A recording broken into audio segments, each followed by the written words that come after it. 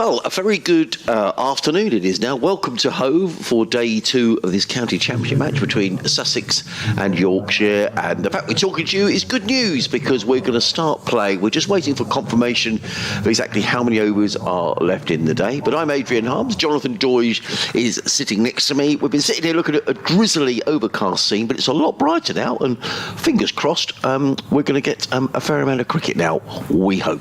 Well, we hope, yeah. And, you know, we can't account for what's going to come weather-wise, but it's been gloomy all morning. And just in the last 10 or 15 minutes, they were supposed to start at noon. And then just a little bit more drizzle has meant that's been strung out a little bit further. But it's brightened up. We did have sunshine for a moment or two. It's not quite, I don't think, sun out. It might be back again. Yeah, so it's better anyway. It looks more like cricket weather. I think it's fair to say. It looks like we're going to see Sword Shaquille bowling for the first time in Yorkshire's colours from the Cromwell Road end. Just to get this one over in, I would imagine, before the new ball is available. Just confirmation, thank you very much to Graham Irwin, the Sussex scorer, who sent me a note to say there are 86 overs going to be bowled today. Lunch will be at 1:10, so lunch in an hour. Tea at 4 o'clock, close at 6:30. And it is going to be Shaquille. I have to say, sometimes I know these rules are set in stone. There's nothing we can do about it here, but you know, the weather looks reasonably set fair, and you know, it'd be nice to have a bit more than an hour's play before lunch. But there we go, they're the rules. And Shaquille left arm around the wicket, coming into bowl to Finn Hudson-Prentice, who's forward and plays that to cover, and there is no run. So Sussex resuming here, 275 for 5. Ollie Carter on 60, Finn Hudson-Prentice on 32. Just the one slip in place. Not too much breeze around today, which is perhaps good news for the spectators. Shaquille comes in, bowls that short, and Hudson-Prentice leans back and rather misses out. He looks towards that leg side boundary because that was a bit of a long hop from Shaquille, and he was looking to pull that onto the way on the leg side, but only plays it straight to mid-on, and there is no run. Just a glimmer of sunshine across the ground as Shaquille is in and bowls, and clipped away by Hudson-Prentice to mid-wicket, and there is no run. So this, for me, is all about playing for the new ball. Yeah, just get through the over and have a think about that. Shaquille, end of his marks, comes 1, 2, 3, 4, 5, 6, 7 paces. He's in and bowls, and Hudson-Prentice drives pleasantly to mid-off, fielded there by Mickey Edwards, the tall Australian, who bowled very nicely yesterday. He fields, there is no run, so 4 dot balls to start the day. 2 more to go in this over, and I suspect, I see no reason why the new ball wouldn't be taken immediately. Shaquille is in. Round the wicket bowls, Hudson-Prentice is forward, plays down the onside of the track. Shaquille fields off his own bowling, and there is no run. He wanders back to the far end, past umpire White, and looks to bowl the final ball of the over. I don't know who will take the new ball for Yorkshire. Jonathan will have a far better idea than I will, as in comes Shaquille bowls, and Hudson-Prentice is back and plays this into the covers. There is no run, so over safely negotiated, fielded there by David Milan. 80 overs gone, and I suspect the new ball will be taken without addition to the overnight score. Matthew Fisher is removing his sweater, so if it is going to be taken straight away, then he's going to be the man who's taking it. And just seen one of the umpires, Robert White, throw an object in the general direction of the changing rooms, which suggests that was the old ball. Yep, and here we go. Perhaps holding up the new ball. So it is going to be taken immediately. That was the indication from Jordan Thompson on his interview with me after play last night. At lunch and tea, by the way, we have those adjustments, don't we, on days like this, and already missing some play from yesterday. It was announced before play started that lunch will be at 1:10 today, 1:10 to 1:50. And tea at 4 o'clock. They are both fixed, and John Potter, Yorkshire's scorer, has just kindly confirmed that on a WhatsApp message to me. So that is the way of things for the food breaks. Matthew Fisher then leaving us behind from the C end to come in here and bowl to Ollie Carter, who shoulders arms to his first delivery. He's gone with 3 slips. Matthew Fisher at point. Shaquille is just catching the ball now on its way back to the bowler. He's in the covers. Milan at mid-on. He's already visualising getting himself side on, doing his back lift, because he's going to be batting, you would think, at some point today. Mickey Edwards at mid-on. Jordan Thompson at mid-wicket, and down at long leg. The body language, he's in the distance, but it appears to be Ben Coate from the movements. So Fisher, orange soles on his boots, he leaves us behind. The ball that just keeps slightly low on Carter, and he's solidly behind that, and there is no run. It was gloomy, wasn't it, when we first arrived? I had a couple of laps around with the Yorkshire website writer Graham Hardcastle, a couple of laps around the complex just to try and get the blood flowing, but it was a bit parky at that point. Yeah, it is. Yeah. Look, the good thing today is there's not quite, I don't think it's quite that stiff easterly breeze. It was bitterly cold last night, wasn't it, for April? Ridiculous. Well, bitterly cold, perhaps overdoing it slightly, but it was cold. Here's Fisher. Ball. Good delivery, just unsighted there by Finn Hudson-Prentice, walking in at the non-striking end, straight in my eye line through to the batter, so I couldn't tell much about it other than you pushed inside the line, I think. But yeah, like you say, it was chilly last night. Went across there to do our interviews, Graham and I, and we'd asked if we could speak to Jordan. Otis Gibson ushered us up the steps onto the balcony, and then we stood around for about 10 minutes. Well, apparently Tomo was in an ice bath, so we were moaning that it was cold outside, because it was, but I think I'd rather that than an ice bath, I've got to say.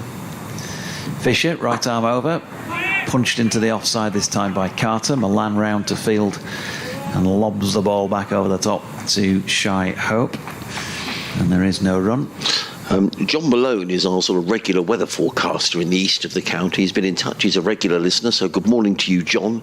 I know he sent me a note earlier in the day saying it was tipping down in Bexhill, but it has stopped about an hour or so ago. So, hopefully we're going to get a period of dry weather. I think showers are forecast later, but thank you, John, as ever, for getting in touch with your updates. Fisher in. Oh! Now then, was that a nick by Carter? Has it come off the pad? Shy Hope is definitely wrong-footed, and the ball has gone for 4 off. Was it Byes, was it? Was it? Oh, no, Pezzy's given it as run. Pezzy's given it as 4. He has given it as 4. Sorry, he's given it as run. So was that a chance? Yeah, it's got went between keeper and first slip. Yeah. Mickey Edwards straight across to have a little low 5 with Matthew Fisher, who's smiling as he walks towards us towards the end of his run-up, smiling presumably wryly because he's not had the luck on his side. That's the first real opportunity of what you'd call an orthodox regulation catch in the cordon. Here's Fisher again. Carter driving at this one, which leaves him. Good delivery, Matthew Fisher, and he's finished off that over pretty well, hasn't he? It began at 275 for 5 and ends at 279 for 5 with a nick between keeper and first slip that went for 4. So a little moral victory. Mel Wiles says, and good afternoon to you, Mel, and to Jay. He says, what was that little jibe? Smith coming to play and B&Q not being far away. Naughty but nice. I have no idea what you are referring, Mel. Good over that, wasn't it, by Matthew Fisher? I mean, just a couple of things that spring to mind, Jonathan. Yorkshire will feel here, if the ball is nipping around a bit this morning, that they're still very much in this game if they can pick up these last 5 wickets quickly. On the other hand, if it is nipping around, I think Ollie Robinson will be licking his lips, sitting up on the balcony there. He hasn't played so far for Yorkshire, for Sussex this season, and I'm sure he's chomping at the bit to get out in the middle. So, but a really good over. And Ben Coate is going to take the new ball from the Cromwell Road, and he's racing in down the hill. He's in on bowls too, and he's caught straight away by Adam Lythe. Good catch, Paul shut, Hudson-Prentice. Well pitched up, drove at the ball, nicked, and Lythe really took a very straightforward, if there is such a thing, catch at second slip. And so Hudson-Prentice is on his way, and the new ball doing the trick. Yeah, we said it felt much more like it was a bowling day, didn't we, before? Yep. They got started out there. And it was, pretty regulation straight in for Adam Lythe. Although there were 1 or 2 of those that didn't rest in their hands, shall we say, last season. Yorkshire put plenty of chances down in the cordon. They've been working on that, and he'll be very happy to have taken it, because it was actually one of those just above waist level where you don't quite know whether you put in your hands with your fingers pointing down or up. Anyway, he managed to get it right. That's the main thing. I think Finn will be disappointed with his shot. against the new ball, he was looking to drive that one away through the covers. I thought he played really well last night, actually. He was very positive. I think he'll be disappointed to have nicked one to second slip. However, he's gone. The new man coming in is Nathan McAndrew, Australian who has come to Sussex as the overseas for this season. Something that Sussex have really missed. An overseas who's going to play, regularly in the county championship, an all-rounder is just what Sussex need, and he did very well here against Durham the week before last. He picked up 5 wickets in the first innings, 6 in the match. He made a very good 38 not out in the first innings, so he had a good match, Nathan McAndrew. But this is going to be a stern examination because, as I say, overcast conditions, new ball in hand, and Ben Cope with his tail up. He's in his 15th over, figures of 2 for 38, and he's running in down the hill. The 3 slips go down, and Code is on his way. Bowls, and if there'd been a 4th slip, he'd have picked up another wicket as well. Edged by McAndrew, you probably hear the ball thump into the advertising hoardings. And Adam Lyth is standing there at second slip. He's probably thinking, why didn't I put the 4th slip in there? Because that would have been it would have been low down, but it would have been a suddenly catchable height through that 4th slip region. Now we are the horse has bolted, but the 4th slip is coming in. Yeah, Don Bess being brought across from point. Adam Lyth was probably he's probably thinking, shall I put a 4th slip in? No, I'll just leave it for a minute, and it's always the way, isn't it? Although looking at the replay, it might have been one of those that dropped just short of him in terms of where it bounced. But anyway, we'll see. Code in again. Bowls let go by McAndrew. That didn't miss the off stump by very much. Sorry to be slightly gloomy, but the light was very good about 5 minutes ago, and it's got a little gloomier again. So there is clearly rain around. The weather forecast is that it's meant to get better as the day goes on, and the breeze has just picked up a little. So let's just sort of keep everything crossed. I'm not entirely sure where the weather's coming from today. Yesterday it was definitely coming from the east, but I'm not quite sure it is today. As in comes Ben Code again. The 4 slips go down. He's in and bowls. McAndrew drives. That's a nice shot and well fielded by Don Bess. No, not Don Bess. Jordan Thompson, I'm sorry. Backward point. Has he hurt his hand? No, he's okay. I thought for a minute he was diving away to his right, but he's okay.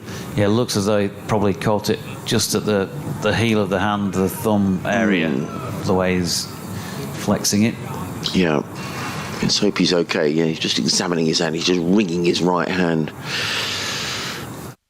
There were just 3 slips in for Ollie Carter as Code comes in again. Bowls. Carter is forward, solidly forward, plays it onto the onside, and there is no run. So 3 slips, a backward point, cover mid-off, mid-on, mid-wicket, and a fine leg. If you'd like to get in touch, please do. You can email us sussexcricket@bbc.co.uk or BBC West Yorkshire Sport. Is that right, Jonathan? BBC West Yorkshire Sport at gmail.com. Yeah. At gmail.com, that's right. Oh yeah, I've written it down here yesterday. Why didn't I see that? At gmail.com. In comes Code. Final ball of the over. He's in and bowls, and Carter lets that one go, taken by Hope low down to his right. So a good over from Ben Code, in which he accounted with the first ball of the over with Finn Hudson-Prentice, who was caught by Adam Lyth, the Yorkshire skipper, at second slip. Ben Coates figures he's now bowled 15 overs, 5 maidens, taken 2 for 43. And when you take the new ball, you want to break through. That's just what Yorkshire have done. Yeah, and sometimes you have passages of play where it's all a little bit quiet out there, not much happens for an hour or two. It's been quite an eventful few minutes, hasn't it? Saw Shaquille Bell in his first over for Yorkshire just to tick off that 80th over. New ball taken. Ollie Carter gets a nick between keeper and slip, the 5th ball of Matthew Fisher's first over of the morning. And then 2 balls later, with his first ball of the morning, Ben Code takes that wicket, plus another edge wide of the cordon. So fair bit going on in these early moments as McAndrew steps forward, but then thinks better of playing Fisher's first delivery. They've got still the 3 slips in place facing us with their backs to the Cromwell Road end of the ground. Matthew Fisher turning and looking over his right shoulder. He's had a word after that first ball, and he has got a 4th slip put in place. So Best round to fourth slip from point. Shaquille goes and fills the gap at point. David Milan's got acres of space to cover.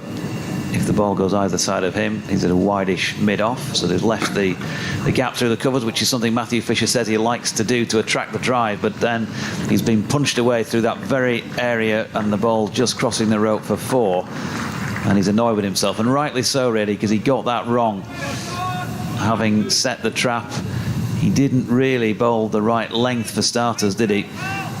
To be able to draw McAndrew forward and try and drive that ball where he might have got the nick off. That's cost him some runs. All back in hand and eager to get on with it is Fish, and he's coming again now past umpire Neil Pratt with the ball that McAndrew was able to leave. Unfortunately, I'm in a position right in line commentary wise with whoever's going to be the non-striking batter at this end. In this case it's Ollie Carter, and whoever's going to be standing there is pretty much bang on where any batter who's on strike at the other end will be putting his front foot forward and trying to play a shot. So I ain't going to see too much at this moment in time. Just going to move a little bit to the right. Fisher is in, and that's shot. This time he got it up there to drive, but a bit too much width, and he's kicking the ground in disgust with himself, Matthew Fisher, because McAndrew has whacked him for 4, and he's quickly on to 13 from just the 7 deliveries. That went straight through what would be extra cover if they had a fielder in that position. So having asked for the 4th slip and his skipper consenting, Adam Lyth has now said, if you're going to bowl it there, what's the point? We might as well block some gaps in the outfield. So 3rd slip is the full extent of it. Finlay Bean, and Bess is back at point from 4th slip. Shaquille back in the covers. Fisher with 2 to come in the over. That's better from him, straighter, and pushed up to mid-on where Mickey Edwards, who had the hair tied up yesterday, is letting it flop today, so there's a mass of blonde poking out from beneath his navy blue Yorkshire cap, his Oxford blue Yorkshire cap, I suppose, technically speaking.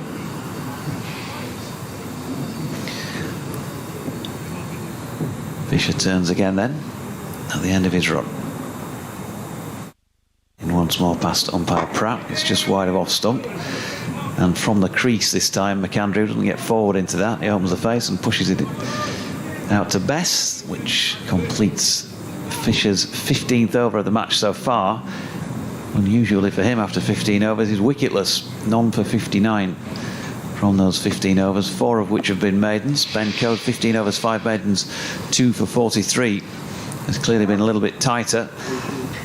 Matthew Fisher, well, he sets himself high standards, and he's still kicking at the turf as he walks back to put his sweater on and take up his fielding position for this next over. Not happy with himself. He's going to have to get over that and get his head right for the next over. 292 for 6.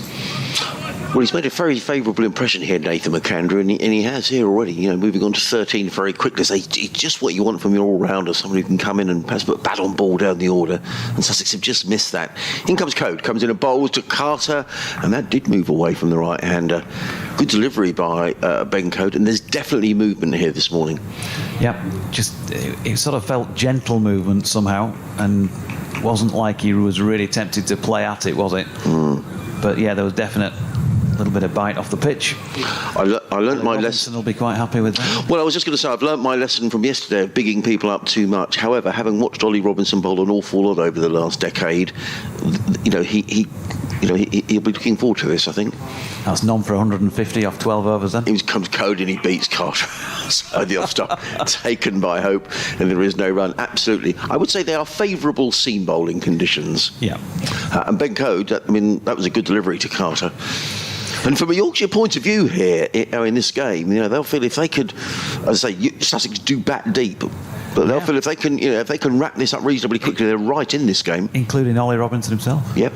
Ollie Robinson come at 10, and he's got a first-class 100 to his name on his debut. In comes Code again bowls to Carter. He beats Carter again outside the off stump. Good bowling this. That's a good delivery. That's really good length from Ben Code, because Ollie Carter couldn't commit himself either front foot or back, ended up anchored at the crease, and with that angled bat that often draws an edge, he's been telling us with his body language he was trying to play it away backward of point beyond Dom Bess, the way he reshaped after the ball had gone. I wonder if there's a case for having, another, perhaps a gully or a fourth slip. He's bowling so well. He's Ben Code. He's in and bowls. Carter, I think he's beaten him again there. Goes through to Shy Hope. That's 3 in a row. And Ollie Carter rehearses the shot, and this is a stern examination. Yeah, I think he probably played just inside that.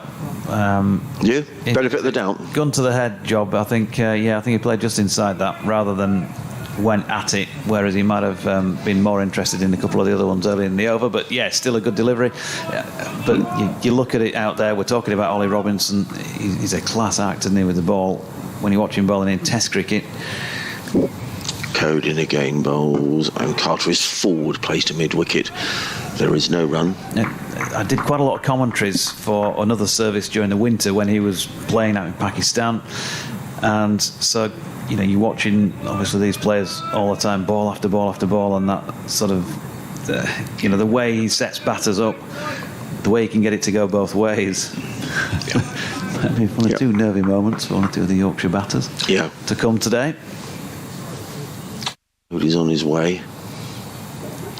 Bowls to Carter. Carter's right in behind that, placed a backward point, fielded there by Dom Bess. There is no run, so the over is safely negotiated in the end by Ollie Carter. It's a maiden over, 16 overs, 6 maidens, 2 for 43 for Ben Code. And Sussex are 292 for 6. Carter on 64.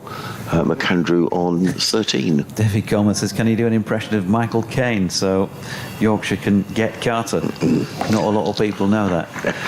Not really. Not really Michael Caine. I was watching him in a film the other day that I'd never ever seen before, actually. He used to live relatively low. He used to live in Leatherhead, which isn't a million miles from here, just over the border in Surrey. Here's Fisher. Shot. Going to go for more runs here, first ball of this over. It's not going to quite get to the boundary. Saud Shakil is out there to do the fielding, and McAndrew, having punched it through the covers, gets back for 2. So Matthew Fisher not quite got it right just yet this morning, barring that nick 5th ball of his first over, which I'm sure he'll still feel somebody should have got hands to. George Hill at first slip, and Shy Hope with the gloves on went between the pair of them. Here he is, that beautiful approach he's got to the wicket and action, but it's not going to do him any good on this occasion, because once again he's got that wrong, and McAndrew just stands tall and delivers with a punch through the covers, and he looks a pretty decent player, this I was really impressed last week. It's a Paul Farbrace connection. He was at Warwickshire last year, Nathan McAndrew. He admitted he didn't quite make the impact that he'd hoped in. He was quite surprised to be asked to come back this summer. He told us that last week. But he's raced on to 19 from 11. Can Matthew Fisher come up with a riposte here? That's better. Has him just back foot and works it into the leg side. Mentioned yesterday, Matthew Fisher, having made his debut for England last year, had that sniff of Test cricket, the international scene, been around it, but unfortunately, once again, having played that first game of last season at Gloucestershire, spent another summer pretty much on the sidelines. Worked to get himself back fit again to come back at the end of the season, but he's not started this year either. Match number 2 before we see him, and he's got another one wrong here because he's banged that in short, and it's just sat up and begged to be pulled for 4 runs. So things not working the way that Fish would want so far. He's gone for 10 off his first 4 balls. This is second over of the morning, and Sussex have a second batting point with that blow by McAndrew through mid-wicket. He's 23 off 13 now, 302 for 6 on the board. Yorkshire getting an early wicket, Sussex fighting back, And Fisher in this time. McAndrew opens the face and pushes it gently out to Sword Shaquille. So what will Matthew Fisher be thinking here? First and foremost, he just needs to consistently land a few. Not quite manage that consistency of length that we've seen from the other end from Ben Code. I think we might be going for a cricket update now. But you keep going, we've got some bit of music to go. Not sure who this is. Somebody rocky. Ish. Fisher in. Got him. Is that him? He's got him. Caught he behind. has got the nick. McAndrew has got the nick. This time he's anchored at the crease. Fisher finally gets the delivery that he wanted to bowl by the looks of things, and he's got the nick off and a comfortable catch behind by Shy Hope. And so McAndrew gone for 23 off 14 deliveries, and Sussex 302 for 7. Well, that was brief, wasn't it? 23 and 14 deliveries, entertaining while it lasted. I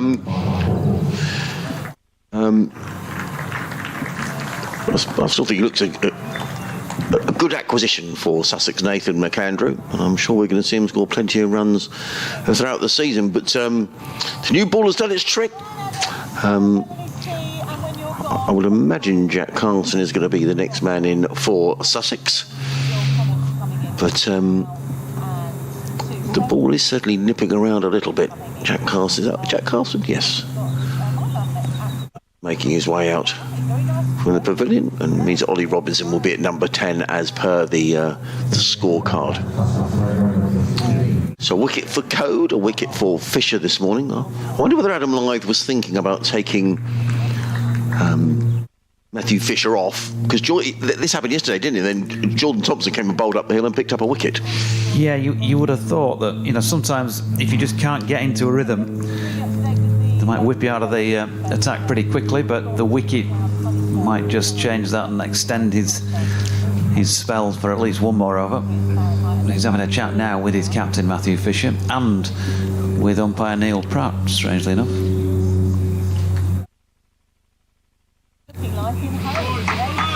Yes, hello, Sarah. Well, no play here until 10 past 12 due to a bit of drizzle and overnight rain. But the good news is we're underway now.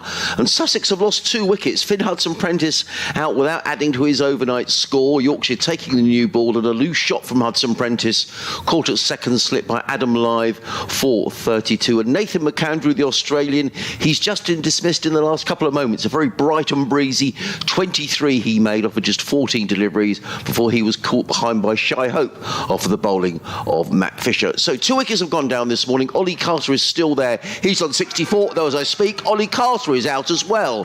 He's just been caught at 4th slip. So another wicket has gone down for Sussex. They've lost 3 very quickly this morning. They're now 302 for 8, and Ollie Carter is on his way for 64.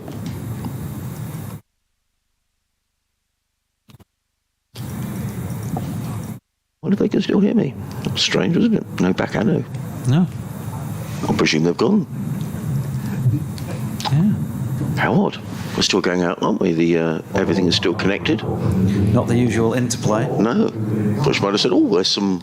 Maybe it's because you talked out, one of the Sussex batters yesterday, and so you've been sacked. They might have cut you off in mid-flow. That might be it. That might be career over. Maybe that's it. Yeah. Thanks. Well, we did say with the new ball, didn't we, that if Yorkshire got stuck in here, they may well feel they're going to take these last few wickets. They picked up 3 very quickly. I think Ollie Carter will be disappointed having played so well. But I rather wonder whether the previous over almost did for him then, because Ben Cope was asking a lot of questions and he was perhaps fortunate not to nick one in the previous over. Yeah, he didn't go at that with any conviction. No, he didn't. It was just a little gentle push, wasn't it? And a very routine catch at slip to see the back of him. So 3 wickets have gone down this morning. Sussex have added, trying to keep up with it all, 25, 27 runs, is that right? Yeah. Yeah, and Graham and I mentioned that we'd walked around the ground earlier today. He was sort of saying if it's a good morning for Yorkshire, they'll bowl out Sussex for less than 325, something like that. But, if one or two of these capable tail-end players, such as Ollie Robinson, who is walking out to the crease now, produce the goods, then it could be significantly worse than that on what is essentially a very good pitch. But it's a little bit chilly. There's probably been a bit of moisture around. We've had some rain earlier in the day, and even though it's much brighter now, as we said at the start, it feels more like a bowling day. So while Yorkshire are taking wickets here, they'll also be mindful of the fact that Sussex have already got 300 on the board, and they are going to have to go out there and have a bat at some point. They'll be hoping relatively soon in match terms here. They certainly will. Phil has been in touch from Newmarket. He says, "Hi Adrian, lovely to be back watching and listening to the commentary. Work commitments have meant this is my first chance of 2023. Was wondering what you and your co-commentator thought about the position of the game." I'll read the final paragraph in a moment. Phil, as in comes Ben Coate racing down the hill to bowl to Ollie Robinson, and Robinson is forward and tucks that down to fine leg and picks up his first run of the season in Sussex colours for Ollie Robinson. This is his first game. With over 300 on the board and the ball nipping around, would it be time for a little Bazball and try and get a quick 30 or 40 and get Yorkshire batting? With time already lost and potentially more rain across the match, personally, I'll give it a real go and get the match moving. It's a really good point, and Jonathan and I were saying that, you know, there is certainly more help here this morning for the bowlers. And Nathan McAndrew proved that he proved himself in the last game, picking up 5 wickets, and Ollie Robinson at the other end. In comes Coate, bowls to Carson, who's forward, plays to mid-on, and there is no run. It's an interesting thought, isn't it? Because certainly, you know, coaches seem to be playing a more aggressive form of cricket now. Whether that's a result of Brendan McCullum being at the helm for England, who knows? But, you know. Yeah, I mean, it's something that in his pre-season interview, Otis Gibson sort of floated the idea. He said, if not quite Bazball, I will want my players to go out and play positive cricket. Yeah, which can only be good for the game. And certainly there is, you know, the forecast isn't great for the next 2 days. In comes Coate and bowls, and Carson deflects that one down to fine leg, picks up another single. So he picks up another single. He picks up his first single, 304 for 8. I mean, it's not an awful weather forecast, but there is sort of the suggestion of rain about. Yeah, there was a match last year at the final day at Taunton, which was washed out against Somerset, where Yorkshire needed a lot of runs, and Harry Brook was playing in the game. And as we walked out on the third evening back towards the hotel with a few of the lads, he jokingly said, "You're going to see some Bazball tomorrow, Doige," or words to that effect. We're going to go for these. We never got the chance to see it. Coate is in bowls. Ollie Robinson is caught, and Adam Lyth picks up another catch. Ollie Robinson taking a step down the wicket, and he just steered the ball to Adam Lyth.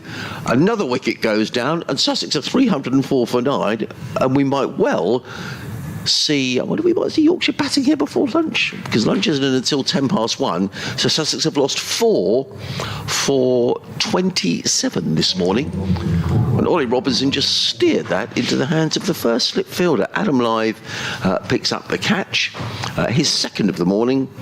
And Ben Coate's figures look tremendous. He's bowled really well, 16.5 overs, 6 maidens. He's taken 4 for 45. Jonathan has just had to disappear to give an update to the listeners on BBC, one of the BBC local stations up in Yorkshire. And the last man is coming wandering out, who is Henry Crocombe. So having begun the day on 275 for 5, this is a fairly calamitous collapse by Sussex, because they've added this morning 29 runs, and Nathan McAndrew made 23 of those. So just to reiterate, Hudson Prentice was caught by Adam Lyth off the bowling of Ben Coate for 32. Nathan McAndrew was caught behind by Shy Hope off the bowling of Matthew Fisher for 23. Ollie Carter was caught by Finlay Bean at third slip off the bowling of Ben Coate for 64. And then Ollie Robinson caught at second slip by Adam Lyth for just a single. So the next man coming in is Henry Crocombe. Those 4 slips are in place, and Yorkshire will feel very pleased with their morning's work. The sun is coming out a little more brightly, and Ben Coate is waiting at the end of his run. He's coming belting in down the hills, picked up 3 wickets this morning, comes in and bowls, and Crocombe lets that one go outside of the off stump, taken by Hope, and there is no run. So well bowled Ben Coates, 17 overs he's bowled, 6 maidens, he's taken 4 for 45. And applause around Hope, a fairly sparse crowd, but I suspect that if the weather does improve, and it certainly does seem to be improving slowly, that the crowd may grow during the afternoon. And it is going to be Matthew Fisher who's going to carry on. I just wondered when Nathan McAndrew was rather getting after Matt Fisher, whether perhaps Adam Lyth might decide to get him out of the attack. But he's keeping faith, having picked up that wicket of Nathan McAndrew. His figures are 18 overs, 4 maidens, 1 for 89. So he's been relatively expensive. He's chatting away there to David Malan, who's fielding at mid-off. And he's going to be bowling to Jack Carson, the Sussex off-spinner, with 3 slips. As in comes Fisher, bowls, and Carson plays and misses outside the off-stump, and the ball is definitely moving around out there. And whilst Sussex will be really disappointed that the lower order has rather fallen away, the encouraging aspect will be that with a seam attack with Robinson and McAndrew, Henry Crocombe and Finn Hudson-Prentice, that they can also exploit the conditions. Of course, on the other hand, I'm sure Yorkshire will feel that they've really got themselves back into this game. Not that they were ever out of it with those 4 wickets this morning. Fisher is on his way, running up the hill away from us, comes in and bowls to Carson with a play and a miss outside the off stump. And batting looks tricky in the extreme. Taken by Hope, who's now in conversation with his slip cordon. 3 slips. There's a point, a cover, and a mid-off. A mid-on, a mid-wicket, and deep backwards square Ben Coates all the way back on the boundary. In fact, it's warm enough now that he's taken off his jumper and he's left it on the grass behind him. As Fisher turns literally down in front of us and runs up the hill, coming in past umpire Pratt. He's in and bowls, and Castle on this occasion lets it go. It goes through to keep Hope, and there is no run. So we've got lunch is at 1:10. It's now 12:47. So if a wicket falls now, whether we have lunch, I must admit I don't understand all of these rules. You need to do an umpiring course to understand all these rules about time. But I would have thought if a wicket went down that Yorkshire may have to face 3 or 4 overs before lunch. I'll comment on that in a moment. Shall I do this ball, and I can tell you a bit more about what I think on that front. But Matthew Fisher's in, and that's pushed out to point, and there's no run. I just think they need some uniform rules across the entire game, because I've just been mentioning a little while ago that I was doing test match commentaries in the early hours of the morning during the winter off the tube, and they have different rules when there are stoppages in play and how long they can go on for and stuff like that. They kind of stop at 7 o'clock, or tend to do, come what may, don't they, during the English summer when they're making up time. And I'd fall into that trap the other week when Yorkshire were playing Leicestershire, but actually they carried on till sort of 7:15, 7:20 on a couple of occasions, because that was just the number of overs that were left in the day as Fisher is pushed back past himself there by Carson, but there is no run. Mickey Edwards doing the fielding. Just let's have a set of rules and start and finish times. Well, I couldn't agree more, and I think it is quite. It's confusing for us. I think it's confusing for spectators as well. I agree with you. It would make it. With the sun, now perhaps this could be the best weather of the day. It's a shame we're going to have a 40-minute break for lunch fairly soon. Fisher, good delivery this time that leaves Carson, who's playing at it. Probably again arguing, no, Paul just inside the line there, but I think he definitely had a little nibble at that end of the over. 17 bowled by Matthew Fisher, 1 for 69, including 5 maidens. Jordan Thompson just wings the arms around a little bit, just to remind his captain that he also makes things happen. 304 for 9, and as you say, Adrian, 21 minutes to the official lunch break. We'll see what happens if Yorkshire do take this wicket fairly soon. Well, it's been an exciting morning, hasn't it? And I think what we've seen here is the Yorkshire bowlers, bowling line and length, particularly Ben Code. Nathan McAndrew took a liking to Matthew Figure, but Code's been excellent, and his figures reflect that. 4 for 45 in his 17 overs. He's looking for a fifer. Comes in down the hill to bowl to Henry Crocombe, who lets that go. I suspect that didn't miss the off stump by too much, taken by Shy Hope going down the leg side. 4 slips in place. Yeah, Ben Code just sort of doing what he does here. He looks like he's in a nice rhythm and enjoying it coming down the hill. He's not the quickest of bowlers, but it all looks as if it's flowing quite easily for him. Lovely action, isn't he? Yeah. As you say, very loose and relaxed and easy. He's on his way again. Down the hill bowls, and Crocombe sits on the pad. That looks very close, and umpire White decides that's not out. I'm thinking height was possibly an issue. I mean, direction, obviously, I can't tell from this angle, but height-wise might have come into question. But another good delivery. And when he starts dropping on this sort of length, Ben Cody, he can have the batsman guessing. And he's sniffing a fifer. Oh, definitely. Yeah.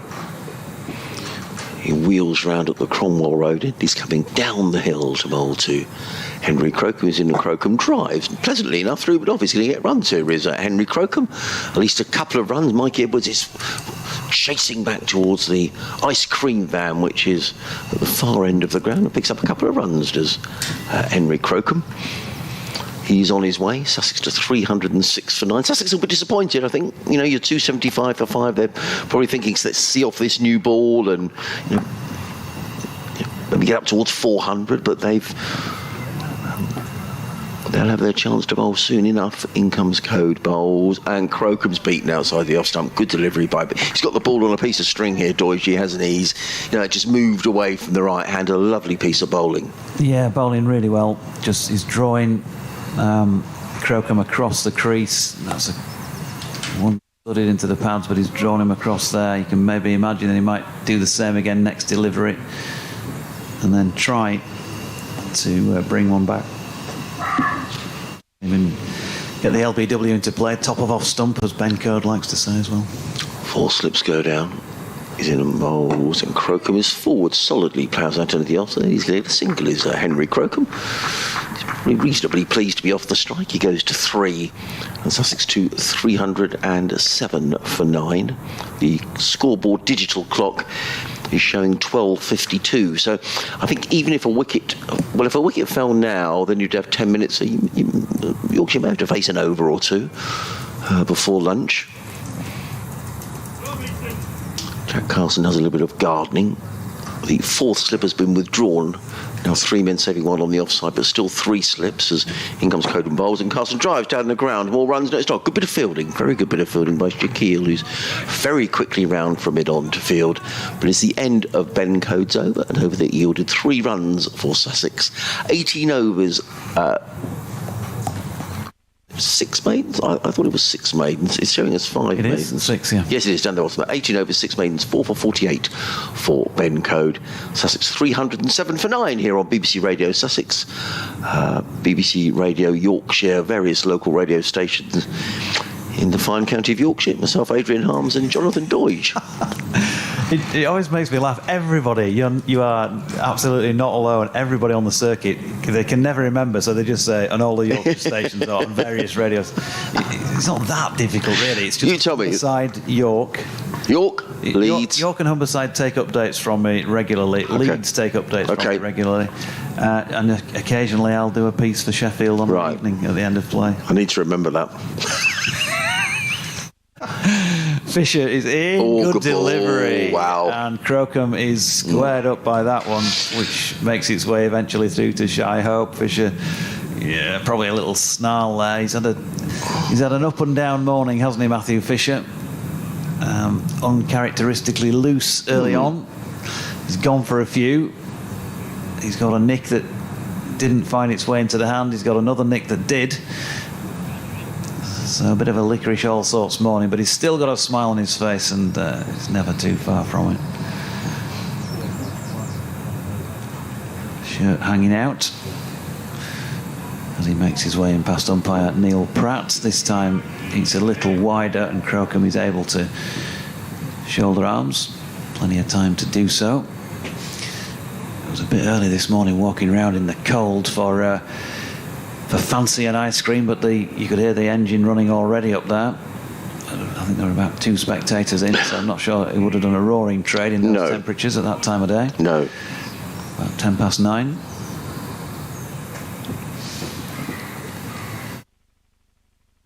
Fisher polishes the ball on his shirt, turns and comes in again. This time straightens things up, but Crocombe has got the full weight of the blade behind that.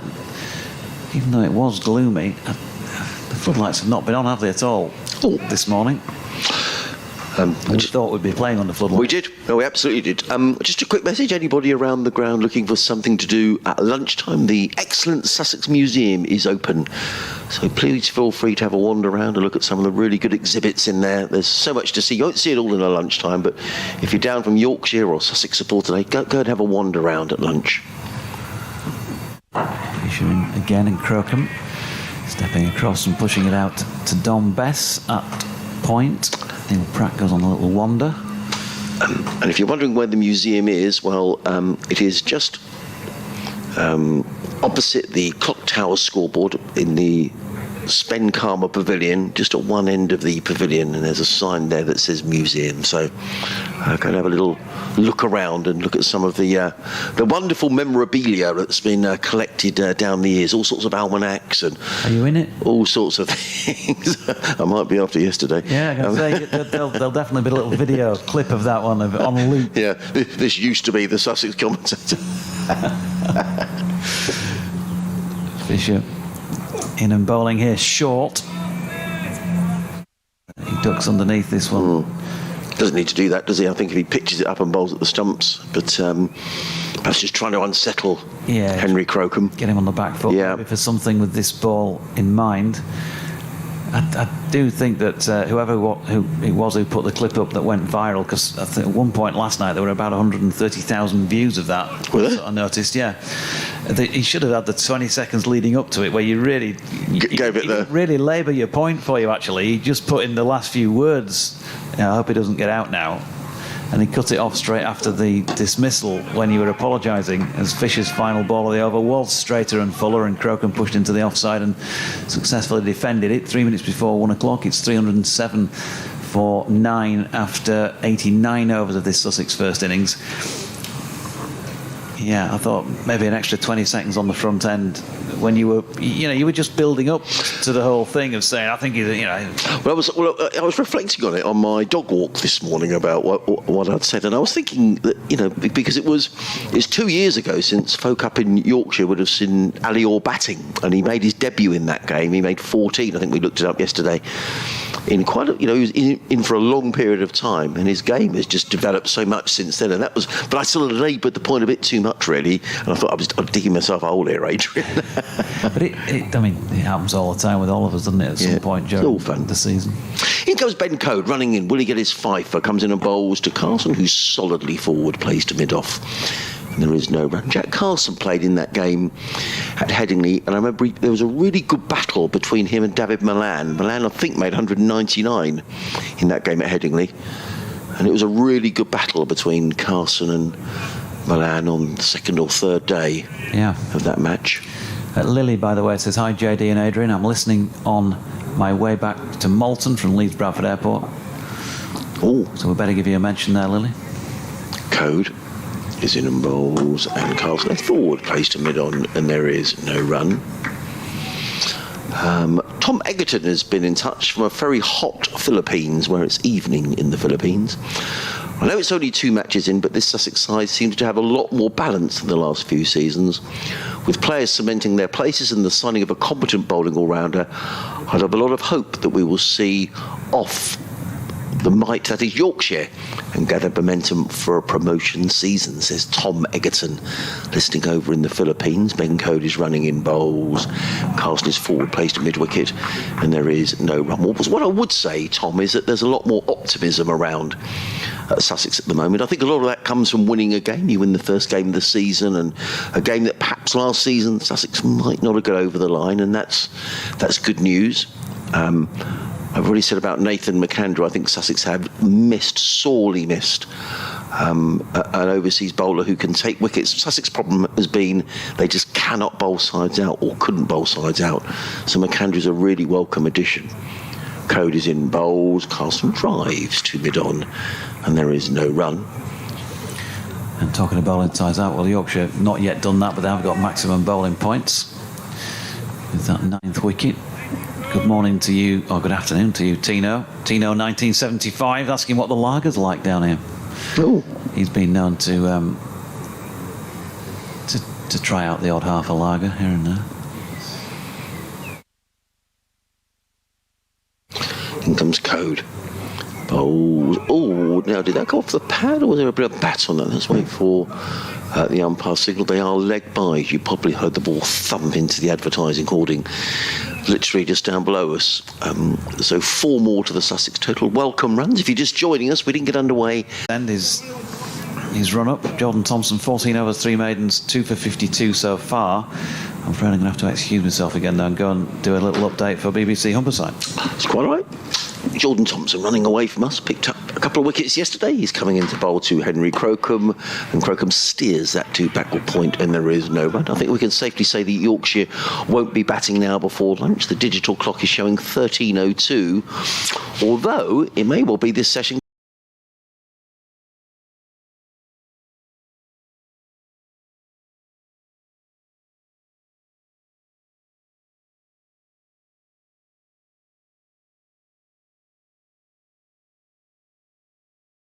completely lost the flight of that delivery from Jordan Thompson, and it was sliced away by Henry Crocombe down to third man. He picks up a boundary, does Henry. Goes to 7, and Crocombe drives. That's a lovely shot. Well, that wasn't a shot of a number 11. That was beautifully played by Henry Crocombe. It was overpitched by Jordan Thompson. Henry Crocombe just stood up and belted the ball, a ball of good length, slightly overpitched, through extra cover for 4.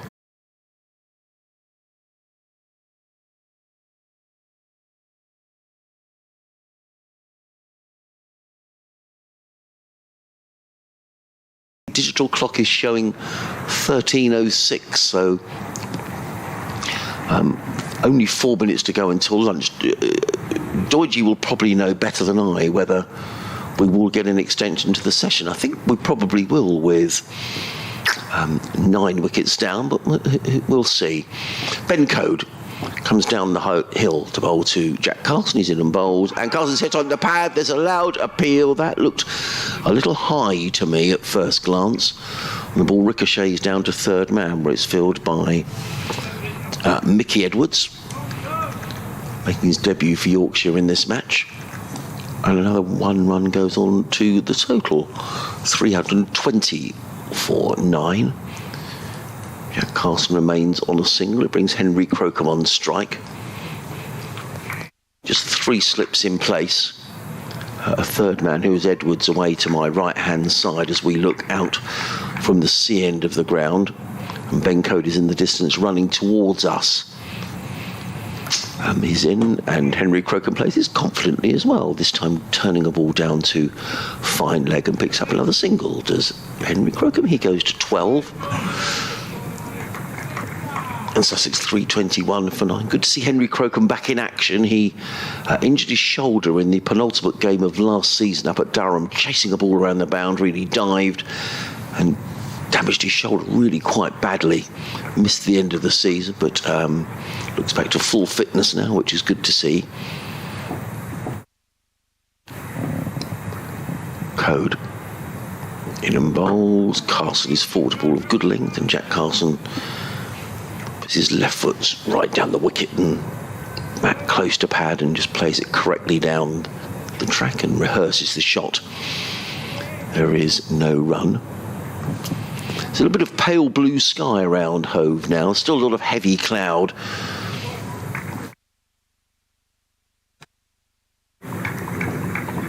But at least a bit of blue sky is encouraging, as in comes Code again, and Carson clips this firmly to mid-on. Good bit of cricket, well fielded by Shaquille, who had to move smartly to his right, mid-on to field, and again there is no run. Jack Carson rehearses the shot. That came right out in the middle of the bat. He's probably disappointed he didn't get any runs with that. But a good bit of fielding by Shaquille, who was very quickly round, and equally as quickly puts his hands back in his pockets. Although I said it's warmer than yesterday, that's not saying an awful lot. It's still not desperately warm for, what is it, the 21st of April. Code is in, bowls, Carson drives. That's a nice looking shot, brilliantly fielded. Oh, excellent cricket. That was Jordan Thompson, brilliantly fielded. In fact, he threw the ball at the stumps, and Sussex have managed to get an overthrow. But that really was an excellent piece of cricket. All round, really, it was a good shot by Carson, brilliantly fielded by Jordan Thompson, a diving stop away to his right-hand side. And he got the throw in at the stumps because there was a bit of indecision between Carson and Crocombe as to whether there was a single or not. In the end, they did take the single. And Jack Carson goes to 2 after all of that. And Code is on his way again. Bowls, Crocombe is forward, plays to mid-off, and there is no run. The end of another Ben Code over. 20 overs, he's bowled 7 maidens, 4 for 50. Sussex 322 for 9. I was just discussing whether we would have lunch at 1:10, but I guess with 9 wickets down, we may well keep going for a little longer. Is it half an hour we go for, or I forget the actual rules? There's too many. Precisely what I was saying. Too many rules. Yeah. But I think we will stay on. In fact, I can see Mickey Edwards warming up as well. So we'll stay on until this wicket falls, or if Sussex were to bat through for half an hour. Who knows? Mickey Edwards getting loose. Jordan Thompson, he's going to continue from this C end of the ground. 322 for 9. As Carson is solidly over the top of this one, pushing out into the offside. He's 2 from 20. Crocombe 12 from as many deliveries.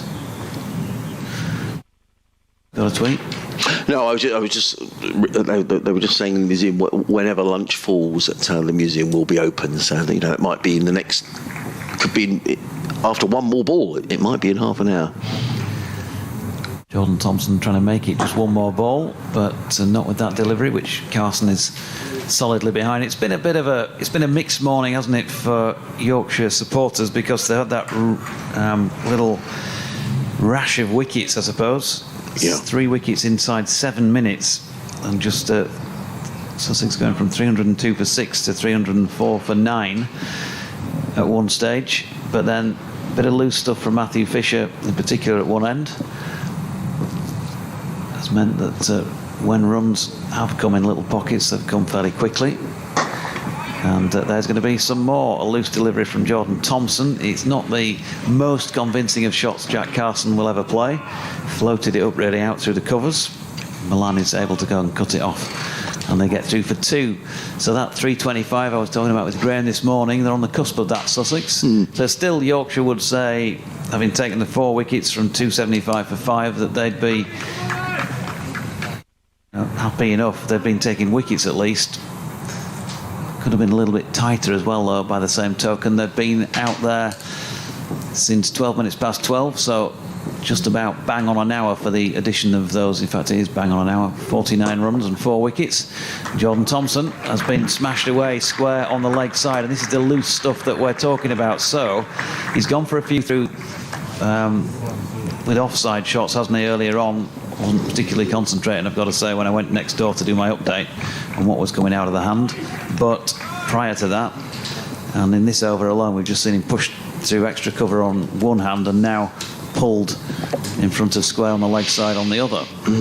These are nuisance runs now for Yorkshire, aren't they? Yeah. As far as they're concerned, having taken those 4 wickets so quickly. So 28 runs added for the 10th wicket. Carson on strike. Better from Jordan Thompson this time, who has the batter just stepping into a little forward push. Mickey Edwards fielding.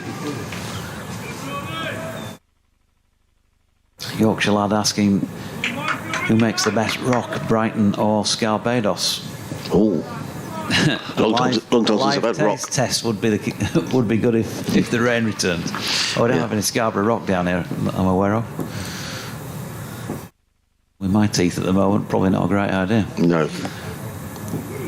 As Thompson's in, Carson flicks that one into the leg side to complete Jordan's over. He's now bowled 16 overs, 3 maidens, 2 for 66. And I guess the figures, as he said on his interview last night, suggest that, he's still capable of taking wickets. He showed us that match on match. But he was also frustrated with himself last night, and I'm sure he'll still be feeling a little bit like this morning that he's not quite got it one side of the wicket. And he said, I think in his own words, he was bowling too many 4 balls. Yeah. Not much cricket around the country. We're quite lucky to have play here. They haven't started so far today at Canterbury, where Essex are 164 for 1. They didn't play much after lunch yesterday down at Canterbury either. Obviously east of here, they've had a lot more rain. Delayed at Lords, an inspection at 1:10. No play today so far, not when they do get back on a 252 for 5. They have been playing at Northampton, where Hampshire reached lunch 346 for 5.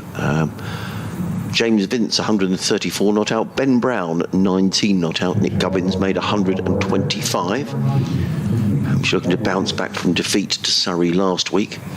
And the final game in the First Division, they are playing at Taunton, where Somerset were all out for 441 against Lancashire. It is going to be Edwards who's coming in down the hill. Bowls to Crocombe. Crocombe cuts that one away down to third man of a ball that was lifting outside his off stump, fielded by Matthew Fisher. Down in front of us, Crocombe picks up a single. He goes to 13, and the total to 3. Is that 329 for 9, Jonathan? Yep. Yes, it is. So it means that these two have added now 25 for this final wicket.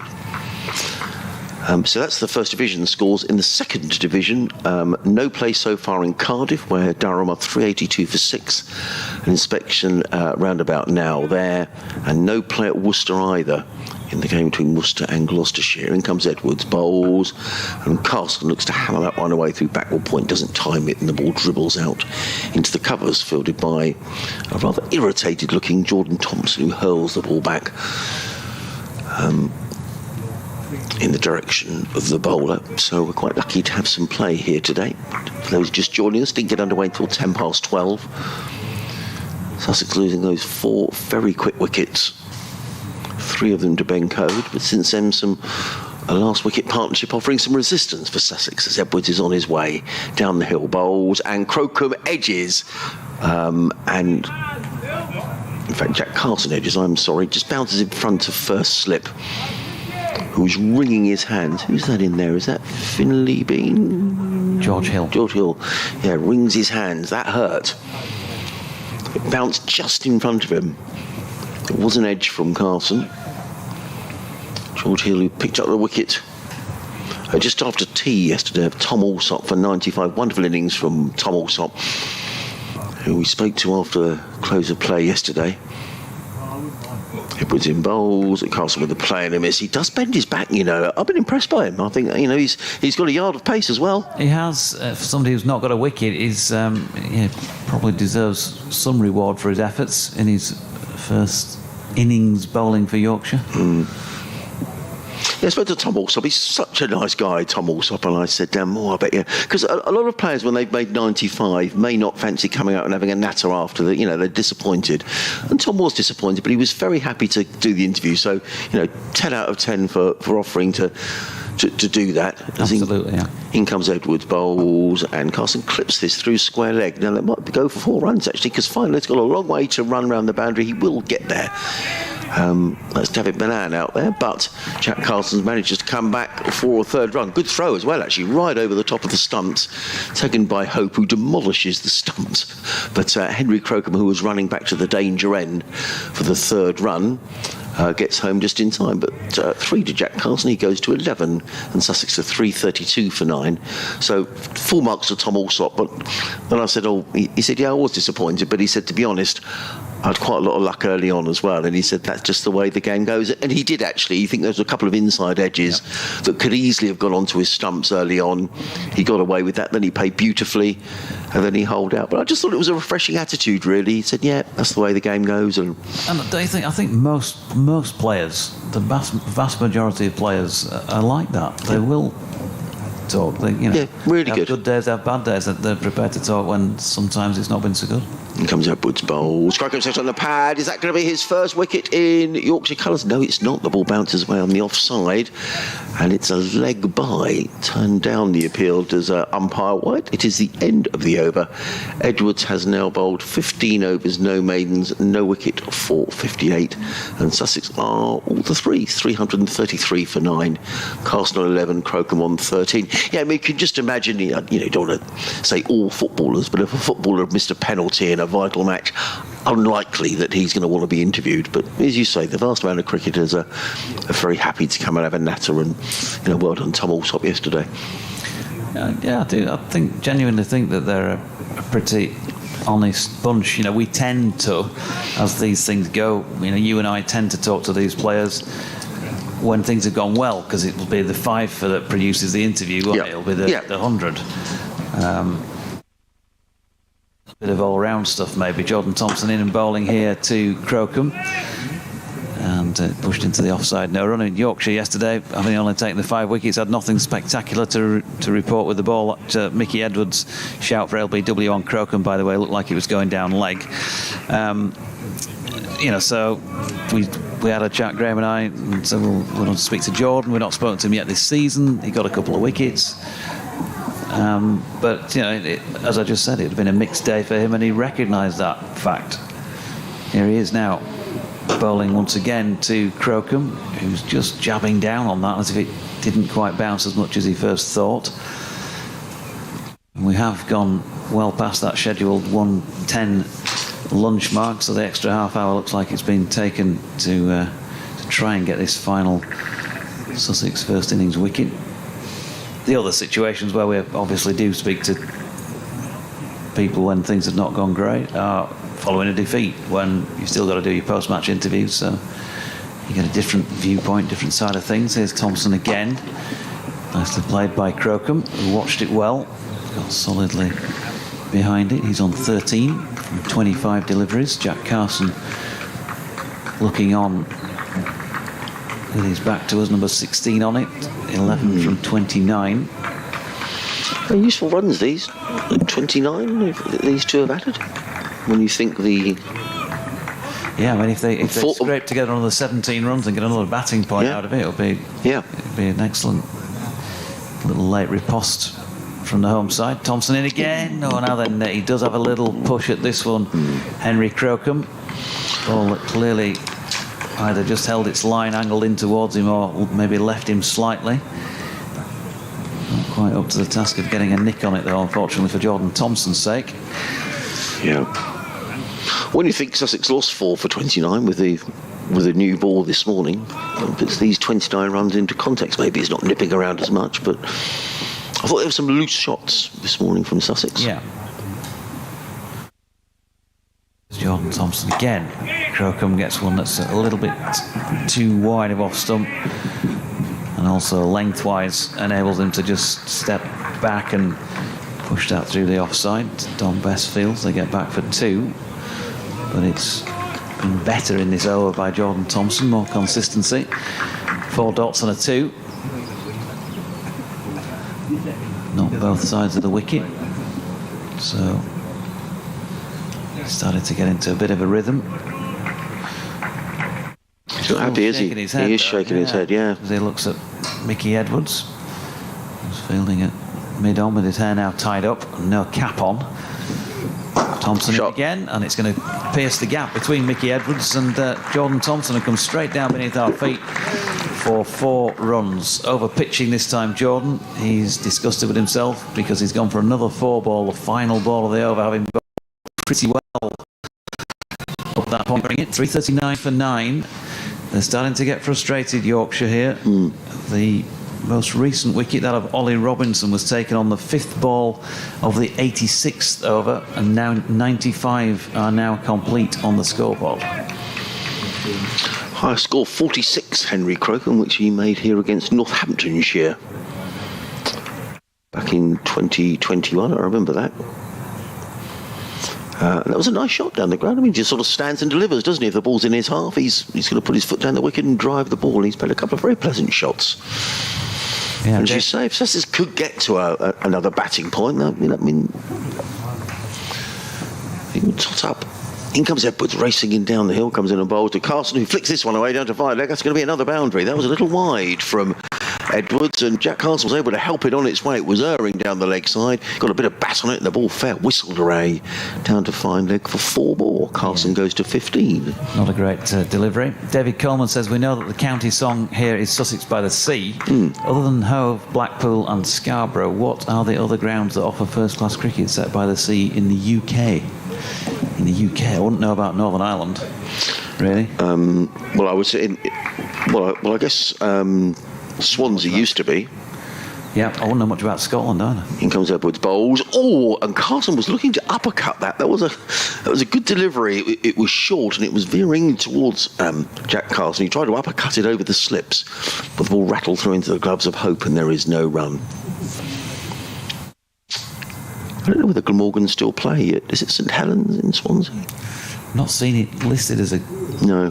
But certainly, I remember going down there for a 50 over several years ago, and we played about 5 overs, and it tipped it down with rain, and we all went home again. Edwards. Carson with a play on miss. He was looking to slam that away through the covers. Ends up in the gloves of Hope, and there is no run. 343 for 9. Sussex beginning the day 275 for 7. So the game has moved on apace, actually, in the overs that we had. What do we had today? We had 1 over... is that 90? 70 last night, wasn't it? So yeah. we had 16 and a half overs. We had 4 wickets, and work out the runs. In comes Edwards.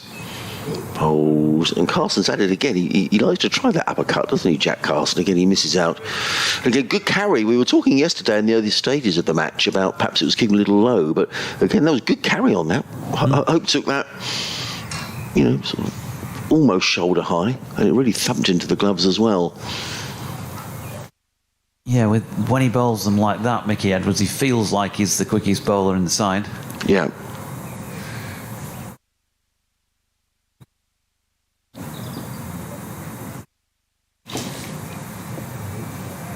Carson waits, Edwards in bowls, and forward is Jack Carson. Everything behind that, plays it down the offside of the track, and there is no run. So I reckon that's 68 runs we've had, 4 wickets.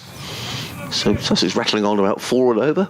Yeah. Colwyn Bay mentioned as a seaside ground. Yeah. I wouldn't mind forgetting that. I played that once. Did you? On a tour of Wales, donkeys years ago. Last time I went to Colwyn Bay was a terrific game, and Ollie Robinson hit a 6 to win the game for Sussex. Sussex were 9 down. He hit a 6 to win the game. And comes Edwards over the wicket, bowls. Oh, that's a good delivery. That really is a good delivery, and Jack Carson is really feeling for that outside the off stump. Goes through to Hope, no run. End of the over. Edwards has bowled 16 overs. He hasn't bowled a maiden. No wicket for 62, and Sussex are 343 for 9 with Carson on 15 and Crocombe on 19. Yorkshire tend not to get outgrounds when they're playing away from home. I think down this part of the world, the only one I've been to since I've been doing the job for the last 5 years was Guildford, where Jordan Thompson made his debut back in 2019. June of 2019, I think. But other than that, where else have we been? We're set to go to Cheltenham for the Cheltenham Festival. Oh, lovely. That's really nice. In 2020, but then COVID ruined that, so that never happened. Thompson, of course. And bounces Crocombe with the first delivery through to Hope. I enjoyed Cheltenham. We were there a few years ago. The commentary position is actually at square leg, so it's not the greatest commentary position, but it's a lovely ground. And then the only other one is... just came back to me and it's gone again. Chesterfield, where we're regularly there. I've played Derbyshire. It's the only place we've ever played Derbyshire since I've been involved. Thompson in, short ball. Again, Crocombe well underneath that one. And of course, T20 cricket at Chesterfield, Derbyshire have got the Indian sign, as they used to say, on Yorkshire. Yorkshire never won there. They have won there, but it's never been a particularly regularly good, happy hunting ground sort of thing. Did win a 50 over game where Will Frayne smashed a load, but that was reduced to 10 overs a couple of seasons ago. and I think they did win there last year in the T20 actually, as Thompson's just walking away gingerly. He is, isn't he? That delivery He's which was limping. blocked by Crocombe. He is limping. Yeah, so that will be the most regular outground that Yorkshire visit, and they're down there again this year for definitely a T20 and definitely a 4-dayer. At Chesterfield. Yeah. Yeah. But other than that, they tend to get the test grounds when they play against those counties.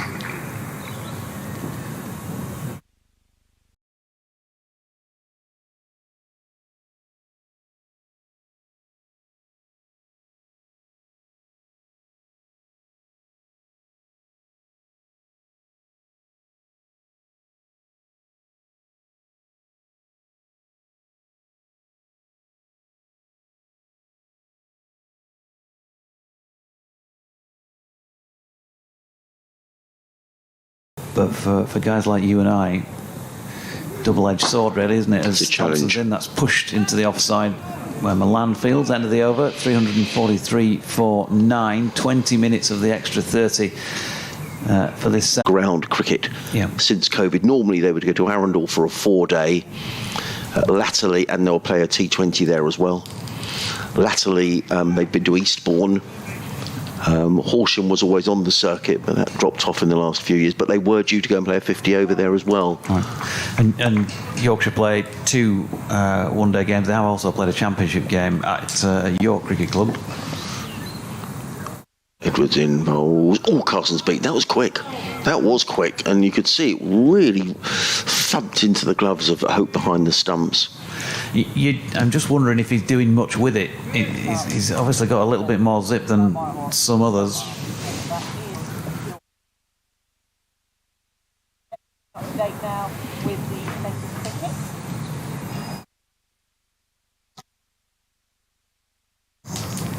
So, how are things looking in Hove at the moment? Let's find out from Adrian Mark. Yes, thank you, Sarah. Well, some late order resistance here from Sussex in the shape of Henry Crocombe and Jack Carson for the last wicket. Henry Crocombe is on 19, Jack Carson is on 15. When the 9th wicket went down, the score was 304 for 9. So these two have added a very useful 39 runs for Sussex for the final wicket. That after they lost 4 for 29 earlier on today. The new ball was taken. They lost Hudson Prentice without adding to his overnight score of 32.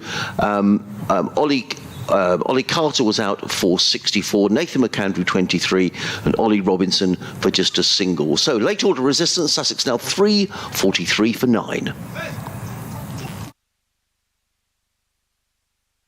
Rewind gear number 2. That came around very quickly, that update, didn't it? I can't believe that was an hour since the last one. DJ Lewis. In comes Edwards down the hill bowls, and Carson dabs this into the offside. There is no run.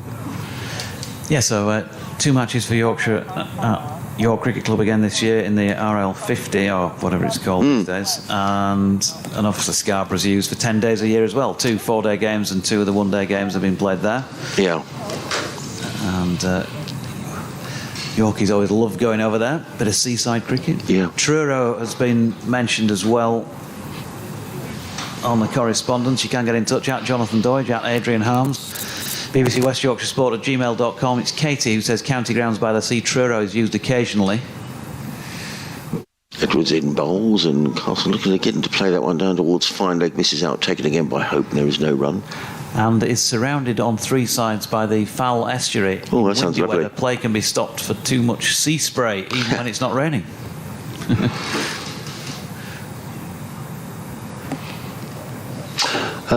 So York, where else would when Yorkshire in the past? Didn't Yorkshire used to play at Middlesbrough and Middlesbrough, Harrogate, right, Bramall Lane, Abbeydale Park. all crumbs, so quite a few.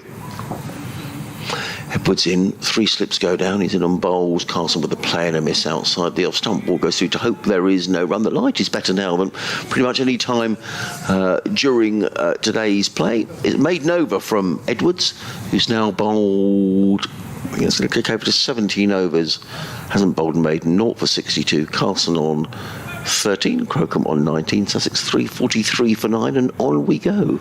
And we'll get a pile of emails in if I don't mention Circle at Hull and Park Avenue at Bradford, of course, which is being used again these days, but not first team matches.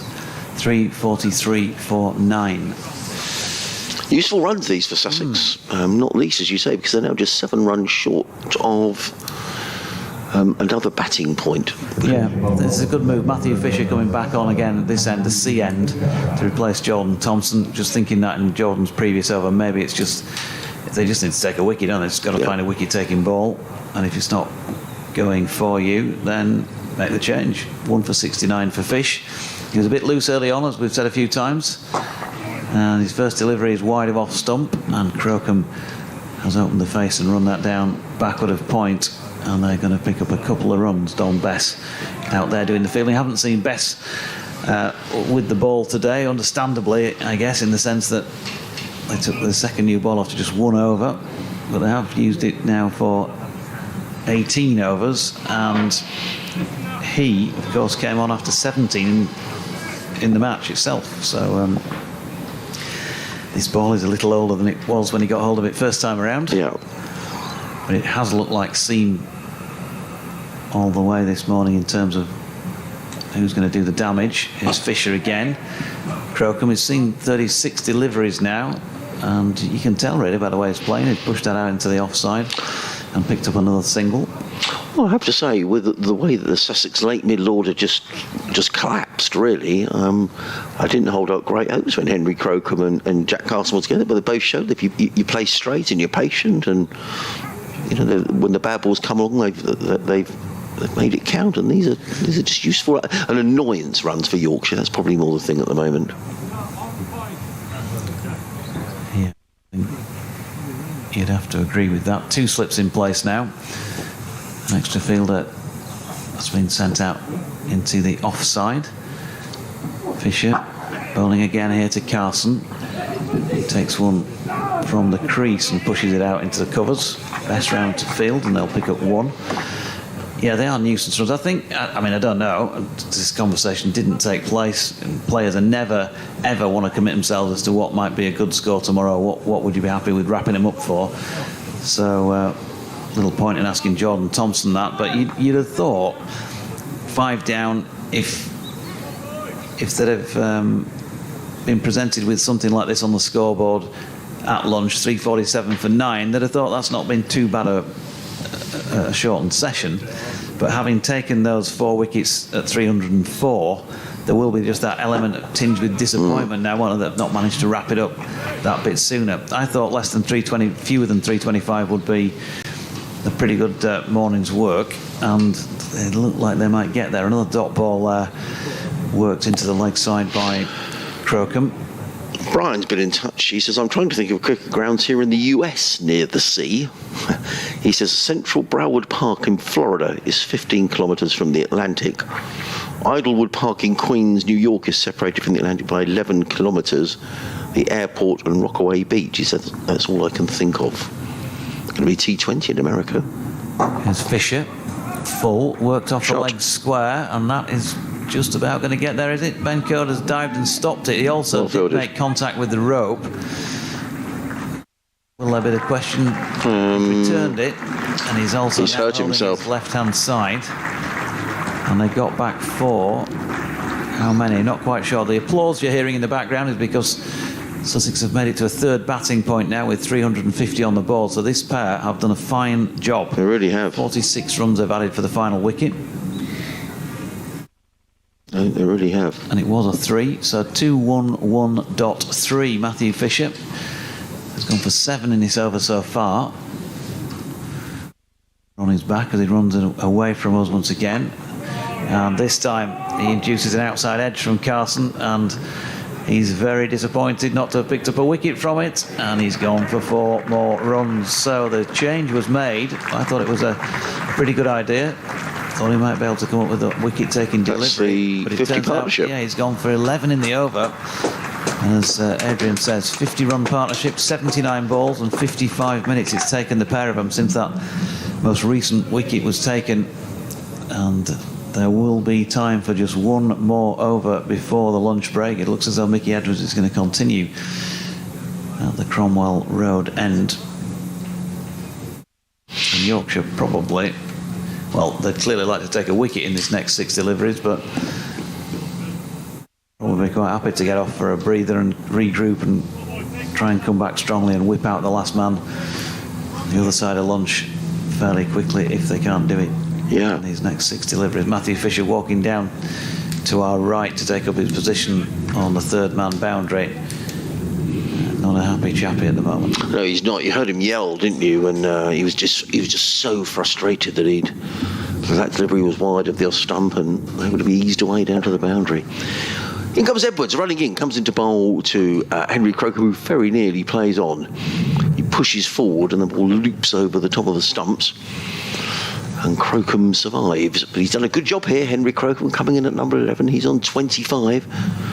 And I think when Ollie Robinson was out, the third batting bonus point looked sort of a distant thought, really. Yeah.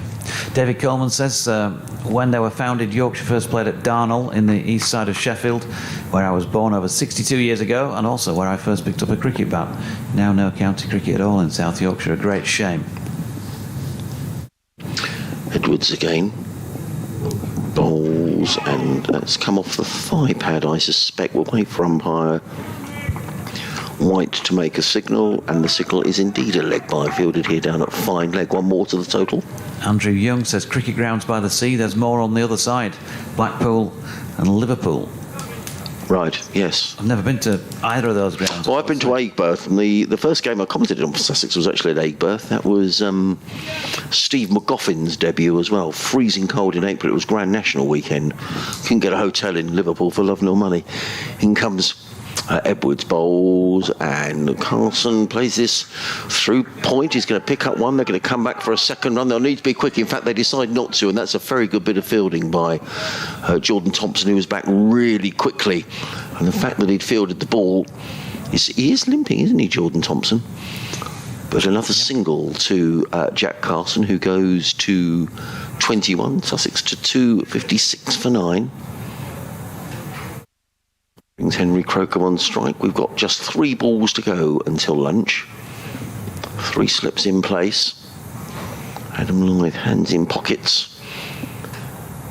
Second slip, he's picked up a couple of good catches. Well, you know, it's irregulation, but nothing's that easy in the slips today. As in comes Edwards over the wicket, bowls. That's short, and Crocombe watches the ball all the way through, past the end of his nose and into the gloves of Keeper Hope. No run. Norman Eastwood says, the mention of grounds by the sea reminds me that Essex, where I used to live, probably has the record for the total number of outgrounds with 13, though Yorkshire also had plenty on the coast. Essex have played first-class matches at 2 different grounds in Southend and at Clacton, Westcliff-on-Sea and Purfleet, which is on the tidal Thames. I've watched Sussex-Essex at Colchester. I don't know if you've been there, Dorji. Again, I don't know whether Essex still play there, but again, that was one of these outgrounds where really well attended. No, because all of this has pretty much stopped as I've taken on the job, hasn't it? Yeah, really? Yeah. In comes Edwards, balls, and I think give Henry Croker the benefit of the doubt. I think he took the bat out of the way through to keep hope, and there is no run.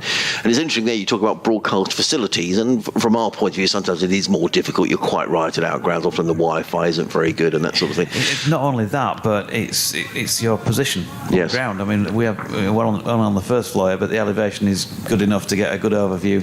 4th floor at Headingley, but you're often down at ground level. Yes, you are. It is, yeah. To describe what's going on. And you are at Taunton, actually, even now. In comes Edwards, bowls. Oh, it cuts Crocombe in half. That was a quick delivery. And Edwards can't believe he hasn't picked up a wicket. That absolutely went through Henry Crocombe, who ends up on one knee in the middle of the pitch. But he's survived, and Carson and Crocombe have done a really good job for Sussex here, because we are going to lunch, I suspect. No, we're not. No, not.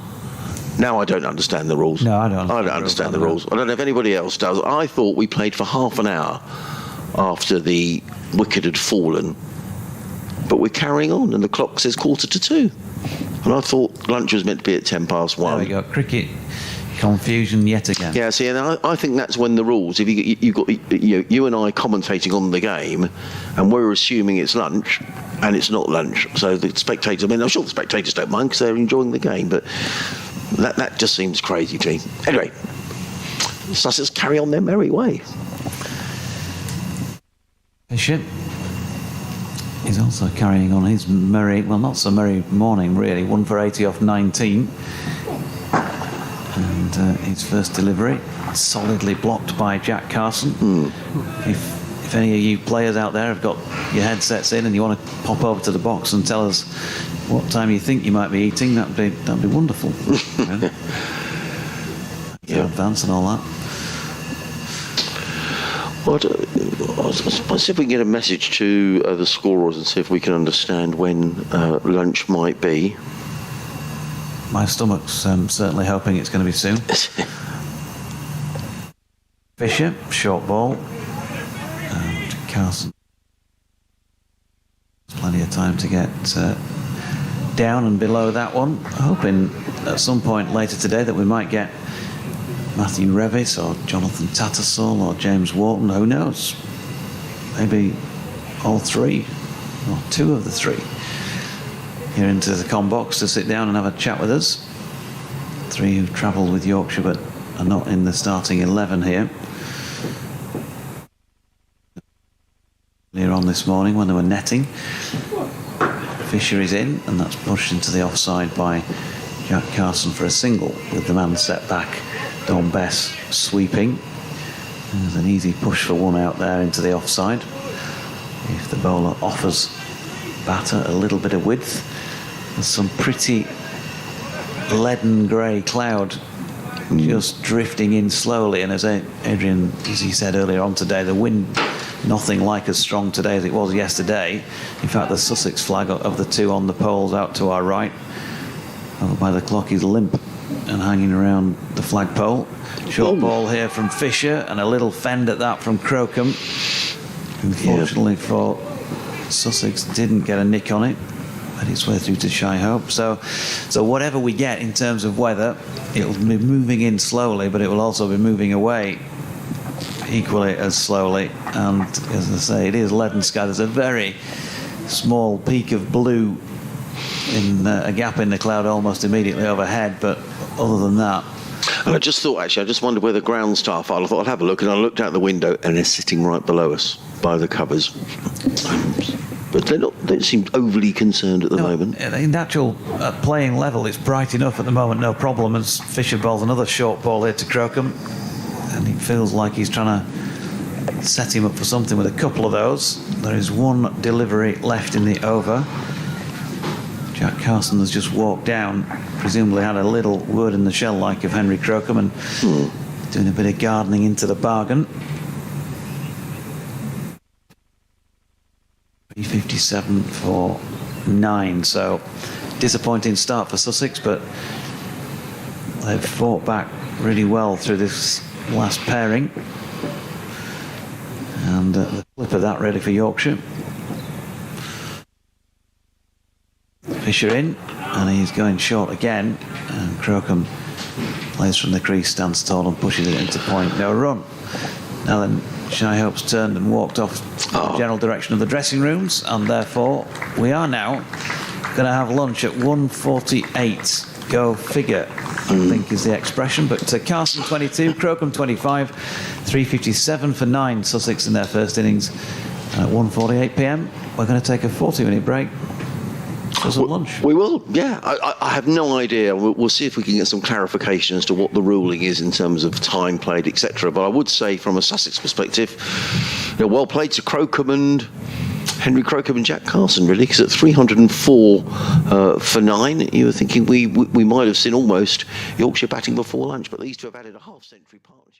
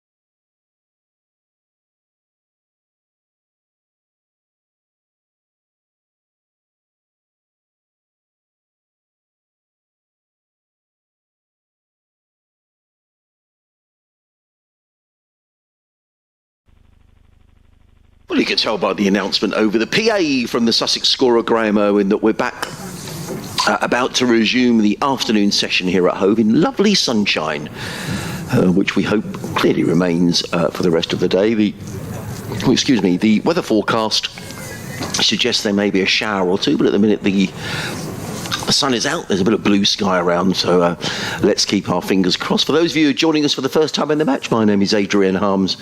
My co-commentator is Jonathan Doige, who's doing an update for the listeners up in Yorkshire at the moment. Just a resume of the morning. We didn't get underway until 12 today. When we did, an over was bowled before Yorkshire took the new ball, and then Yorkshire really ran through the Sussex lower order. They took 4 for 29, Ben Code claiming 3 of the wickets to fall, and Sussex collapsing from 275 for 5 to 304 for 9, and we rather thought we might see Yorkshire batting before lunch, but we weren't, to take into account Jack Carson and Henry Crocombe, the last wicket pairing for Sussex, who were still there. Henry Crocombe on 25, Jack Carson on 22, an unbroken partnership for the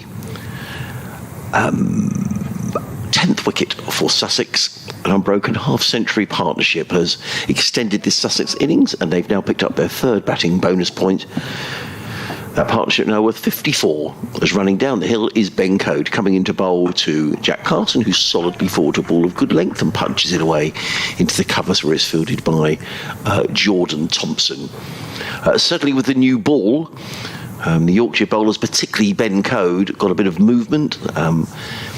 It's been quite cloudy and overcast, the odd burst of sunshine such as the moment, but you'd have thought that there are conditions that would favour the seam bowlers.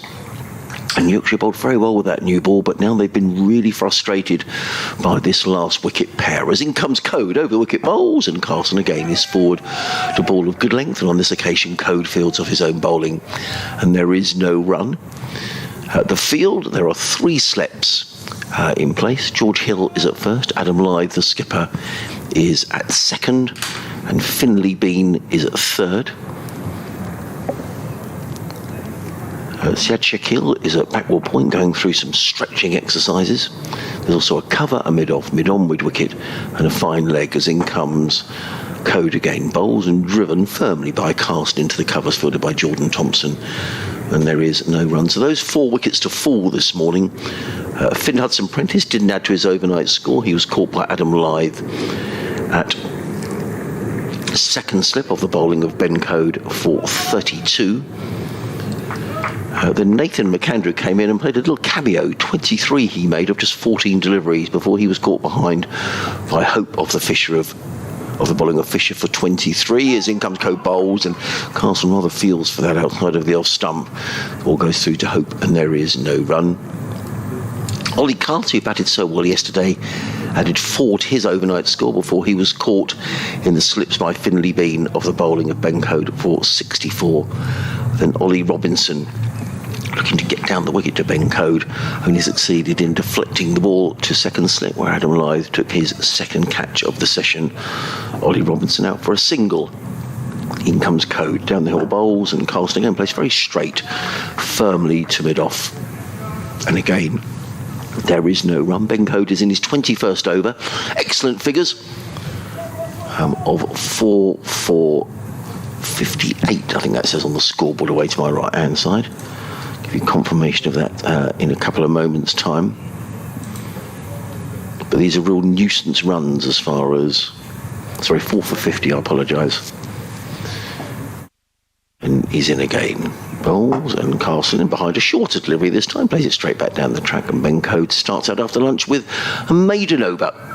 His tally of maiden overs goes to 8. 20 overs, 8 maidens, 4 for 50, and Sussex remain on their overnight score of 357 for 9. The 2 batsmen having a little natter, and it looks like we're going to see Mickey Edwards bowling from the C end of the ground. Now predominantly, and I think almost exclusively, he's bowling from the top end, from the Cromwell Road end down the hill. But he's peeling off his sweater, doing a bit of loosening up, and he's going to come into bowl from this, the C end of the ground, with 2 slips and a gully, backward point, cover mid-off, mid-on, mid-wicket and a fine leg. And Doy G is back with me. We've enjoyed our roast beef and veg for lunch. No, it wasn't, was it? But we're replenished, and Yorkshire will be very keen to wrap this up because they did look very frustrated in that period before the lunch break. Yeah, let's see what Mickey Edwards can do from the C end then, with the sun shining. He's bowled a straight one round about leg stump to Henry Crocombe first up, flicked into the leg side. But yeah, he has been frustrated, Mickey Edwards, having not yet taken a Yorkshire, or a wicket for Yorkshire, not a Yorkshire wicket, into his 19th over now, 63 runs against his name. He's bowled some good stuff and been unlucky at times.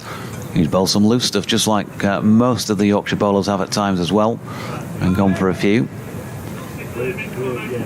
And he turns. Tall figure of Mickey Edwards, high front arm. And he really does, as Adrian said in the first session this morning, put his back into it, and he really bent his back with that delivery, which Crocombe pushed out into the offside.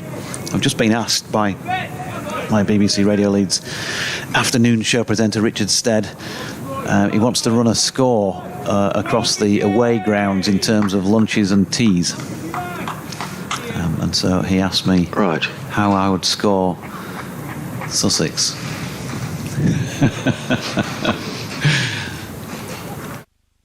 Edwards leaving us behind and bowled this one, and with an angled bat that's played out towards point, no run. Well, it's difficult for you to compare anything this season because you haven't played away from home, have you? You played at Bristol, but that was called off.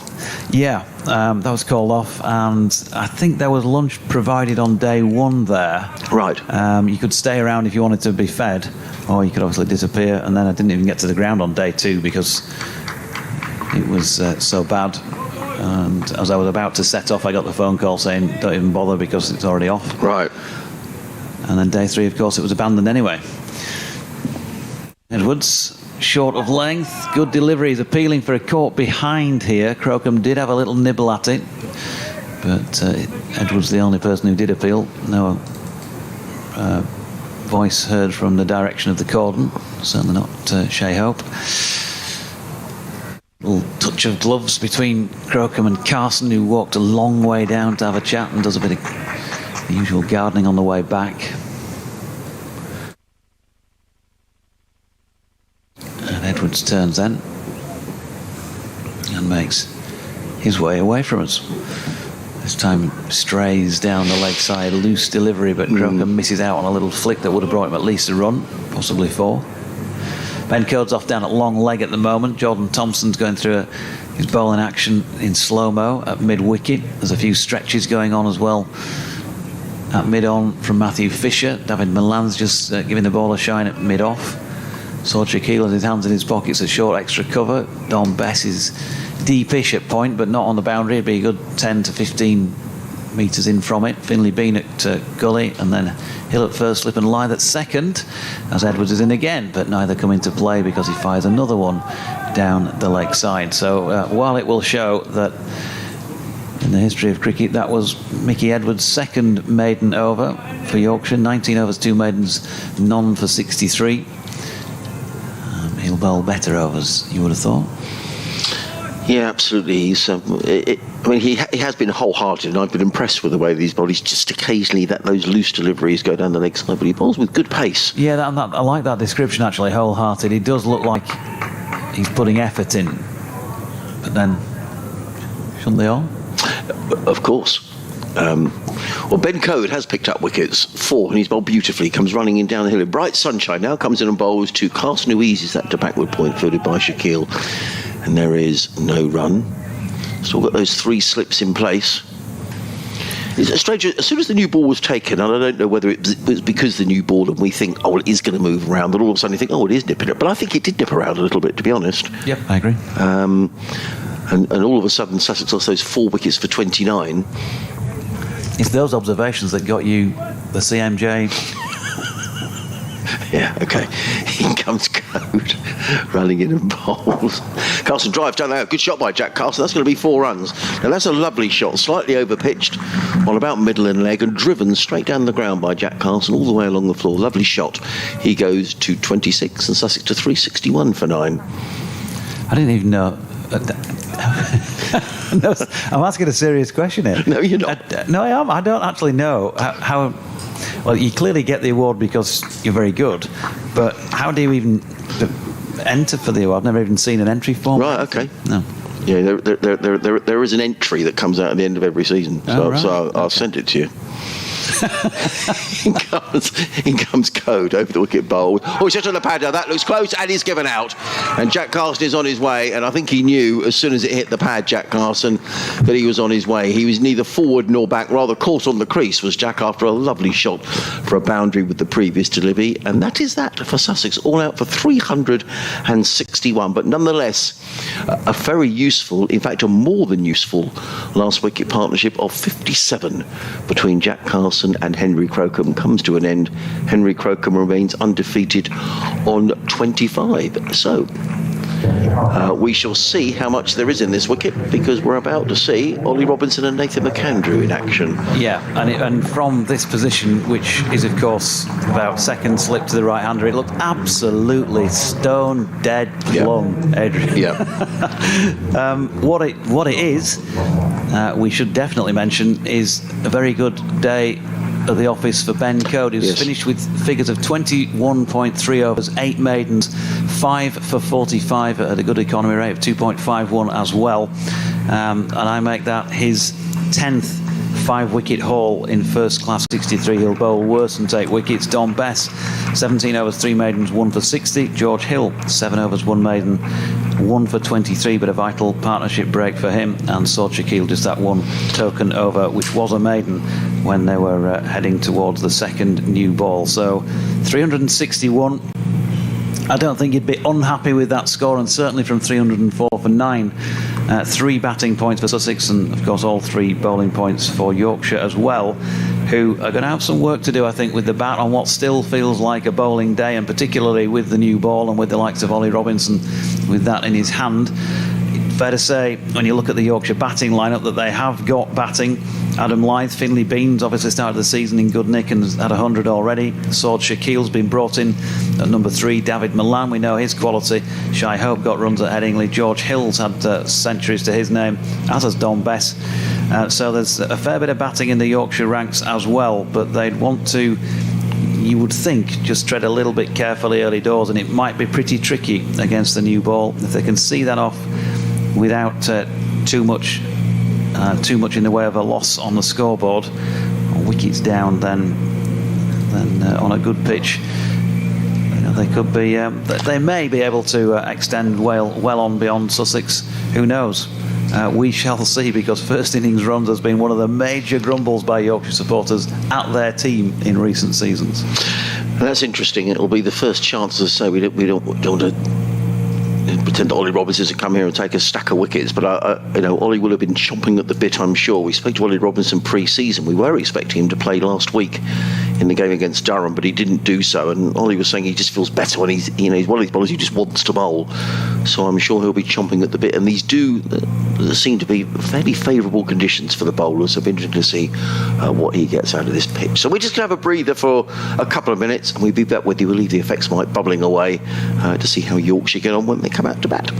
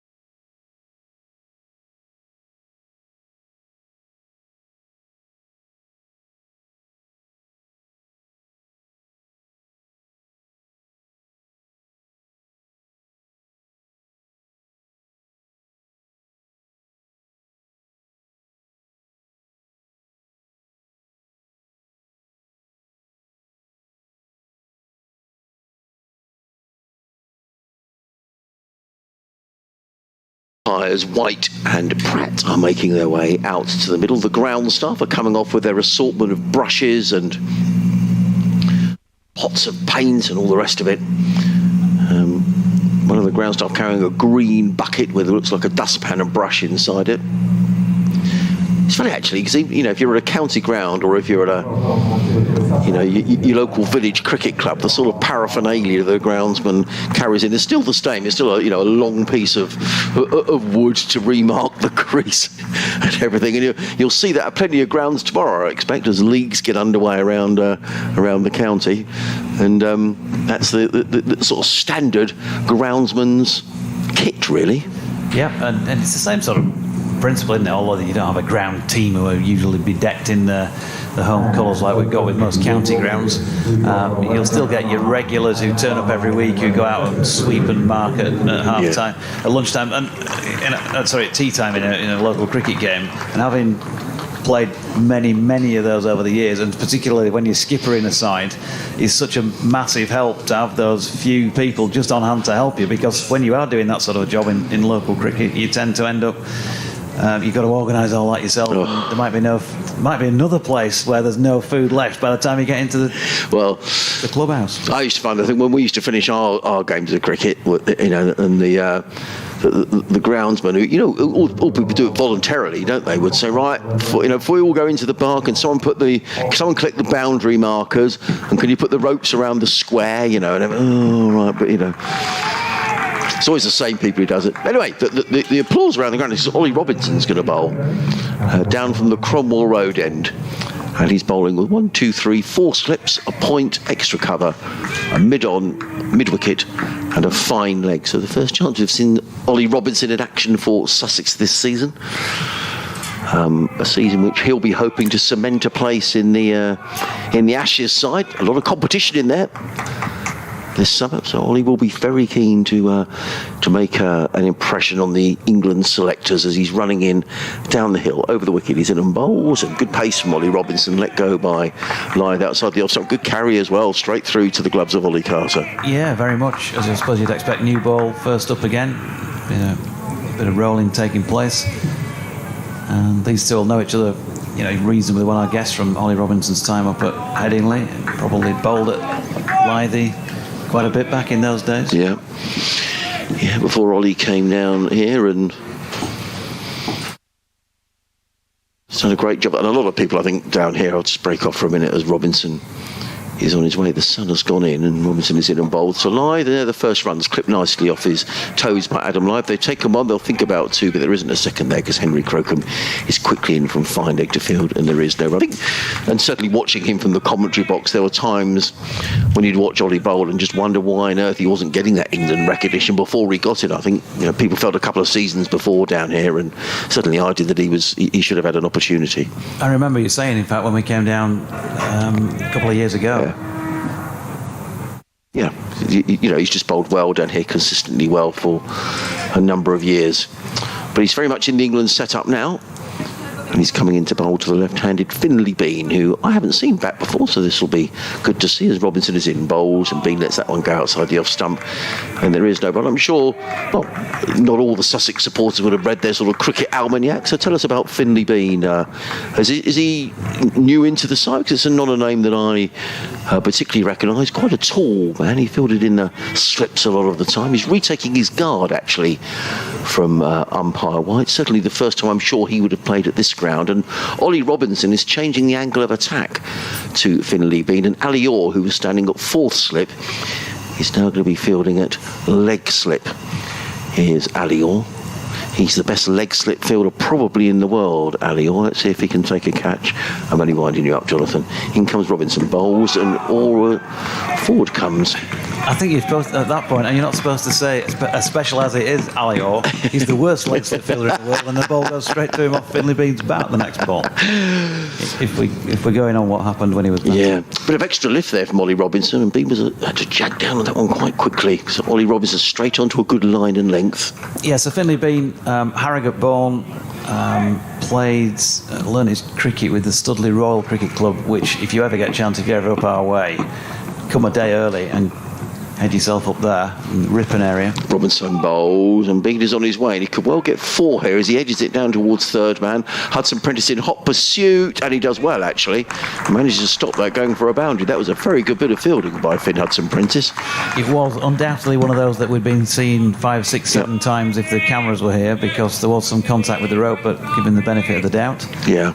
But yeah, Finlay Bean, educated at Queen Ethelburgers College in York. As I say, if you ever get the chance when you're coming up later in the season, just sneak off half a day early and pop up to North Yorkshire and go see Fountains Abbey and Studley Royal. Lovely part of the world. Robinson in bowls, and he's dropped by Ali Orr at leg slip. Now, Ollie Robinson had put Ali Orr there deliberately at leg slip. It was clipped by Finlay Bean, and Ali Orr was diving away to his right-hand side. Cheteshwar Pujara does what all good skippers should do. He comes across and consoles Ali Orr, but Ali Orr looks so disappointed. He was put there by Ollie Robinson exactly for that reason. It was clipped away by Finlay Bean, and it was straight to Ali Orr, and it went in and it went out again, and the chance has gone a begging. There's been some great athletes over the years who've done the double. We think of the likes of Seb Coe doubling up in the 1500 metres, and those who've done the 5 and 10. But in the commentary stakes, Adrian Harms, you've done the double on Ali Orr in this match, haven't you? Poor Ali. He's the greatest leg slip fielder in the world. I know you said you were joking. But yeah, poor Ali. But that was a chance, and the chance has gone a begging. But we're going to see Nathan McAndrew, who's going to open the bowling from this, the C end of the ground. If you just tuned in, a very good afternoon. Welcome to our commentary here on BBC Radio Sussex, BBC Radio Leeds, BBC Radio York, BBC Humberside and Hull. Radio T, yeah. just say every sort of area that you know in Yorkshire, and you'll probably get a few of them. Harrogate, yeah. Anyway, you've not yet mentioned the sort of please. Thank you for listening. So Finlay Bean with a knife, and Ollie Robinson looked furious, didn't he? He did, and that's, you'd have to say that's very astute bowling by him, because he moved him in as soon as Finlay Bean was on strike. So he's obviously seen something when he's been watching Finlay bat in the few matches that he's played in first-class cricket so far, where he thinks he's got a chance of getting that dismissal, and well, he all but did, didn't he? As McAndrew's first delivery draws an appeal for LBW, but the ball disappears, ballooning off Adam Lythe's pad down to fine leg for 4. And so I think we know the direction in which it was heading. But to go back to Finlay Bean, yeah, he made a ton in the previous match against Leicestershire. A very good ton at that as well. And he'd already got a 50 the back end of last season. Didn't make his debut till late on in 2022. He's certainly a player with plenty of promise, and it's been interesting to see how he's tackled the spinners when he's had his opportunity against them so far. As Lythe tries to flick it one down the leg side, McAndrew just not quite getting the radar right in his first couple of deliveries, but it's also, he's had the life. It's a warning, isn't it, to Finlay Bean, that he's got to think about that now, because if Ollie Robinson's going to persist, and we know what a consistent bowler he is in terms of where he can drop it, then it could be an awkward little opening spell with this new ball for Finlay to have to face. 4 slips in place for McAndrew, who is round the wicket to the left-handed Lythe, who flicks off the hip, and I think it might have literally been off the hip. We'll wait and see if Neil Pratt gives a signal, and he does. Leg by. So 1 run to Lythe and 2 to Bean is the way of things so far. Adam Lythe, meanwhile, he started the season, he can be sort of hot and cold in that respect. We saw a couple of years ago in an absolutely blistering first half dozen games in the 2021 season, and was fringe England again before it all went to pot. And then he came back with a big 100 at the end of the season. McAndrew to Bean, pushing solidly forward past Adam Lythe. There's no run. But in the match against Leicestershire, Adam Lythe first up with LBW to Josh Hull, young player who you'll see when you when Sussex play Leicestershire. Tall, very, very tall figure, size 15 boot. And it was his first-class wicket. And Adam was out for 21, 33 balls, and he sort of made it feel like it was quite hard work out there in the middle. And then fairly soon after that, things picked up for Yorkshire. And then in the second innings, both he and David Milan played fairly bizarre shots, really, to get out quite quickly as McAndrew is in and Bean shoulders arms to this one. So Adam was out for a duck caught by Josh Hull off the bowling of Michael Finan in the second innings with a mistimed pull to square leg, as I noted at the time. Second ball of the innings. And then David Milan followed when the score was on 29 with another mistimed pull himself to mid-wicket. And it was almost as if Yorkshire were trying to get on with things to set themselves up for a win. And if other players had come in and done the same thing, you could have thought that was the plan, but then it all seemed to change, and you were looking back thinking, why did they both come out and play those shots? Bean shouldering arms to another delivery, which completes McAndrew's over. The radar was getting more and more there for him as it went on. 8 without loss Yorkshire just before 3 o'clock after 2 completed overs of their response to the Sussex total of 362 all out. There's no play elsewhere in the second division at the moment. Play off for the day. No play at all down at New Road, Worcester today, where 17 wickets fell yesterday, but no play due to rain.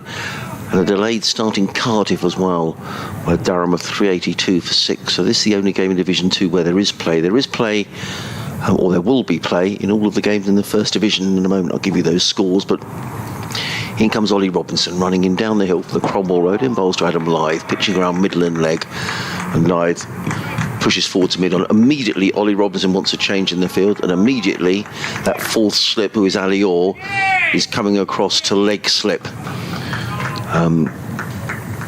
He's put a chance down. It was turned away by Bean, and the chance was spilled by Orr, so he'll be desperately hoping if another one comes in his direction. And this is actually, Adam Lyth does have a flick at this, as we saw from McAndrew in the previous over, so interesting to see now how he plays it.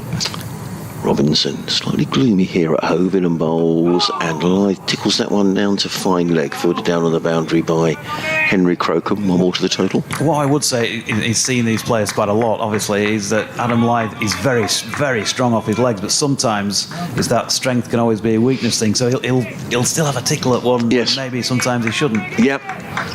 But he's really strong off his legs, no doubt about that. Interesting though, isn't it, that we wonder how much thought goes into bowling attacks and how much bowlers study opposition players. Well, the answer is probably quite a lot, because Sussex have set this field deliberately. In comes Robinson around the wicket, bowls, and just out of the clutches of Ali Orr. He got a hand to it, so you've got to say it was a chance. It was turned by Finlay Bean in the direction of Ali Orr, who dived to his right hand side. It was off the bat. It would have been a brilliant catch if he'd taken it, but Finlay Bean, it has to go down as a chance. It was turned away. He was diving full length, Ali Orr.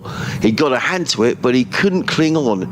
Bean gets a single, but he's been dropped twice, and twice by the same player. In comes Robinson again. Round the wicket, bowls, let go by Lyth outside the off stump, taken by Carter. And I just wonder if there's something to be said there, Jonathan, for saying, do you move him out of that fielding position? I tell you what, if he'd have caught that, you would have rightly been saying that it was the best leg catch of the season. Because that would have been an amazing catch. The first one was much more catchable. Yes, it was. That was a brilliant effort just to get his hand to it, I think. But still, I mean, what I'm observing there is that Finlay Bean's got to think of a way of how he can counter that somehow, or cut out the shot. In comes Robinson again, bowls, and Lyth is forward and punches this through it off. Good looking shot by Adam Lyth. Cheteshwar Pujara is in hot pursuit up towards the far end of the ground, but not before Lyth comes back for a couple of runs. So he goes to 4, total 12 without loss. And why I say that, because you've already just talked about studying opposition. Straight away, whoever's got Yorkshire next, Glamorgan, the bowlers will be having a look at that, won't they? And seen Finlay Bean, he's been dropped twice in the space of a few overs just round the corner, and so it's something that they'll probably also be having a try at. Robinson again, in and bowls to Lyth, who's 4 players into the offside, fielded by Hudson Prentice, and there is no run. So end of the over, and Yorkshire are 12 without loss. Lyth on 4, Bean on 3, but he's had a couple of lives. It would have been one of the catches of the season if Ali Orr got back. I mean, he dived full length, didn't he? He got his hand to it, but he just couldn't hang on. It would have been a brilliant catch if he'd taken it. I just wonder when that happens, though, whether you think, do you keep him in that position? Do you say, well, actually, we trust you to be in there, or might Ali be thinking, oh, crumbs, I'd rather field somewhere else at the minute? It's a tricky one, isn't it? Well, there's always third time lucky and all. There is. Yeah, there's probably no right decision, to be honest. No, I think if he is a good slipper, then keep him there. Yeah. McAndrew then, coming in past umpire Neil Pratt, quite wide on the crease and spearing that ball in towards Finley Bean, round about middle and leg, flicked to the leg side, no run. Just those scores in the first division quickly. They're going to get underway at 3:15 at Canterbury, so just about now. Essex 164 for 1, no play so far today. Notts 299 for 5 at Lords. They've got on this afternoon after no play this morning. Play all day at Northampton, where Hampshire 449 for 7. The former Sussex skipper Ben Brown with another half century, and Lancashire 55 without loss in reply to Somerset's 441. There's McAndrew again, straight, shot, driven down the ground. Lovely stroke by Finley Bean, along the carpet all the way. No, it won't quite have the legs, because Tom Haynes has flicked it back in for the skipper Pajara to launch down to the far end, and so they are back for 2. But that was a much more assured Finley Bean stroke, and he did strike it well down the ground during that century at Headingley when he was given the opportunity. It's got quite gloomy, hasn't it? There is some patches of blue sky around. I don't think it's imminently going to rain, but fingers crossed. You're looking okay, say it quietly. At the moment, McAndrew in, and that's a better length for starters, isn't it? Because Bean can't get forward to that and pushes down the original line. Looked like there was a little bit of nip about it as well. Yes, he was very much leading the attack, Nathan McAndrew, in the game against Durham, in which he picked up 6 wickets. And I think he'll be enjoying playing, with all due respect, second fiddle here to Ollie Robinson. In terms of the other seam options that Cheteshwar Pujara has, he's got Finn Hudson-Prentice and Henry Crocombe, and the spin of Jack Carson. McAndrew in, and Bean this time just leaning forward and leaving that, when you can just hear by the tap of the bat of Finley Bean, you can hear that on our effects mic from the distance that it is, how hard that surface is. I mentioned yesterday it was absolutely rock hard when I tapped down on it. It doesn't look like there's been any change to that, and there shouldn't have been much, if any, moisture at all got onto it since then. There we go again. The woodpecker in slow motion as McAndrew is in, and Bean, that's a lovely shot by Finley Bean. He's going to pick up 4 runs here. An attempted dive at mid-on, and he's got a hand on it as well, but he clearly struck that not only firmly but timed it superbly as well, and he deserved the runs he got there. Tom Haynes it was who tried to reel it in but couldn't quite manage to do so. And as soon as he parried it, there was no quick back on your feet and try and stop it. He knew that was going to go all the way. So 18 without loss, Yorkshire. Bean now on to 9 from 13. He's had a couple of lives already, but well, you can't do anything about that as the man with bat in hand. If the opposition don't take the chances, then you have to try and make them pay. 4th slip already been brought out here and placed in a catching position for a little flick on the leg side. Ali Orr, almost at a silly mid-on really. It's probably about halfway back between one set of stumps and the other, and a couple of strips away. He's in the eye line of Finley Bean, who's pushing this one to Pajara in the offside final ball of the over. 18 without loss then, Yorkshire after 4, and an eventful 4 overs in one way or another. Yeah, it certainly has been. Ollie Robinson just getting rid of his jumper. Sean Hunt, the 12th man, coming running out. A very good afternoon, wherever you're listening from us, either up in Yorkshire or around Sussex or indeed around the world. We've had lots of messages from various parts of the world, all of them over in the Far East, from Cambodia and the Philippines, and we had Laos yesterday as well. So thank you all for listening.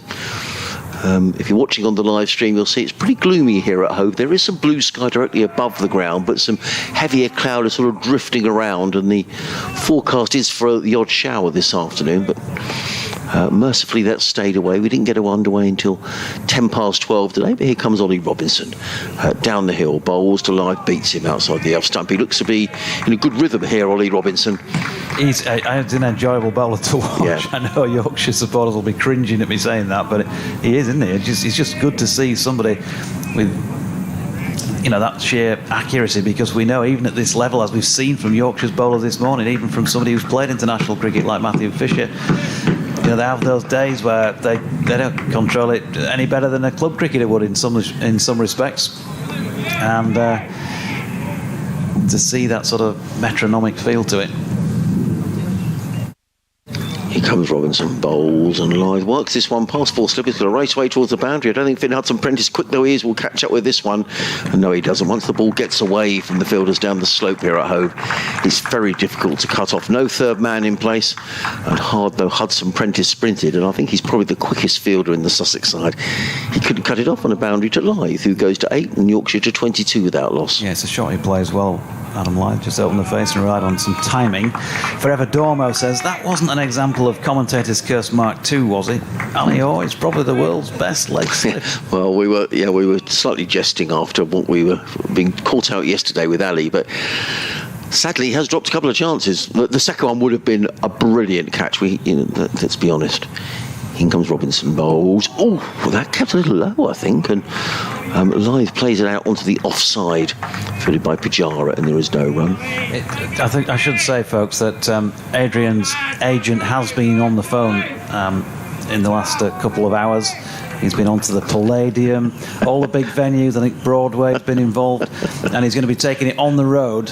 His new show, No Harm's Done, starring Adrian Harms and his special guest Ali Orr. Oh dear! I hope Ali gets a stonker of a catch.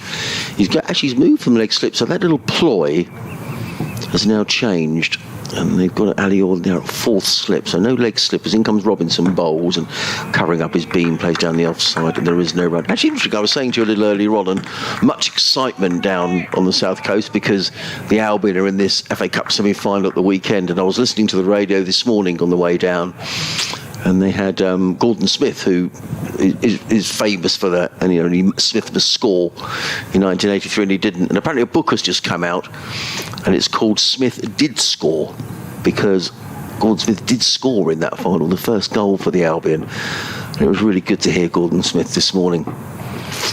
Looking ahead to that game on Sunday, in comes Robinson, bowls, and Bean is squared up, plays up. Oh, that's a misfield by Finn Hudson-Prentice, and Ollie Robinson gave Finn Hudson-Prentice the stare there. He's a very, very competitive cricketer, Ollie Robinson. That's what I like about him. Hates losing, hates it when he concedes runs. And Finn Hudson-Prentice, that was a misfield. I think Finn's saying, oh, maybe it sort of, maybe it hit a divot or something. I think Ollie Robinson's wearing that too much. But that is the thing, though, isn't it? Because it very often does, and it's just embarrassing for the fielder. But that's usually what's happened. There is usually. Well, he's a good fielder, Finn. Robinson back to his mark. The four slips go down. He's on his way. Those lovely rhythmic approaches in and bowls, and Lyth is up to the challenge, plays it back to Robinson, who fields with his boot. The ball ends up with Pujara at mid-off, and there is no run. So four slips, point mid-off, mid-on. It's a forward square leg, or almost mid-wicket to be honest, and a fine leg. Lots of chatter amongst the Sussex fielders. Well, Ollie will come on Rig, I think that's his nickname. Turns at that far end, comes running in past umpire White, bowls, and Lyth turns this one to Hudson-Prentice, who made absolutely sure he got right behind that. He didn't want to incur the wrath of Ollie Robinson conceding a single. So it's the end of the over, and Yorkshire have made a solid start to their reply, 26 without loss, in reply to the Sussex total of 361. in which Tom Alsop made 95 and Ollie Carter 64 on a partnership for the last wicket of 57 between Henry Crocombe and Jack Carson. He's just your sort of typical, your stereotypical quality English seam bowler. Yeah. He bowls at the same sort of pace as those bowlers do, that sort of 80 mile an hour-ish, something like that, Ollie. You're thinking of bowlers like going back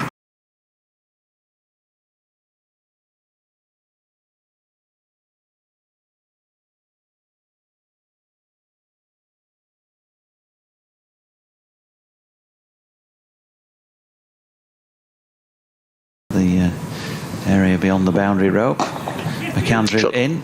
Yeah, lovely shot by Adam Lyth. He just opens the face and again uses a natural pace on the ball to deflect that out backward of point. And good running between the wickets by Finlay Bean gets his skipper back for 3. So it's just a little bit of cat and mouse between the pair of them as to who's got the higher score on the board. Lyth goes back in front with 12 now, 30 Yorkshire on the board. Loss of a wicket so far. Got a snapper down beneath our feet. Getting a similar angle of view to ours, except down at pitch level. Catcher back in place for Finlay Bean. And McAndrew pulls him one wide of off stump, but he's able to leave. The attendance today wouldn't be as high, I don't think, as yesterday. There's not as many in the stand, the corner of the ground away to our left. Probably similar out on the west side of the ground. I think it's more pleasant watching today. I mean, it was absolutely. I mean, it is cold outside, but yesterday there was that wind which was nagging away all day. But today the flags are absolutely still, so it is more pleasant. McAndrew then into bowl at Bean once again, who's right over the top of that, pushing into the offside. Where Hudson Prentice fires the ball back in to complete that over. 30 without loss. McAndrew 3 overs, 1 maiden, none for 10. Robinson 3 overs for 15 so far, yet to bowl a maiden, but he's not really had the luck on his side.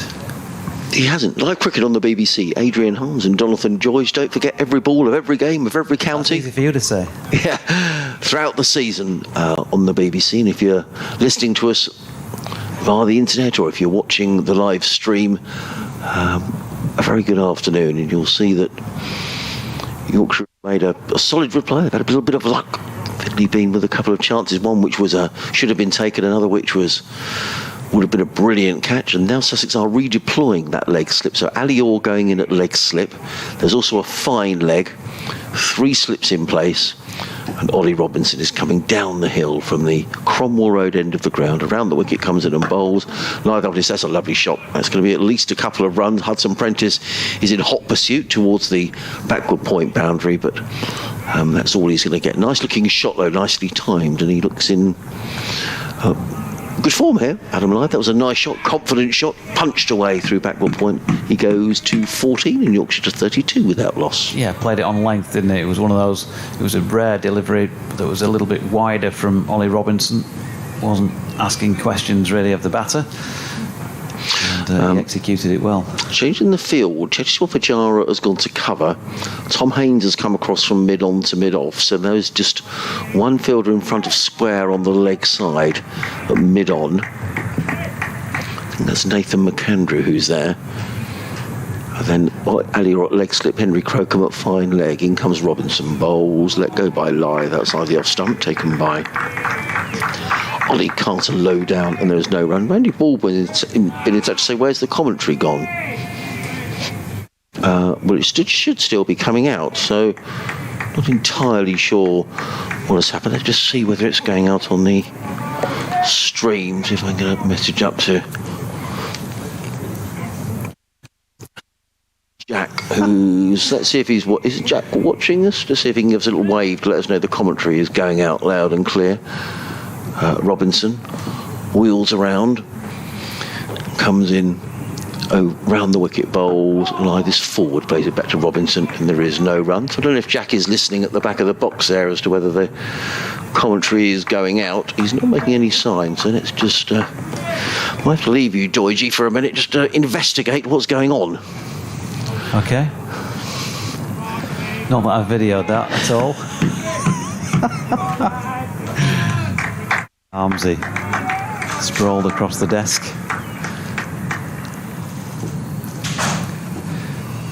Robinson then, ball number 4 in this over.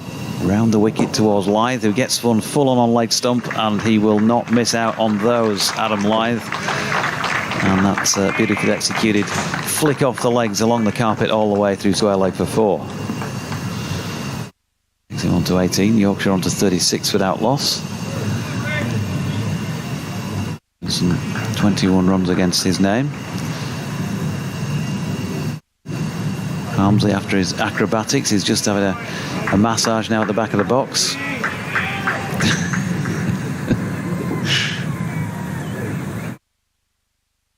Robinson down the hill towards Lyth. Now then, that's more like the delivery that I think he's trying to get Lyth to flick round to leg slippers again into the midriff of Lyth. It's in round about the waistband on his cricket trousers. He's just having a word with Finlay Bean. 18 off 22, so he's seen his first 20 balls off. He's got a few runs on the board.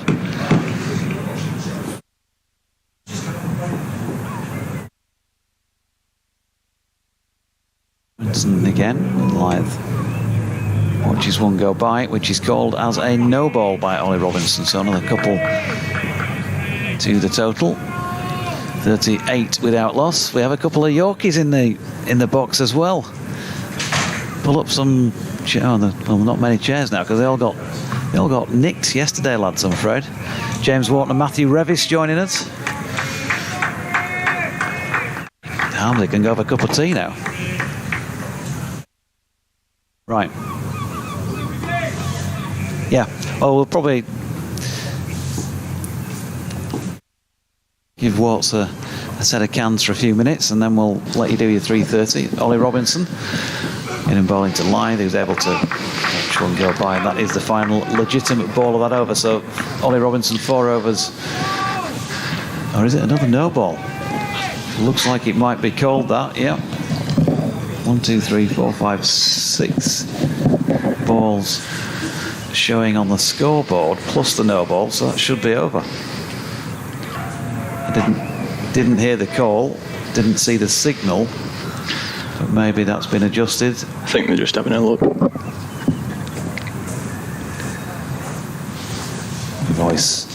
voice of James Wharton. And it's not a no ball, so it is in fact over. So 4 overs for 23, 38 without loss. Adam Lyth on 18, Finlay Bean on 11. Thanks for joining us, fellas. Anytime, it's all right. It's good to be here. The first question, James Wharton, has got to be about the Tash. Oh yeah. Have you applied for sort of the RAF, something like that? No, it's a work in progress at the minute, but I don't know. I quite like it. Do you? When you say progress, how long has it taken to get to this stage? Well, I started in November, and I've trimmed it here and there, but yeah, this is near enough since November sort of time. So not long. Rev's trying his best not to laugh. He can't grow one. But he's struggling. Change of bowling at the C end. Finn Hudson-Prentice comes into the attack for his first over of the match. Thoughts so far, JW? Yeah, I think we're off to a cracking start, to be honest. Beanie's looked solid. Lythy's just doing what Lythy does, really. I think we've started off really well. And the bowling today, obviously, it was a cracking start with the amount of wickets we could take. Shot. Yeah, Hudson-Prentice driven by Finlay Bean up to mid-off, no run. I mean, we were sort of saying each of the 3 sessions felt like that there was a period where Yorkshire dominated with the ball, and then there was a period where it got away, or that Sussex dominated with the bat, whichever way you want to put that. And this morning felt similar. The first half hour, 45 minutes, Yorkshire, and then obviously the comeback with that 10th wicket partnership. Yeah, just let Finn bowl there. To Finlay Bean, Finn to Finn, and good leave. Nothing doing. I think it's one of those pitches. It looks quite a good pitch. Definitely a new ball pitch as well. I think you've got to make the most of it. like we saw today with the second new ball. Cody was outstanding, and everybody else followed who they were outstanding as well. But yeah, I think it's one of those. It is a good pitch, so if batters can get in, then it's quite tough to knock them. Here's Hudson Prentice again, round the wicket. Finley Bean shoulder in arms. It's too wide of off stump to tempt him. Yeah, and from your own point of view, obviously you get your first half century in the previous played match. Yeah. You travelled to Bristol as well for that damp squib last week. So what's the feeling on, you get your first half century and then you left out of the side for this one? No, nothing really. Obviously Saud's been signed and he's a cracking player. Hudson Prentice again to Bean, who does just push at this one into the offside, no run. I mean, Shaq, he averages 70 in Test cricket, so it's not something I can really argue with. I was just delighted to be involved in the first game, and obviously to contribute was quite nice. But no, it's just one of those things. It's cricket. Hopefully there'll be more opportunities further down the line and make the most of them. Clearly you took an opportunity to impress the coaching staff with what you did up at Headingley. It's been Hudson Prentice's first delivery really that's been anywhere near on the money, and it beats the inside edge of Finley Bean's bat. A little bit of nip back on about it. 38 without loss. But that must have felt, we didn't get a chance to talk, did we, after that Leicestershire game? Obviously disappointment with the result, but must have felt good to get some on the board. Yeah, it was nice. Obviously the result's the most important thing, and we didn't obviously get the result we were after, nowhere near. But yeah, it was nice to contribute in some sort of way. And here's Hudson Prentice again. Good leave. Wide of Finley Bean's off stump, and good leave as James Wharton calls it. Dot ball completes a maiden for Hudson Prentice first up, so 8 overs in. Yorkshire 38 without loss, Adam Lyth 18 and Finley Bean on 11. You mentioned Finley Bean started pretty well. There were the two drop chances though, and we were just sort of saying ourselves, we talked about how much you as teams look at each other in terms of how you might get opposing batters out, dismissals and that sort of thing. He set the trap, Ollie Robinson. He's clearly obviously seen something about Finley Bean where he wanted to stick the leg slip in place. First chance arguably should have been taken. Second was a really difficult one, wasn't it? They did well to get his hand to. But is that now something that Finley Bean can expect from opposition going forward? Is it something that everybody else will zone in on and try and trap him that way? No, I don't think so. I think it's more of just like Ollie Robinson bowl. Bowling to Lyth here. He was just opened the face and running out to point, but no run. No, I think it's one of those things. I think Ollie Robinson's obviously an experienced bowler, and that sort of shot that Beanie's played, it's quite hard not to play. It's sort of like when you get strangled down leg, it's just instinct. You don't think you're going to get strangled, and you don't necessarily think too much about the leg gully that was put in place. I think it's quite a generic thing. I think Smudge, our coach, he thinks it's quite an underused position actually, so I think all batters would sort of... Here's Robinson to Lyth, shoulders, arms. I think all batters it would sort of be not vulnerable to, but it's just instinct really. You don't think too much about it, so I don't think Beanie would be necessarily worried about it, and clearly he's changed his plan because he's shelled too, but yeah, I don't think he'd be too worried about it. Okay, well if we just take the cans back off you, James, because Adrian's got to do a 3:30 update, and then we'll come back and have a chat with you again. Yeah, just be a couple of minutes, I think. George, you keep going on with this over, and then I'll take over from you. Are you saying I'm going on? No. Here's Robinson bowling to Lyth, just tightens him up around about leg stump, pushed into the onside, but he watched it well. The Yorkshire skipper, 18 from 27 deliveries. Billboard's updating pretty quickly. In this match, he does vary from match to match, doesn't it? Depends where you are. I tell you what, I can see the numbers more easily from here, George. I can see them on the over the Spencarber Pavilion. I can see that more easily than I can the numbers on that one. So that's just my eyesight. I don't know. Good start for Yorkshire, though. He's trying it again. 40 without loss. Lyth shoulder and arms to this latest Ollie Robinson delivery. I don't know if you've seen the viral video from yesterday. Yeah, thanks, lads. Well, he's done it again today, sort of, because when Ali Orr went in at leg slip, one of the best leg slip fields in the world, he says, and we were dropping joking. And the next thing, I've not seen Ali field there before, but anyway. That's it yesterday. Couple of pigeons fancying fine leg. Having a little strut across in front of the commentary box. Ollie Robinson in and bowling to Adam Lyth with a ball that doesn't get up as much as it might have looked like it was going to do originally. There were a couple of those as well yesterday, just at times when the odd one shot, didn't it? From both ends, really.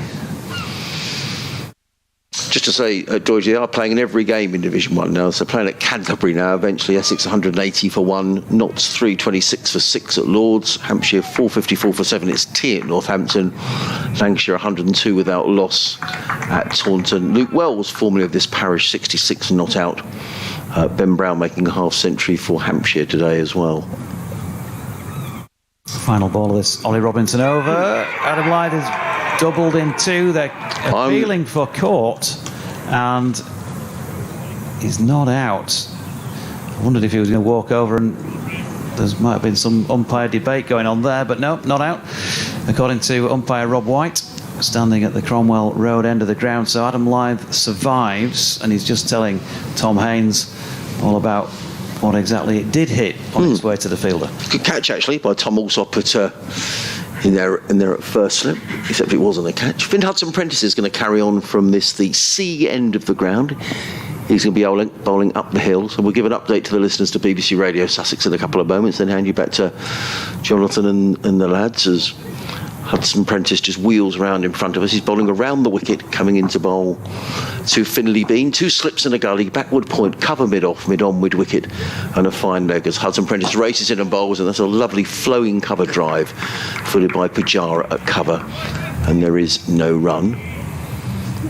That's warming up at mid-off. I think that's Nathan McAndrew who opened the bowling from this end of the ground. The other seam option in the Sussex attack is Henry Crocombe, and the spin option really Jack Carson. Tom Haynes can bowl a bit of medium pace as well as Hudson-Prentice turns and is on his way again to bowl to the left-handed Bean. He's in and bowls and lets that one pass by outside of the off stump, taken by Ollie Carter, and again there is no run. And still no play at all in the other games in the second division. Durham 382 for 6 at Cardiff, and play off for the day at New Road, where Worcestershire were 118 for 7 overnight. Hudson-Prentice turns and runs away from us. Around the wicket, he's in and bowls to Bean, who drives, and he's going to get 4 runs. Not where he intended that to go. That was intended to go through extra cover, but he's got a thick outside edge, and the ball nonetheless goes to 4 runs down to third man. So Finley Bean goes to 18. Arms watching Sussex play Yorkshire at the county ground. Yeah, hi Danny. Yorkshire going along nicely. They're 44 without loss in their first innings. Finley Bean is on 15. Skipper Adam Lyth is on 18, but he has had a couple of lies, has Finley Bean. Both of them chances to leg slip. The first one, a routine chance, should have been taken by Ali Orr.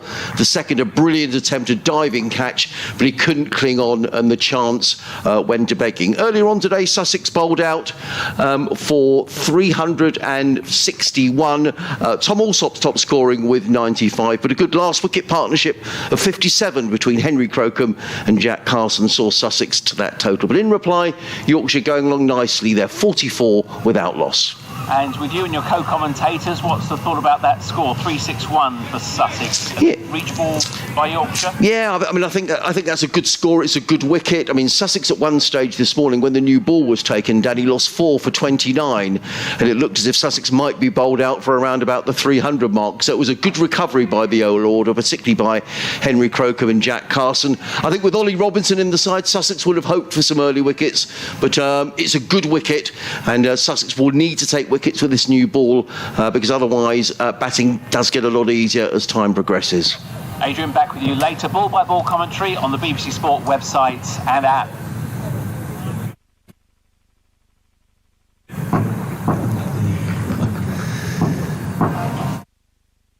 The Finlayson Prentice bowling here to Finley B. Punches back down the ground to him. Got a bit of music going on. Hopefully Harmsy can get rid of that for us. Some magic. End of the over. 44 without loss. Lyth on 18 and Bean on 15. Ollie Robinson 5 overs, 1 maiden, none for 25, and Finlayson Prentice 2 overs, 1 maiden, none for 4. Is this your sort of stuff, Rev? I can't say it is, to be honest. No. I'd have chosen something different, I think. Go on. What's in the Matthew Revis playlist? Well, I got a bit of stick for it, actually. I did a quiz in the winter on my favourite band, and that was actually Pulp. Oh. But I only really like a few of their songs, though, so I got a bit of stick for it. Is that your own opinion that you've just formed from listening to music, or is it something that Mum and Dad listened to and then you've kind of picked up on? No, I think it's mainly myself, really. My mum and dad have given, well, especially my dad has given me a bit of stickers for the same reason. I only really like 1 or 2 of their songs. So I don't think I can call them my favourite band, but no, those 2 songs are very good. Bit of Pulp. Common People. That's the one. 2000. Those are the 2. We've got a change of bowling at the Cromwell Road end because Nathan McAndrew coming back into the attack for Sussex. Ollie Robinson taking a breather. 3 overs, 1 maiden, none for 10 for McAndrew in his first spell at the C end. He's going to be bowling here to Adam Lyth. 3 slips in place. Ring field otherwise with a long leg down to our right. McAndrew round the wicket and wide of off stump first up with his loosener once again. And Adam Lyth's shoulders, arms. So what did Mum and Dad listen to then? What was going on in the house when you were growing up? A lot of R.E.M. R.E.M? Yeah. Okay. Keith? A little bit of Justin Timberlake from my mum. Justin Timberlake? Yeah, I'm a bit more of a fan of that, actually. R.E.M. was not nice to listen to. So they justified the album, the CD, was that on the shelf? Yeah, a lot, yeah. There's no accounting for taste, is there? McAndrew in and bowling to Lyth, who punches out into the offside. No run. Yeah, well, we were talking about the Human League yesterday, so I mean, what do we know? And Duran. You know, you boys. I know you sit and listen avidly in the dressing room to the commentary, so you'll know exactly what went on yesterday. James Wharton laughing. He's got the TKC look somehow going on here. He got a few yesterday, didn't he, for Somerset, 30 odd. So Lyth on strike, and comes McAndrew again, straightens things up, and Adam Lyth deals with that pretty well. Adam Lyth's strengths, I've got my own opinions on that, and I often put them out there, but what do you think, Matthew Revis? Very good on the short ball. Good cutter and puller, and also a very nice driver as well. So you've got to be really particular on your length and lines to budge. I just genuinely think that his pull shot is one of the most beautiful things you see on the county cricket circuit, when he just flicks that. In all formats as well. He plays it well in T20s, doesn't he? It's a great shot. He's not had a chance to get it away here, and not with that delivery either, which again has him doubled over as it sort of nips back on him. And what about Finlay? Because obviously supporters have not seen too much of him play so far. Did really well with that ton in the first match. Yeah, I think Beanie's pretty similar to Budge in the way that he's also very good on the shorter ball, and then leans on drives that are a little bit fuller through the offside. Growing up with Beanie, I know he's very good on the pull and the cut, so you do want to be a little bit fuller to Beanie as well. But no, he's a great player. Andrew down the hill, sun shining brightly now. Good delivery, this angled in probably about 4th stump and holds its line. Adam Lyth just feeling for that. I was just saying that in the first match up at Headingley, because if he goes in, Adam Lyth, and hits the ground running, scores runs really quickly, doesn't it? It looked hard work from him in the first knock when he got 20 odd. Yeah. And then second innings, we were sitting there wondering if you'd had a chat and said, right, let's go out and just try and smash this and move things along. The way he went out and played that shot second ball and gone out, and David Milan as well a little bit later than that. Yeah, I think we always look to put the bowlers under pressure from ball one, really. Live just drives down the ground for a single.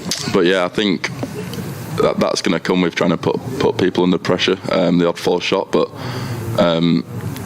it's going to come off more than it doesn't really for us. So if we can do that, then it gives us a lot of runs to try and bowl teams out with. And as a batter, because you've been up, down, and it's been like the hokey cokey for you in the batting order, hasn't it, over the last couple of seasons? Yeah. I mean, does that make you feel better? Does it feel like the pressure, the scrutiny on you out there? Ultimately, you've still got to produce some runs, or else you're not going to get picked in the side. We know that. Yeah. But does it feel less pressure on the shoulders when you can go out and you've been given a bit of freedom? Yeah, I think so. I think it also lets you play your own game a lot more. If you're trying to play positively, you get into a lot better positions more often than not, rather than getting bogged down, and you often make better decisions as well. And I think that's obviously happening more throughout the country now with the way the England team are playing. So I think the more positive you're trying to be, then the better positions you get into, the better decisions you make. Adam Lyth just scratching at the guard. Finn Hudson-Prentice going to continue at this C end of the ground. There's a fair bit of leaden cloud above, but the sun is shining brightly out there at pitch level. Famous Matthew Fisher double teapot when he's going to kick at the ground when things have not gone well for him. There'll be Adam Lyth walking, beaten by one that wraps him on the thigh pad.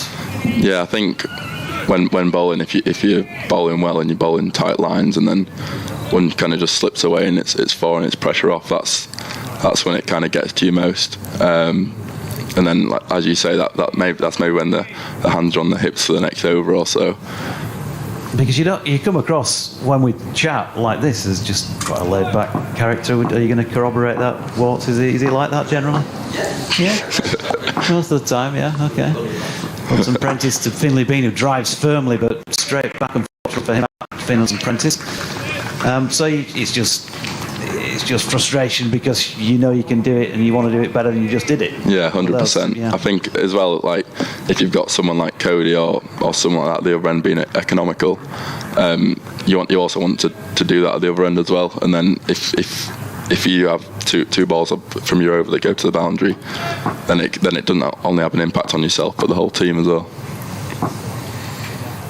Here's Hudson-Prentice in towards Bean, who's flicked nicely off his legs, timed that really well, but unfortunately for him finds a fielder again, square on the leg side, end of the over. It was just one run from that Finn Hudson-Prentice over, 3 overs for 5 for him, 46 without loss. What about new boy in this match as he is, Mickey Edwards? Yeah, big Mick.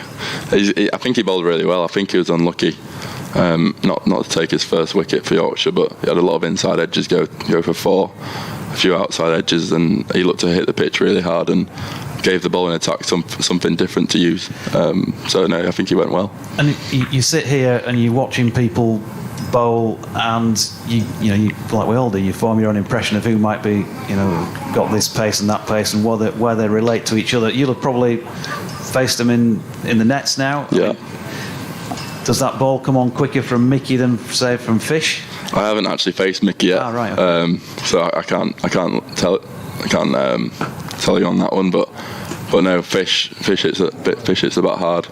And yeah, they all offer up different challenges for you. So no, I'm sure Mickey will do the same as well, in some point. This ball of the over was a dot. You're laughing, so come on. Hello.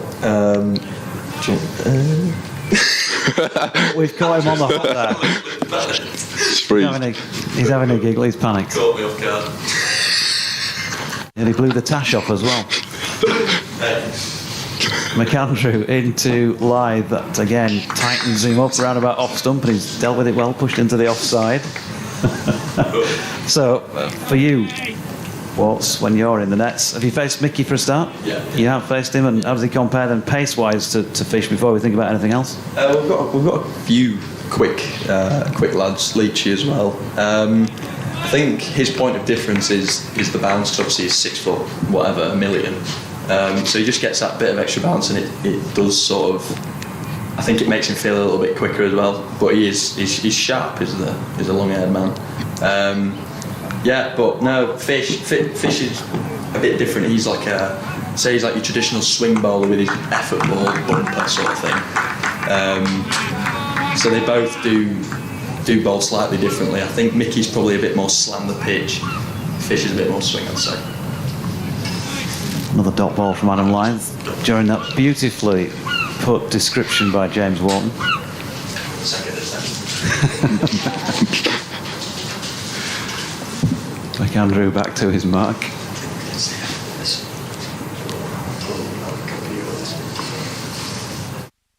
And in he comes again. And that's flicked to leg by Adam Lyth, and there is no run. I understand you went off to an escape room last week. Were you one of those who did, Rev, when you were down in Bristol? No, I can't comment on that, but Watts can. Watts was the main leader, I think, on that. And did you? Well, you obviously did manage to escape. Well, no, they let us out eventually. No, it was good fun. There were 6 of us. It was me, Saud, Lythy, Hilly, Mickey, and Fish. Obviously, Lythy held us back a little bit, but no, it was good fun. It was an hour. It was World War II themed, and we had to stop a bomb blowing up London. Sadly, we didn't stop it, but. No, it was good fun. We needed to kill the time, so we got our brains working. Are you blaming your skipper who's just played out another dot ball for several thousand deaths in London? I am, yeah. He gets a bit of stick. And it's all totally unfair, isn't it, lads? Can't agree with you.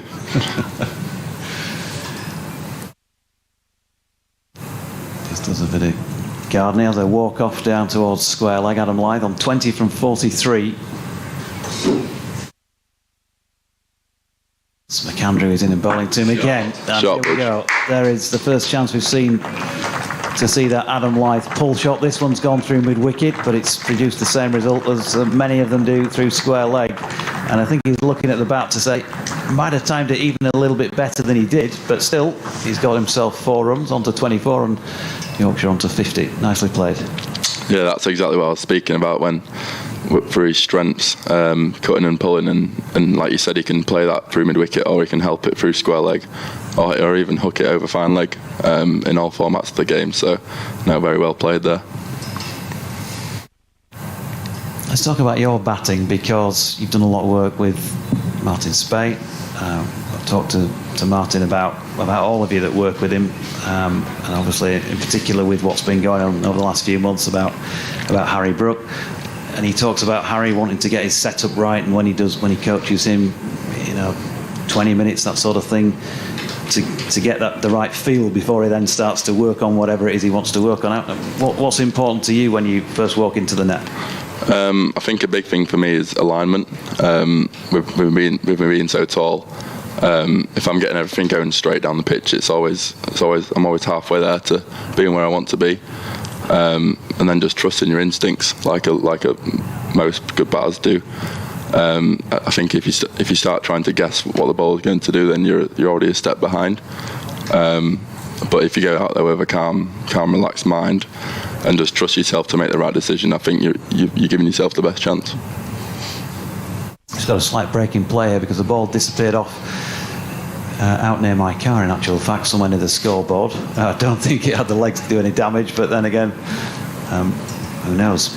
Might be a useful insurance claim. Might be able to get something new if he did. Not with my excess. So that's important to you. I mean, where do you, because you start at the top of the order, we've seen you're sort of playing more as a bowling all-rounder in recent times than a batter, but I understand from speaking to Otis that that's probably changed again this season. I mean, what is your role? What's your understanding of what your role is in the squad now? Yeah, I think being so young, it's hard to kind of put an answer to that. At the moment, I'm just trying to do both facets as well as I possibly can, and whether that gets me in the team or not, that's not my decision. But no, if I can find time to do both at the best I can, then and give Otis that decision on kind of what he wants me to be. Whether that's a batter that bowls as a fifth seamer that bowls 2 spells a day, or if it's a bowling all-rounder like last year, being in the front line seamers. So it's kind of a decision that's out of my hands, really. Yeah, Hudson Prentice to Finlay Bean here, who's just pushing into the follow through of the bowler, no run. Yeah, interesting. And did you know, we obviously knew that there was another signing coming into this game.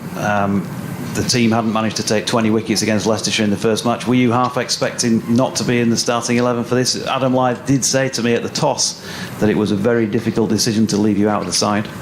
Yeah, I think we know what Mickey possesses with his bowling, and that him adding another quality to the bowling attack gives them something else to think about. And like you say, we struggled to take 20 wickets at Headingley against Leicester, and it's a good opportunity for him to go out and put on the white rose. So I'm never really thinking about the next game too much or anything like that. I'm just trying to take it a day at a time, and it gives me a week to strengthen up in the gym and work with the coaches off the pitch. So. Well, the dot ball played by Finlay Bean there, who's about to face up to another one, this time short from Finn Hudson Prentice, but easily ducked underneath that. And the role that you've had as, you know, last year sort of felt like out of necessity because players were injured. You bowled, I can't remember how many overs, you probably will remember, but it felt like a lot of overs during the season. Yeah. And you looked jaded towards the back end of it, as did Tomo, as did Jordan Thompson, because he bowled a heck of a lot of overs as well during the season. And that sort of role of coming in, ball getting older, banging it into the pitch. Hudson Prentice here to Bean, who drops the ball at his own feet, and it's another dot.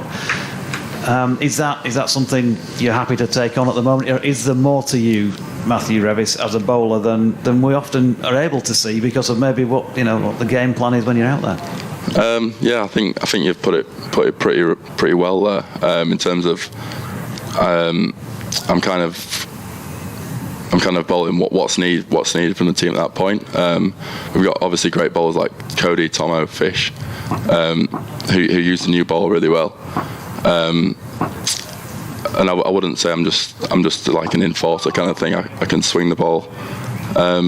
So it's like you said, it's kind of what the team needs at the time. And whether that is banging it down halfway or whether it's pitching up and trying to swing it, I feel like I can do both. Well, the dot ball played by Finlay Bean, one to come in this Hudson Prentice over. Interesting, because we don't often get to see you putting it up there and allowing it to swing, do we? We don't really get a chance to see that very often. We've seen you bowl a cracking Yorker at Northampton last year. Will Smith, as the final ball of the over just wraps Finlay Bean somewhere amidships. He just donks his helmet with the bat as if he could have played it better himself, perhaps. Still 50 without loss after that maiden. Yeah, it's a very good start, this. Obviously Sussex played well to get 360, and a good start was needed, but with these two at the crease now on a good pitch, hopefully one of them or both of them can go on to make big runs. James Wharton seems very keen to get hold of the microphone and do a bit of ball-by-ball commentary for this over. Very keen. You can take that one if you like. Bit of ball-by-ball. Let's hear it from the Yorkshire horse's mouth, as it were. Okay, listeners. Not comparing it to a horse, obviously. No. I've heard worse. Nathan McAndrew, I think that's his first name, running into bowl. Punched nicely, Tiddles at mid-on.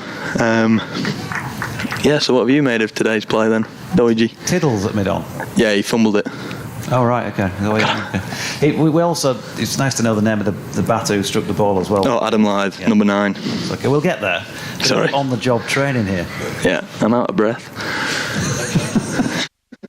I'm not sweating, I promise. No, it's a bit gloomy overhead, actually. The clouds are rolling in. Good description. Yeah, we got a B in English. Nathan McAndrew running into bowl. Left well by Adam. Caught well by Carter. Oh, it was a no ball, apparently. We were talking rugby league, by the way, yesterday. You'll be a rugby league fan, of course. You'll play. No. No, you know. Well, No, I dabbled, and then some giant when we were about 12 stood on my toe, and then that was my career done. Yeah. My dad used to play, actually. Yeah, I know. Have you done your research? Tell us more. I'll let Nathan run into Bell, first name basis. Oh, too high, surely. He's giving him. Lythy's gone. He's disappointed. He is disappointed. He's tapped his bat into the ground, and Adam Lyth gone for 24 LBW to one of his shouldered arms to, I've got to say, you thought too high. My instinct was he's going to be struggling, especially if he's not played a shot. 52 for 1. Nathan McAndrew has got the breakthrough for Sussex, and Adam Lyth has got himself a handy little start, but not managed to go on there. And, well, like most wickets are, I suppose. Batsman error, just an error of judgment with the ball angled in towards his off stump. It probably would have been clipping the top of off stump, something like that. And he's on his way back to the pavilion with 24 off 47, 67 minutes he was out there, and including 3 fours. Disappointment there. Yeah. And that's tea. Yeah. So go on, tell us before we take a tea break a bit more about your dad's rugby league career. I don't know an awful lot about it, to be honest, other than he claims he played for Warrington back in the day before he got a gammy knee. To be honest, that's about all I know. He used to play, he was a winger. He claims he was quite a quick runner. You should see him now.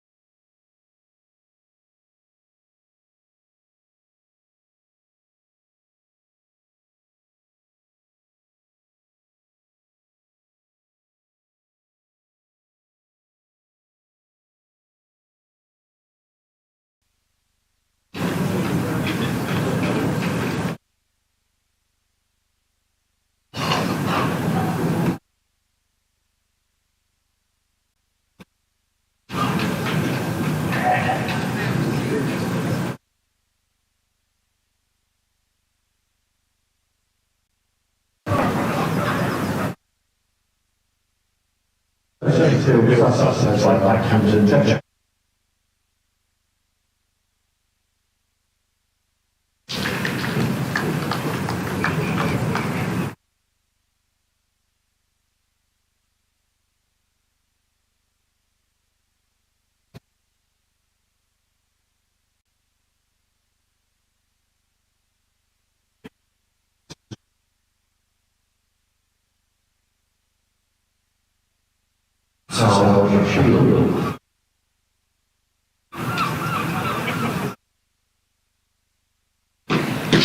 Welcome back to Hove, where we're about to resume after tea. Sussex picking up a wicket with the very last ball before the interview, with Adam Lyth padding up an LBW to the bowling of Nathan McAndrew. So the new man, Shanshi Hill, is coming in to bat at number 3. Nathan McAndrew is still to finish off this over. It was only the second ball of the over. Adam Lyth padding up, and you got the feeling that he sort of didn't dare look at umpire White at the far end.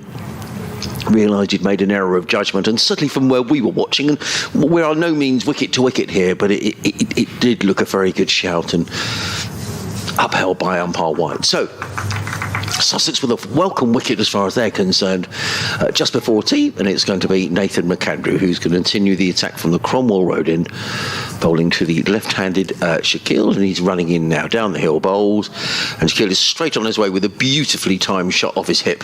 He's going to get a couple of runs down to deep backward square, fielded there by Henry Crocombe, who gets in the throw, and Yorkshire go to 54 for 1, and Shaquille is on his way.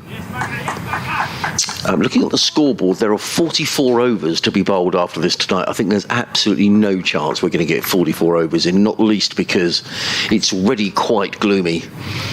And at the rate overs get bowled, that will probably be about 3 hours of cricket, 44 overs. I just don't see we're going to get anywhere near that. But hopefully the floodlights will come on and we'll get a good amount more cricket. The clouds look reasonably high as in comes McAndrew down the leg side. Shaquille looks to flick that one down towards the fine leg boundary, misses out and taken by Ollie Carter, and there is no run. The wind has got up a little bit during the tea interval, and actually, to be honest, there's more cloud around than blue sky now. There's a few patches of light blue sky, but quite a lot of dark, heavy cloud around. It's been a little difficult today to ascertain exactly where the weather is coming from. Yesterday it was all coming in from the east, but today it seems to be sort of swirling around a little bit. And I don't think we're that far away from the floodlights coming on. As in comes McAndrew. Bowls pitched up and on the full from Shaquille, placed to mid-wicket, fielded by Tom Haynes. And there is no run. He looks at his bat to Shaquille. There's 3 slips, a backward point, cover mid-off, mid-on, mid-wicket, and a fine leg. We're very lucky that we're in the warmth of the commentary box, just looking at the spectators in the southwest corner of the ground. They're pretty well wrapped up, and indeed the players have sort of got hands in pockets and rubbing their hands together, which will give you an indication of it's not particularly warm here down on the south coast, and not forecast to get any better as well over the next few days. As in comes McAndrew bowls and played by Shaquille to mid-on, fielded there by Ollie Robinson. It is the end of the over. The Sussex players are running between the overs. I'm pleased to see that, because, and Cheteshwar Pujara running as well, because the over rate for Sussex is already to -3 on the scoreboard. And last year, that was one of the issues around Sussex. The over rate was really poor, and they got deducted some points, and they won't want that to happen again. So I'm sure that's been something that's said at tea. Henry Crocombe is going to have his first bowl of the match. He's going to replace Finn Hudson-Prentice at the C end of the ground, and Yorkshire 54 for 1 in reply to the Sussex total of 361. And I didn't make a note of the tea time score, so I need to do that, Jonathan. Good Lord. 52 for the loss of 1 wicket was the tea time score. Thank you. Can you give me the scores of the respective players? Yes, I can. No, I can. Well, Shaquille hadn't scored, and Bean hasn't scored since, I don't think so. 15. Yeah, thank you. And 0. Well, Shaquille wasn't in, was he? Yeah. Until he came out, as it were. Thank you. We got there in the end. Yeah, we got there in the end. So Crocombe 5 on his back from the C end up the hill towards Finley Bean, who is solidly behind this first ball he receives in this evening session. So you heard Matthew Revis and James Wharton headed off to the gym session, and both Adrian and myself have been doing our weights programme during the tea break. Yeah. I do often wonder what players do when they're not playing, because there's a lot of time to be sitting around otherwise, isn't it? Yeah, heck of a lot. Crocombe in again, round the wicket. Ball that doesn't bounce on Finlay Bean, who was playing a shot at it. Fortunately for him, he doesn't get one that cannons onto his stump, something like that. As I mentioned a couple of times in the previous session, he rode his luck early on, dropped a couple of times around at leg slip. Second one would have been an absolute pearler of a catch. Would have been. Ali Orr got his mitts right around it, but the first one was catchable. Interesting, the boys' comments about the wicket, saying it's very much a new ball wicket and you've got to make full use of the new ball. This ball is only 15 overs old, so still some hardness and shine about it. Yeah, Crocombe in again. And shouldering arms Finlay Bean. Yeah, it's not obviously swung a lot though in the match, has it? No, it hasn't. So I think, well, as Yorkshire showed this morning, I mean, they took the new ball after 80 and they got those 4 wickets in the space within 6 overs, 85.5, when the fourth of those wickets that fell quickly came. So they did the damage early doors, and then once they got past that, it clearly got a little bit easier out there. And a good last wicket partnership for Sussex by Messrs Carson and Crocombe, who has the ball in his hand at the moment, and Finlay Bean has just pushed that delivery up to Tom Haynes, who is mid-on. The floodlights have come on for the first time. Yeah, I did say, I didn't think it was far away. It's really quite gloomy. And goodness for floodlights.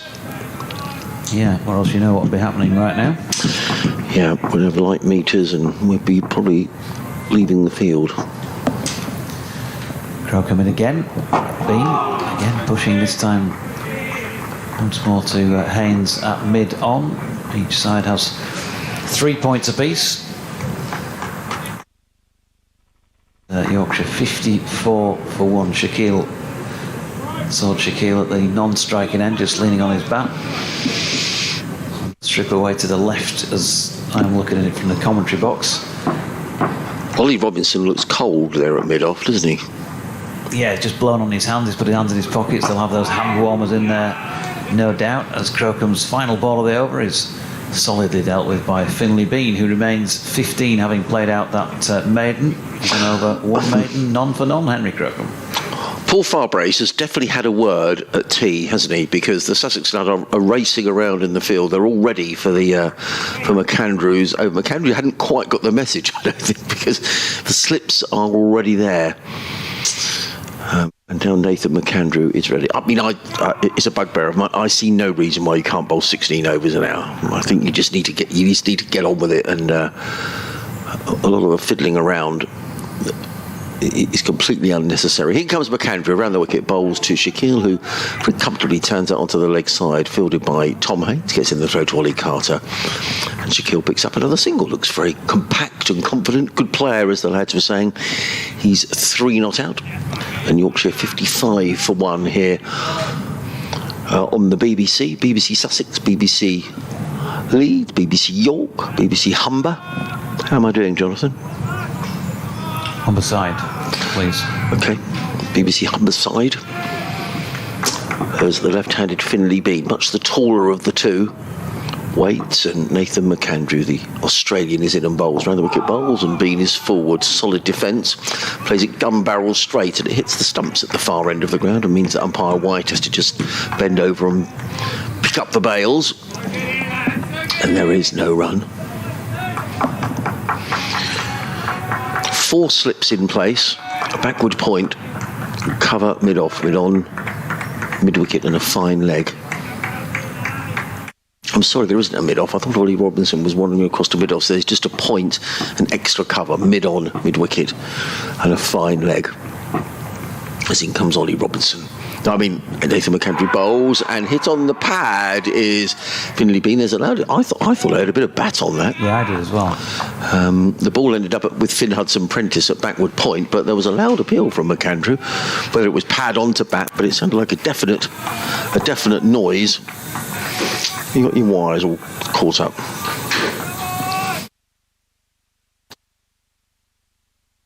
Oh, The chair, what's going on there? Oh, I don't know. Hang on. Yeah, we've got all our wires caught up here in the commentary box. That's better. McAndrew's back to his mark. 4 slips go down. Racing in, bowls to Bean, who plays it slightly uppish. He's going to get 4 runs, I think. Clips away on the leg side. Henry Crocombe is in hot pursuit, and the ball rolls away for 4 runs. Bean goes to 19 and Yorkshire to 59 final. I was just going to say that as Henry Crocombe chased that ball around the boundary, don't dive, Henry, because that's exactly what he did at Durham last year when he very badly hurt his shoulder. But he didn't dive on this occasion. Bean picks up a boundary. Not the most convincing shot from Finley Bean. It was in the air a little while. Nonetheless, 4 runs it is.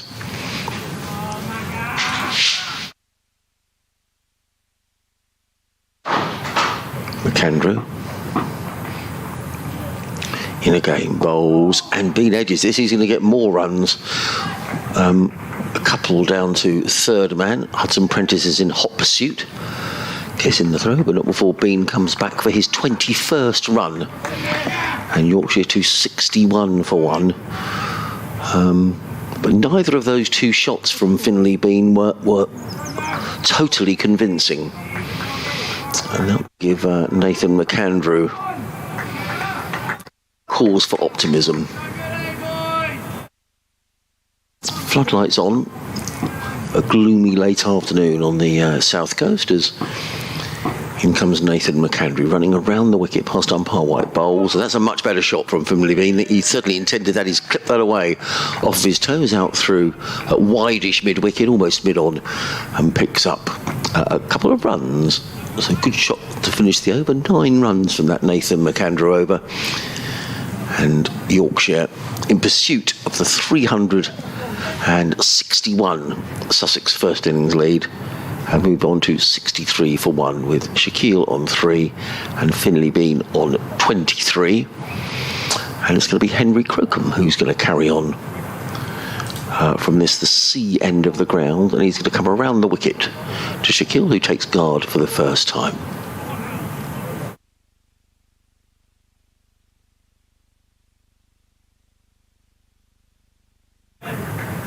Two slips in a gully, backward point cover mid-off. There's a mid-on, mid-wicket, and a fine leg.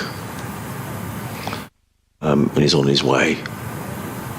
Around the wicket, bowls, and Shaquille is forward to bowl of good length. Crocombe fields off his own bowling, and there is no run.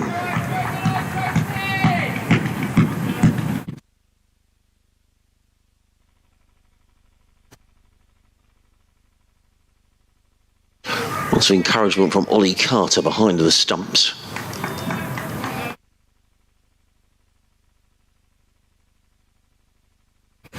Waits again, hands on hips, and now gets into his wicket-keeping position as Crocombe is in bowls. That's a nice-looking shot by Shaquille, just easy. And there is no run. Pachara is just looking to change the field slightly here. I think he's going to move... Is he going to move Ollie Robinson to the onside? No, he's not. Ollie Robinson is just having a chat to Henry Crocombe. Yeah, there is a bit of discussion going on now between Tom Haynes, Ollie Robinson and Henry Crocombe. Cheshire Pujara is also involved in those discussions, and Ollie Robinson comes across and points something out to Pujara. This won't help the Sussex over rate. Is there a change? Yes, a slight change in that Finn Hudson-Prentice has gone more to a backward point. He's only moved a couple of yards.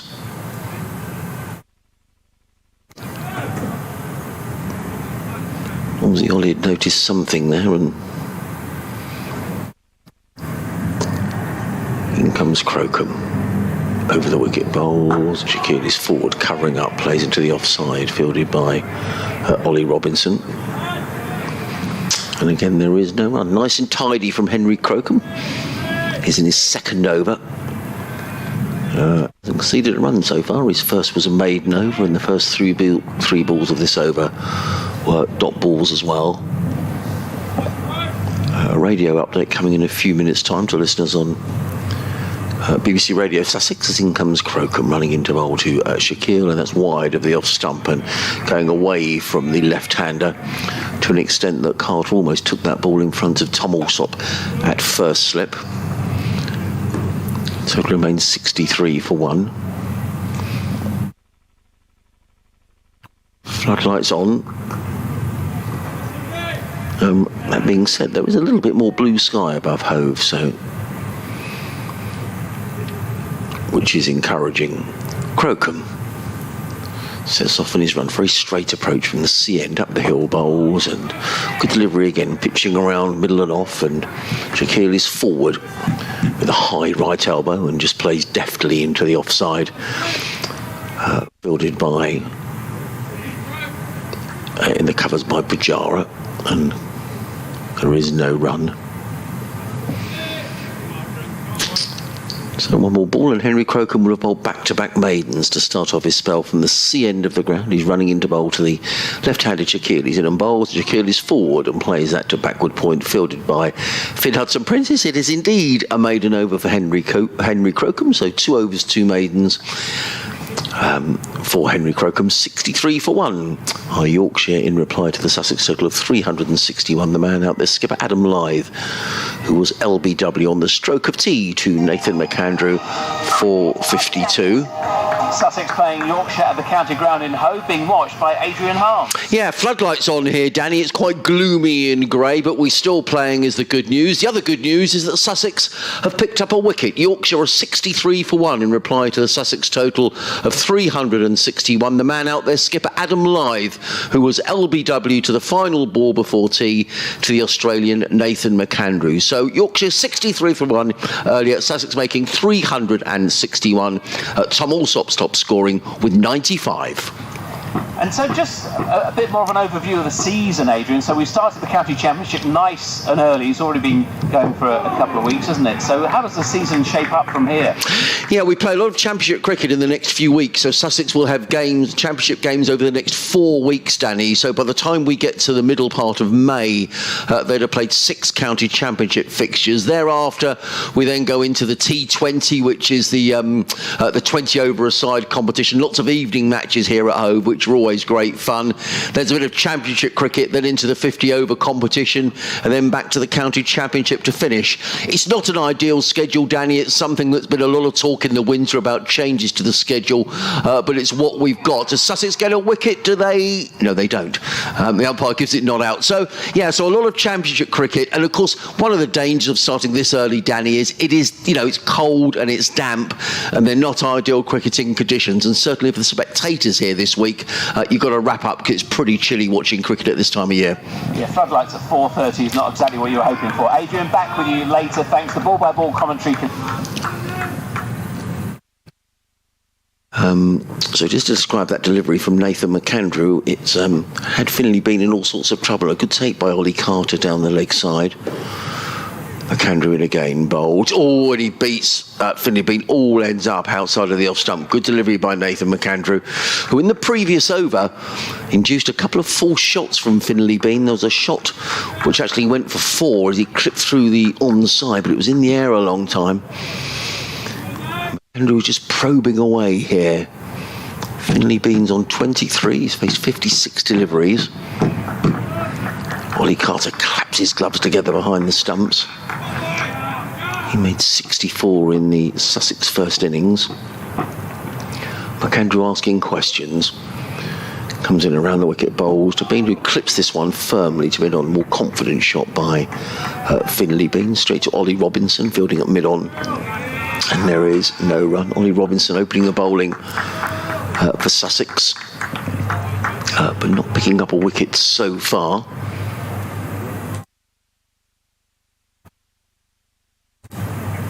Give you his figures, which are 5 overs, 1 maiden, 0 for 25. McAndrew again in and bowls, and Bean defensively plays down the onside of the track, and there is no run. Elsewhere, no play in Division 2 at all today in the other fixtures that were due to be played. Those being in Cardiff and in Worcester. So no play at all. Durham 382 for 6. And at Worcestershire 118 for 7 in reply to the Gloucestershire total yesterday of 231. They are playing at every game in the first division. I'll give you those scores in a moment's time after this final ball of the 19th over from Nathan McAndrew. He's in on bowls and driven. That's a nice looking shot by Finlay Bean.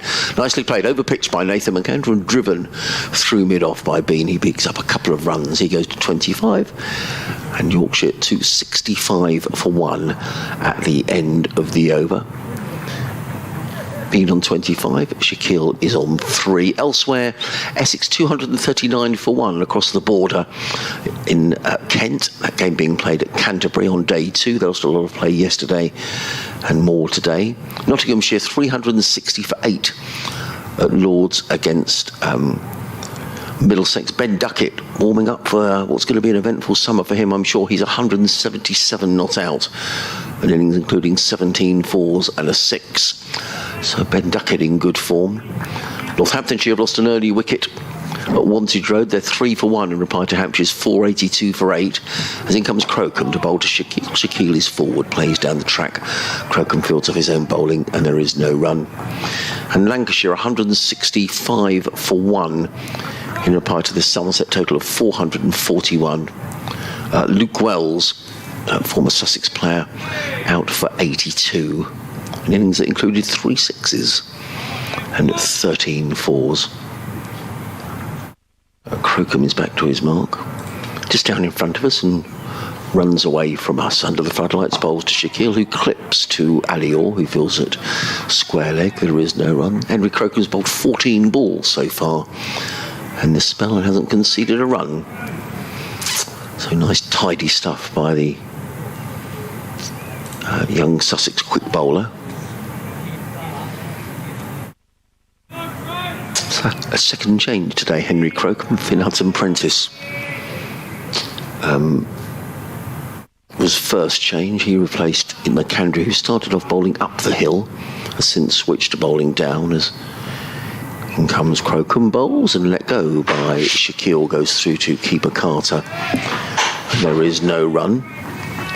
Henry Crocombe gets encouragement from the slip cordon, you can probably hear on our effects microphone. 3 slips in place. There's a backward point, cover mid-off, mid-on, square leg and a long leg all the way down to the distance. I think that's James Kirtley, who's chatting to Nathan McAndrew down on the fine leg boundary. Crocombe in bowl. Shaquille, has he got his man? I think he has. He's caught behind and Shaquille is on his way. Nudged behind and Henry Crocombe picks up a wicket for Sussex. It's the 16th delivery that he's bowled. He hasn't conceded a run yet and he's now picked up the prime wicket of Shaquille, who's been caught behind by Ollie Carter for 3, and Sussex are fighting back. Yorkshire are 65 for 2. Shaquille is gone, as is the skipper Adam Lyth, and that looked a good delivery from Henry Crocombe. 15 balls South Shaquille faced for his 3 runs, but Henry Crocombe bowled very well here in the game against Durham a couple of weeks ago, and he's carried on from that very good performance and has picked up a wicket here. So Sussex with a wicket just before tea and now a wicket just after tea. Oh, can't hear you. Let's put your microphone. There you go. That should be better, Jonathan. You disconnected me. I had disconnected you. Yeah, you'd gone away. Sussex have bowled well here in this little spell. McAndrew has induced a couple of streaky shots from Finlay Bean, who then played a very good off drive in the previous over. I suspect it's not that easy out there at the minute with cloud cover and the floodlights on. Yeah, Finlay Bean's got a little bit of a battle on his hands, hasn't he? He dropped a couple of times, then he looked a little bit more fluent before tea, but it looks more difficult again since they have gone back out there. It seems to be nipping about a bit more, so Yorkshire will be thankful that his patience out there in the middle is, at the moment at least, paying off for him. But they'll be disappointed that on his debut, Sword Shaquille has managed just the 3 runs against his name. Well, the new batting is David Milan. I remember that game at Headingley a couple of years ago, when 199. I think when that happened and he was out, someone said that was the second time he'd been out for 199 in his career. He got 199. Yeah, well, yeah, he's got 299s. He's got 219 against Derbyshire as well. Heading. So Henry Crocombe, with his tail up, hasn't conceded a run yet in the 16 balls he's bowled, and he's picked up a wicket as well. He now waits as he comes in and bowls to Milan. That's down the leg side. Oh, it's a drop. He's been put down by Ollie Carter, first ball. It was down the leg side. Oh no, it's been given as leg byes. Well, that will be a relief to Ollie Carter. I thought for a minute that the reaction of all the fielders was that was a drop. Did you think that as well? I don't know whether I thought it was a drop or not, but the reaction, suggested that everybody was pretty confident he'd got the bat on it. But the umpire was, well, it wasn't taken cleanly by Carter, and either way, umpire Pratt at this end signal they were leg byes. Now, Sir Shaquille, interestingly, has gone down as bowled by Henry Crocombe, not caught. Oh, interesting. Well, I didn't see that, did you? I thought that was caught behind. I didn't see it at all, to be fair. I was looking down, I was rearranging things, having gone and done that update. Crocombe in bowls. That's a good take by Carter, actually, because that was low down the leg side, and Henry Crocombe will be disappointed with those last couple of deliveries. Nonetheless, it's a wicket maiden for Henry Crocombe, who has bowled 3 overs, 3 maidens, and has wiggers of 1 for none. So I thought he was caught behind, but if he was bowled, he was bowled. Why can't we see if that was bowled? Perhaps we've got those blue stumps, but I have to say I presumed it was caught behind. Nonetheless, Shaquille is gone, Crocombe has got the wicket, and Yorkshire here after 2 are 69 for 2. 69 for 2. Not that there's anything wrong with your mince pies, of course. Yeah, I don't know why I can't see that scoreboard particularly clearly. I can see the numbers lower down, but not that top row for some unknown reason. Anyway, 69 for 2. Here's McAndrew to Finlay Bean, who steps across and tries to flick to leg. And just at the moment, having got the wicket of Lyth before the tea break and then another one quickly after it, the Sussex fielders are up. There'll be a feeling of increased pressure, you would have thought, on both of the Yorkshire batters out there.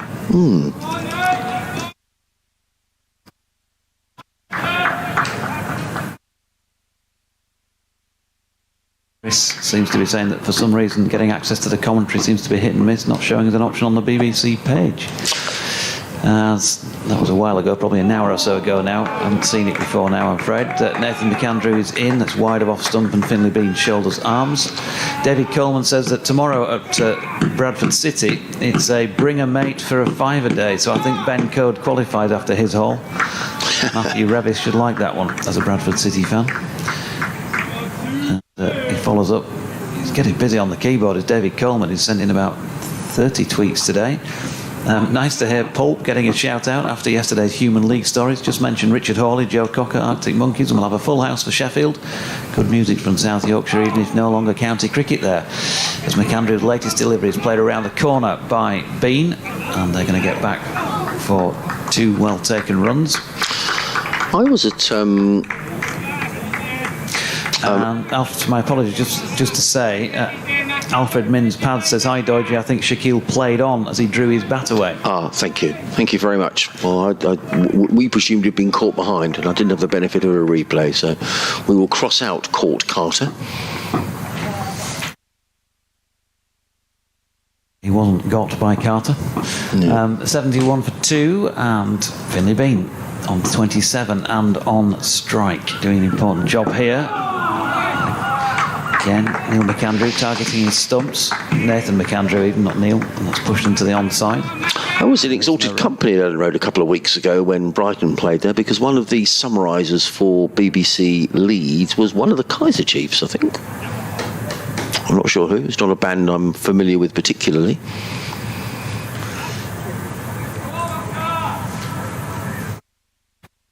Were you predicting a riot? Yeah. It was a good game, but it wasn't a riot. It was a riot commentating with you, Harms. He has this ball short of length from McAndrew. Sees Finlay Bean just sway the head out of the way. Good contest, isn't it, between these two? And McAndrew's really racing in, and Finlay Bean is needing all his powers of concentration here. Yeah, he's got the makings of a good career ahead of him. He has. We know he can play the long game, having scored that 441 in the second team. Really? Really. Wow. He's in again. Here's McAndrew, and Bean behind that and punching into the leg side to complete that over. The 9th by McAndrew. He's gone for 32 and taken 1 wicket. Crocombe 3 overs, 3 maidens.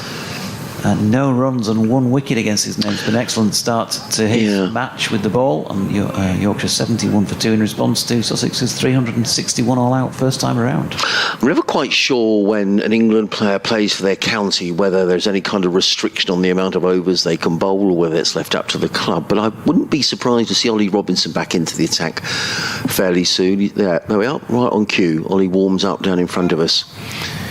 He's only bowled 5 overs, and having picked up a couple of wickets, I just wonder whether this is the time to get Ollie back in the attack. And he's just wandered down to his position at mid-off, and he's just gone through a warm-up exercise. I was saying about the amount of left-handers that Sussex had in their top order, 4 of the top 5, and all 4 Yorkshire players have so far left-handers. In comes Henry Crocombe around the wicket, in and bowls, and Milan lets that go outside the off-stump, taken by Carter, and there is no run. Should mention, by the way, remiss of us to miss it at the time, but with Matthew Revis and James Wharton in, I was concentrating on asking the pair of them questions and not looking at the laptop. But when Adam Lyth reached 10 during his knock, that was 11,000 first-class runs to Adam Lyth. So although he didn't go on there, made 20 odd before he got out. Well done to him. Crocombe in bowls to Milan. Oh, Milan very nearly plays on as well. He jagged down very late on that, and at the minute batting looks uncomfortable, I think it's fair to say. Yeah, just to put that in context, and thanks to Paul Dyson for the email that highlighted that, when Adam Lyth scored 10 in his current innings, he completed 11,000 runs in county championship cricket.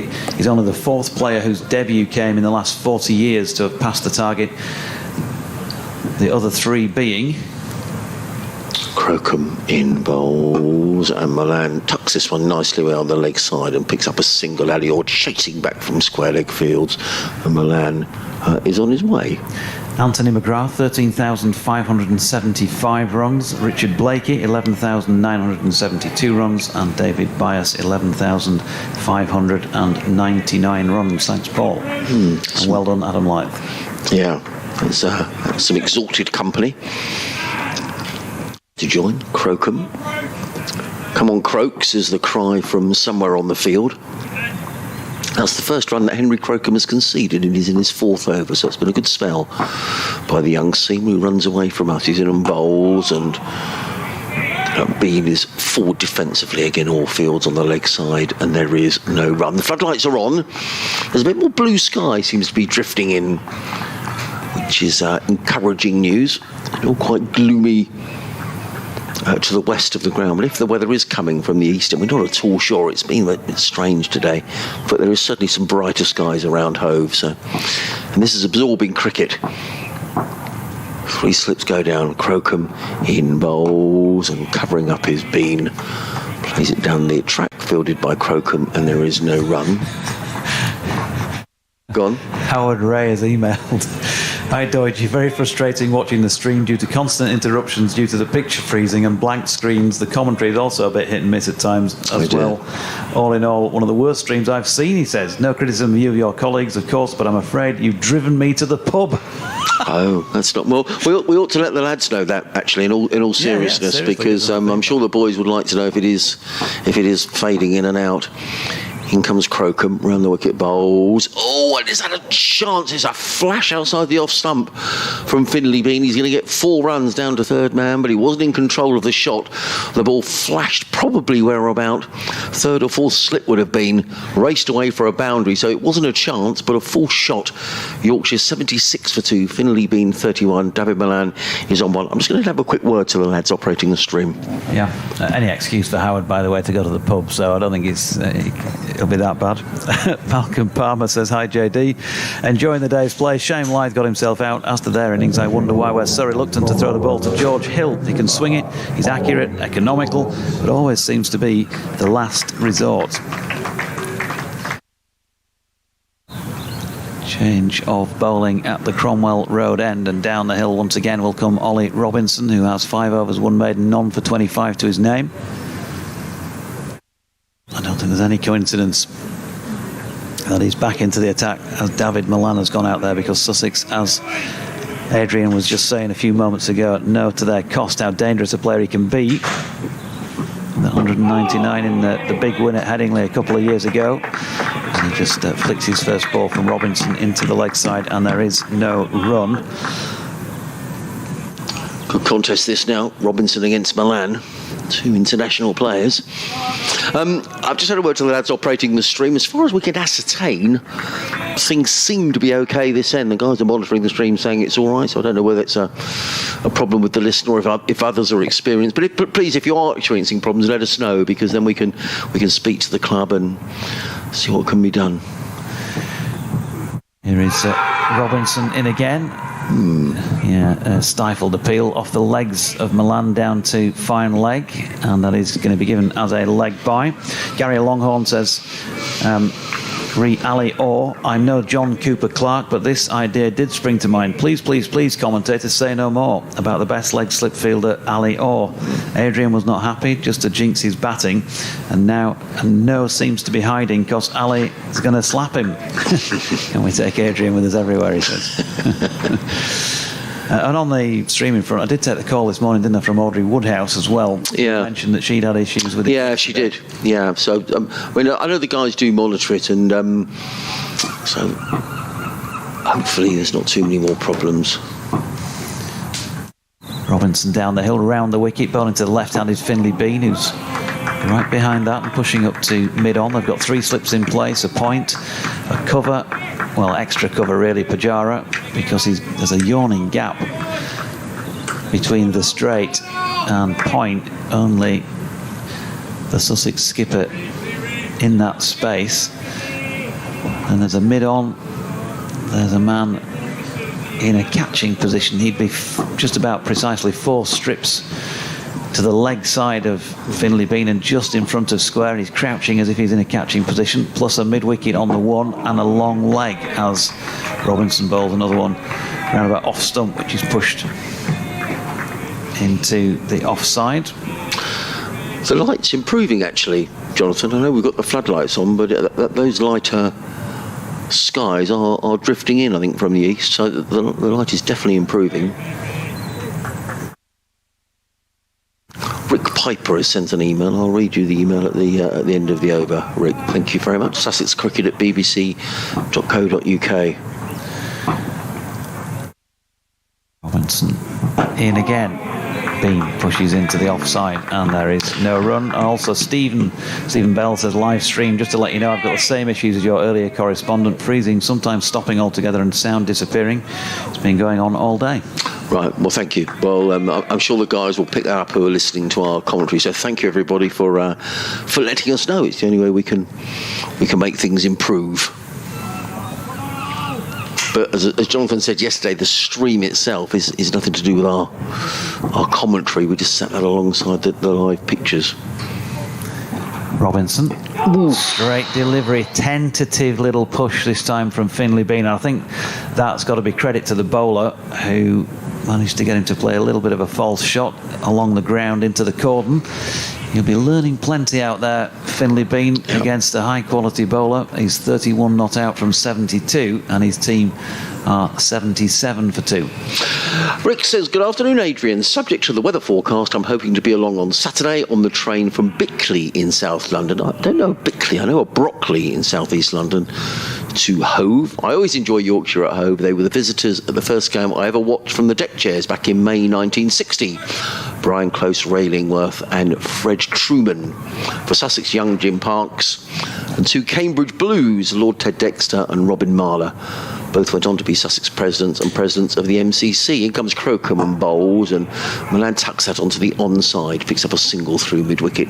He moves to 2, the total to 78 for 2. It got me thinking, where have the Oxbridge Blues all gone? Abby Sakandi was the last one I remember playing for Sussex, and Abby was certainly playing at Northampton. No, he wasn't. He was at Leicestershire last year. I'm not sure if he's still there this season. I'll have to look in my annual. And the last one I saw was Harry Hoolion, deputising as wicketkeeper for COVID-affected Kent v Sussex at Canterbury in July 2021. Crocombe in bowls. Forward comes Bean plays into the offside, fielded in the gully by Carson. There is no run. He says, my question to you and your listeners is the Oxbridge Blue extinct in county cricket? Is the Oxbridge Blue extinct in county cricket? Well, no, I wouldn't have thought so. I mean, you still get a blue if you represent Oxford at rugby, football, rowing, whatever.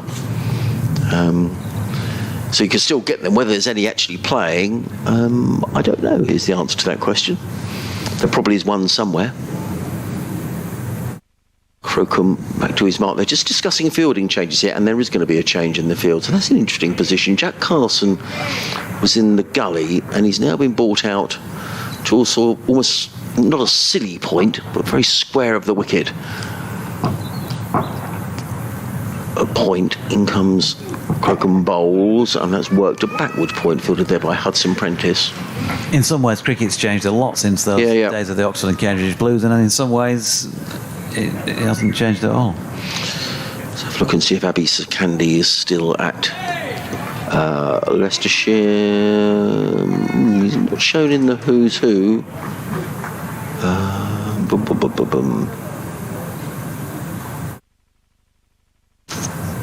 Doesn't show as being released either, which is interesting. Crocombe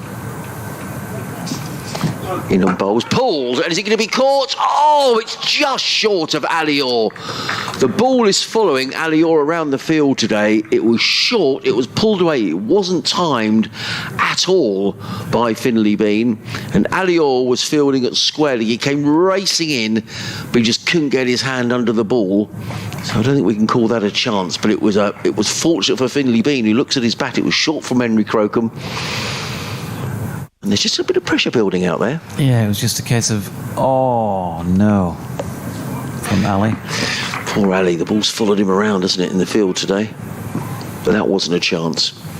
In comes Crocombe, round the wicket bowls, and forward comes Milan and just pushes that into the offside, footed by Pajara in the covers. One more to the total. Milan goes on to 3. The total to 80 for 2. You're on BBC Radio Sussex, BBC Radio Leeds, BBC Radio York, BBC Radio Humberside, BBC Radio Tees. Is there another? I think South Yorkshire. BBC Radio Sheffield. Well done. There we go. We've got there. We're getting there. It's only taken 2 days.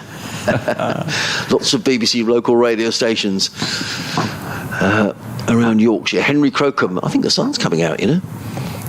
Crocombe is in, bowls, being drives handsomely, well fielded by Pajara in the covers. There is no run. 3 runs off of the over. Henry Crocombe, 5 overs, 3 maidens. Figures of 1 for 8. Yorkshire 80 for 2 with the man Adam Lythe on the stroke of tee for 24. And Syed Shakil, who was out for 3. Milan is on 3. And Finley Bean, who's battling away, he's on 32. And Richard Levin says something similar about the streams as well. So another adding. Okay, I will just to those comments. Just so you know, I will let the club know that there's 1 or 2 people experiencing issues. So leave that with me, and I'll do that now. Lily hoping that this pair can build a good partnership for Yorkshire.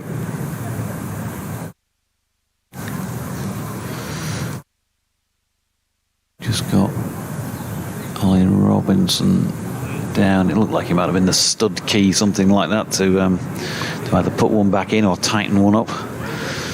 It's been brought on, so no major hold up. The sun is shining, pleased to say. The floodlight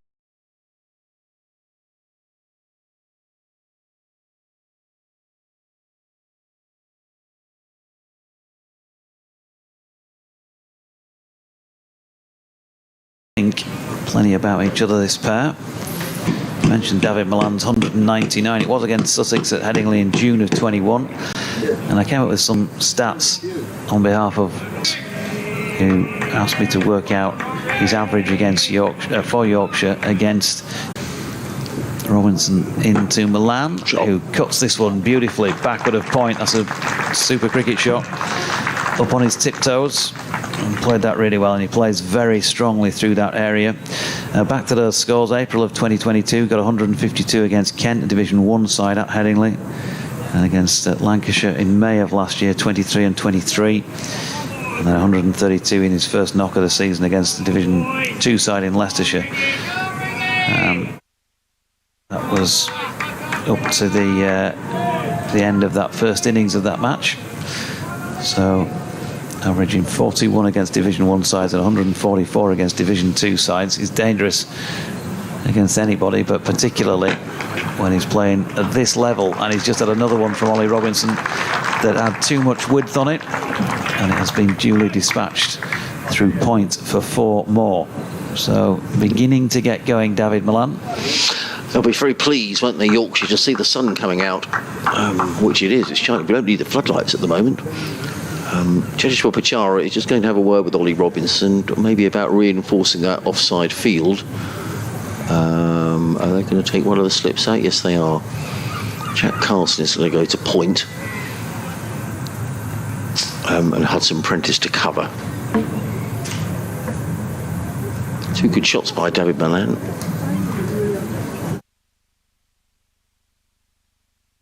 Let her watch when he gets in. Robinson bowling to him here. Short now then, he's not controlled that, but he's going to pick up 4 runs for it through fine leg. I think you've got to give him credit for, even though he didn't play it with control, a short ball banged in by Ollie Robinson round about shoulder height, and he took it on Milan. Not sure if he was either trying to pull out of the shot at the last moment, or he just played it with relatively soft hands, because if he'd properly tried to pull that, it might have ended up going a bit wider, might have ended up in the hands of Crocombe.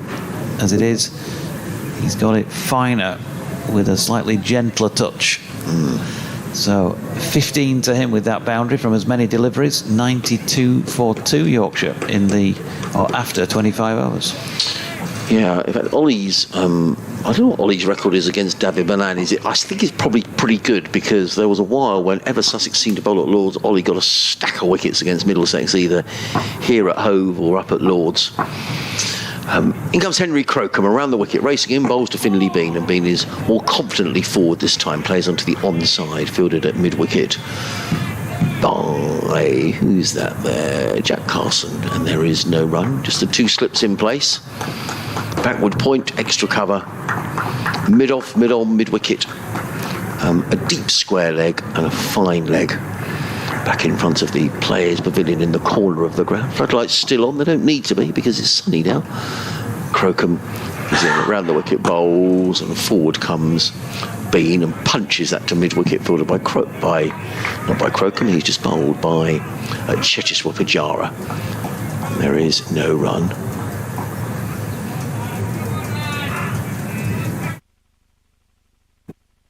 We've had far more cricket today than I thought we were going to get. Certainly this morning the weather did look very gloomy and the forecast wasn't great, so we've had a lot more cricket than anywhere else in the second division, where both games were rained off. Crocombe in, bowled, short, pulled away by Bean, and he's just going to get a single, fielded there by Ali Orr at deep backward square, who gets in the throw, backed up by Cheshire Pajara. And it's 1 more to Finley Bean. He goes to 33, and the total to 90.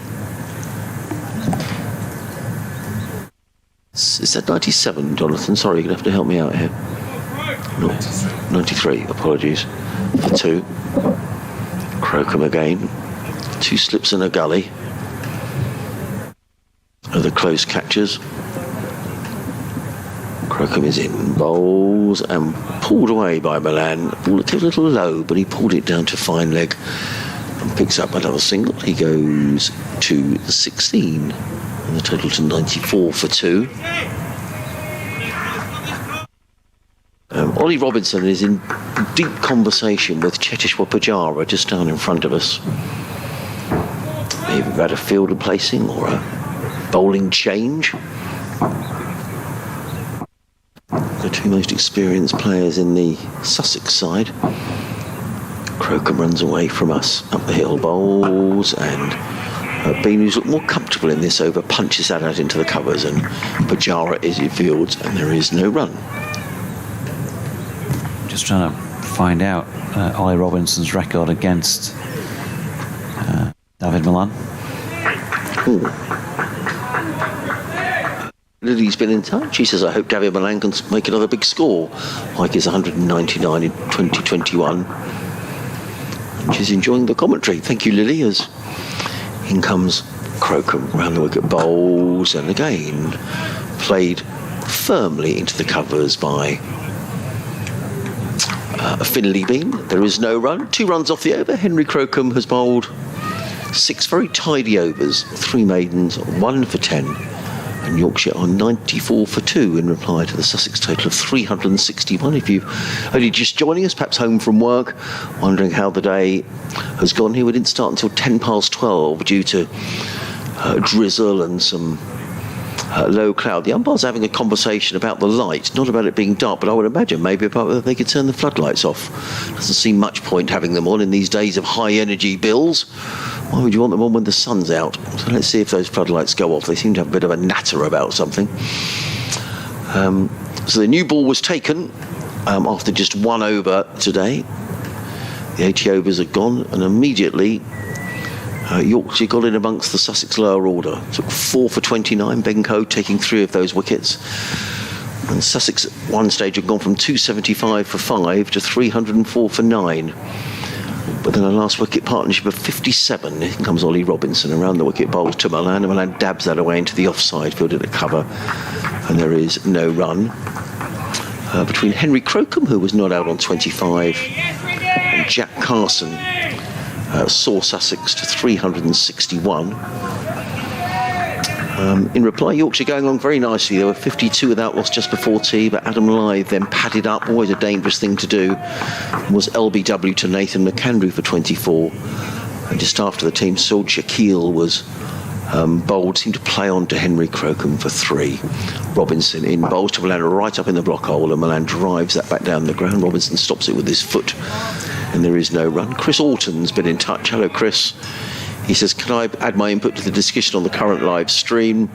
Frankly, it's not been good so far this game. So, Chris, could you send me another email and I'll forward this on to the club, because at least it'll give them an idea of what's going on. So that's for Chris Orton. Thank you for your email. And if you could just drop me another line, and I will give me permission to forward that on to Sussex.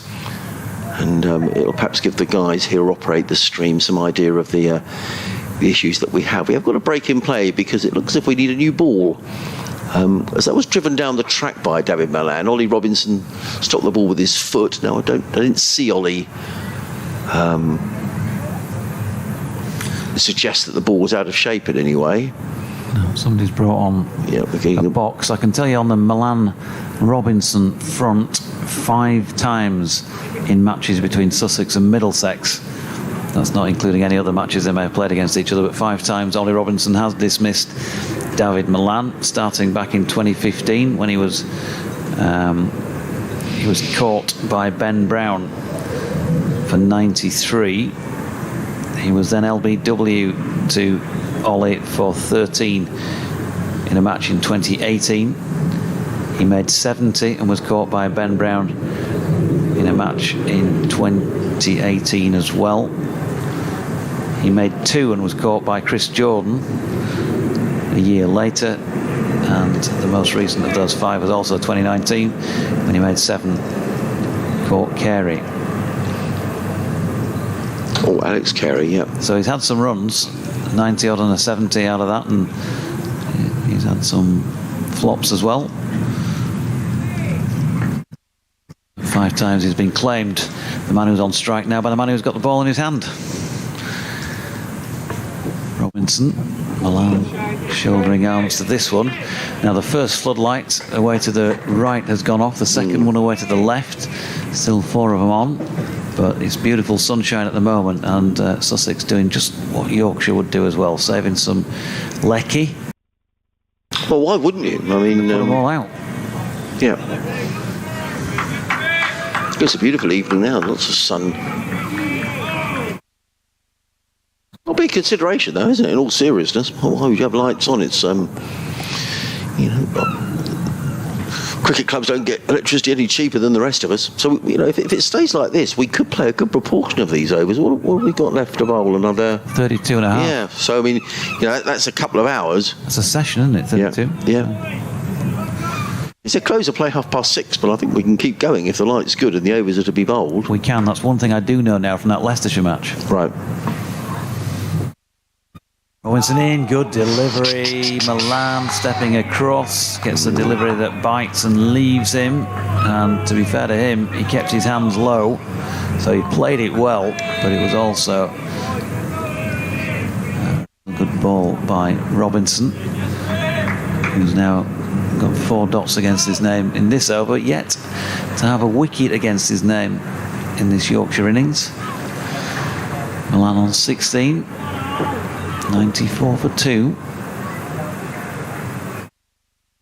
Robinson again round the wicket. This time it's up there to drive, and it's pushed rather than driven to extra cover by Milan, who gets through for a single, gets off strike. Sussex has got a 12th man on. James Coles is on the ground, so I need to work out who's off. I think it might be Nathan McAndrew, who I can't see out there.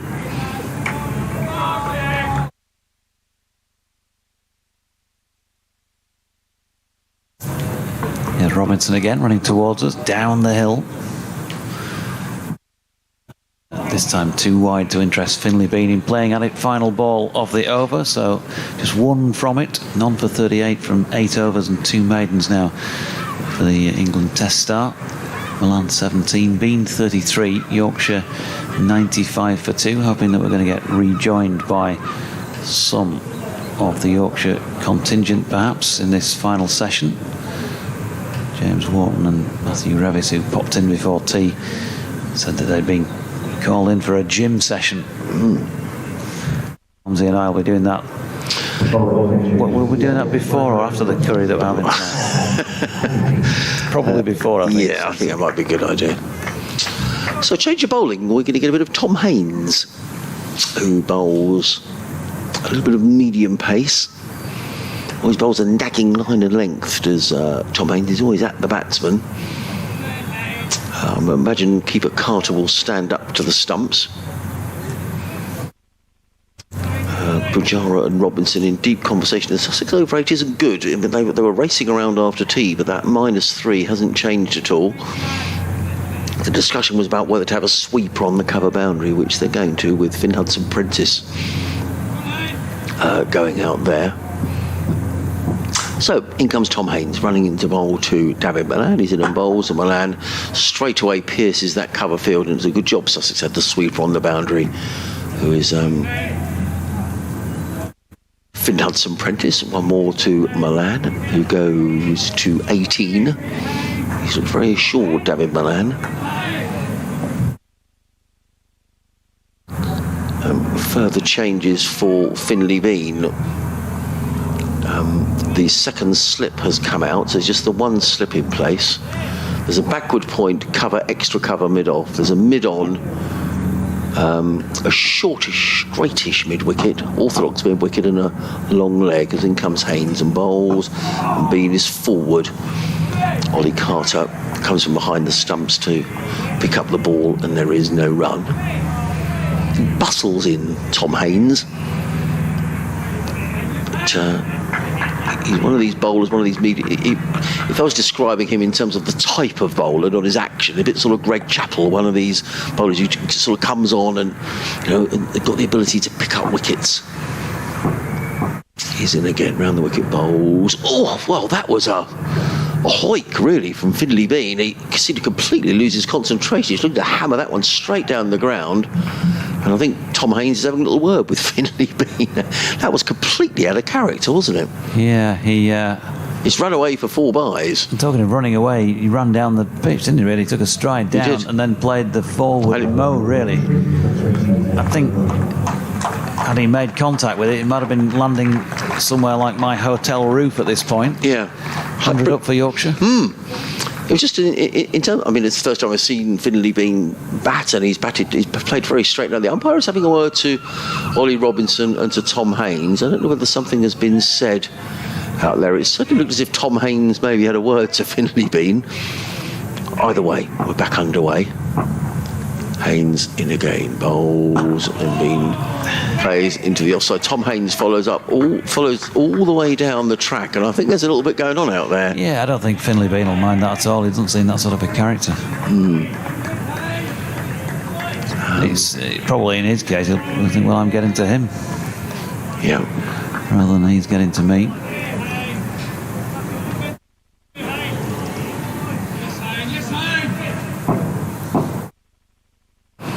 Haynes quickly in. Bowls, cuts firmly into the covers as far as Hudson Prentice. Who Tom Haynes again wanders all the way down the track. Bit unnecessary, actually, and I'm not surprised actually, because umpire Pratt is now having a word to Tom Haynes. Cheteshwar Pujar is coming over. Ollie Robinson involved in the conversation. Yes. Frankly, I'm not surprised at that. Tom Haynes followed all the way down 2 successive deliveries. So clearly there's a few verbals going on out there. Pretty petulant, really, wasn't it? Haynes again, bowls, and Bean this time responds with a lovely shot through the covers. He's picked up just a single. Good bit of fielding by Hudson Prentice, actually prevents a second run. Throw comes in. End of the over. Finley Bean and Tom Haynes is still chatting away there, you know. End of the over, 101 for 2. Bean on 34, Milan is on 18, and you're listening to live cricket on the BBC. I don't mind that at all. It gives us something to talk about. There's an edge to the game, at least. It means something to Tom Haynes. Maybe he felt like that was a disrespectful shot by Finley Bean, who did launch himself down the track and have a big swipe at it, but missed. The two umpires have got together as well and had a chat about that, presumably. And Tom Haynes is throwing his arms in the air at something that has been said to him by still carrying on, you know. Rob White. Still, no, Tom Haynes has been given his cap back. So he's really overstepped the mark there in the end, hasn't he? Yeah. It's all right going down having a few words. That's fine, and if you do it, a ball or two afterwards, but I think it was the fact that he walked all the way down, wasn't it? He finished his follow through and he made a beeline to go and say something else to the batter. Ollie Robinson, meanwhile, down the hill to Finley Bean, peeling for W, not out. I thought he'd played slightly across the line there, Bean. I think he did, but I think height had to be an issue for me with that one. Probably a little bit more so than the lithe dismissal earlier, where James Wharton sat alongside us thinking it was too high, didn't he? That was his immediate reaction. I thought maybe that was top of off stump, but as I pointed out on several occasions, I am sitting bang on 4 strips to the leg side of where Finley Bean is, behind him as well, so very difficult to give you an honest opinion on what it might be hitting from here. You just get the impression that it might be hitting rather than anything else, as Bean flicks out along the carpet into the leg side. Good diving stop at mid-wicket. Yeah, it's James Cole's in there, who's on as 12th man, and I think for Nathan McAndrew, who I can't see on the field.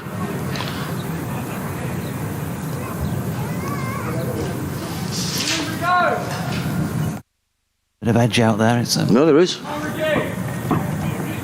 Finley Bean sort of induced that with that shot that he played, but he's still there and he's facing Robinson here and he's flicked one to leg. And there is no run. 34 to his name from 90. As I mentioned, we know he can play the long game. 441 runs in 1 innings.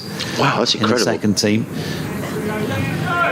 Every time I say that, I always think that most club cricketers, the vast majority who start a season, would love to finish it with 440 runs to the name across the season. Obviously quite a lot do. Yeah, considerable more amount than that, a greater amount than that as well. Robinson's next delivery is punched up to mid-off by Finley Bean. There's a bit of movement away up at the far end of the ground in the nets. Good facilities up there. Was it right in here? There was a marquee on that area of the ground during the week. Yeah. Quite a lot of sides do that, don't they? Instead of they do it at the Oval, they put a marquee up on the outfield at the Oval. It's heated, and it's just to get the players practicing pre-season on grass. Yeah. Again, is Robinson over the wicket now to Bean. He's right behind that and pushing up to mid-off. And again, no run. So there were some challenging times around those couple of wickets when there was cloud cover and the floodlights were on. You'd have to say that batting conditions look appreciably better at this moment in time. 103 for 2 after 28.4. Ball getting that bit older. Pitch rock hard, and to all intents and purposes a good one. Short ball. Bean tries the pull. He plays that shot well, but on this occasion he missed it. So tell us about that second 11 game. I mean, I'm intrigued because generally second 11 games don't last perhaps long enough for someone to make 441 runs. So that's an extraordinary statistic. You get the stats. And there's not that much second 11 cricket really of that length of game. So I mean, that's incredible.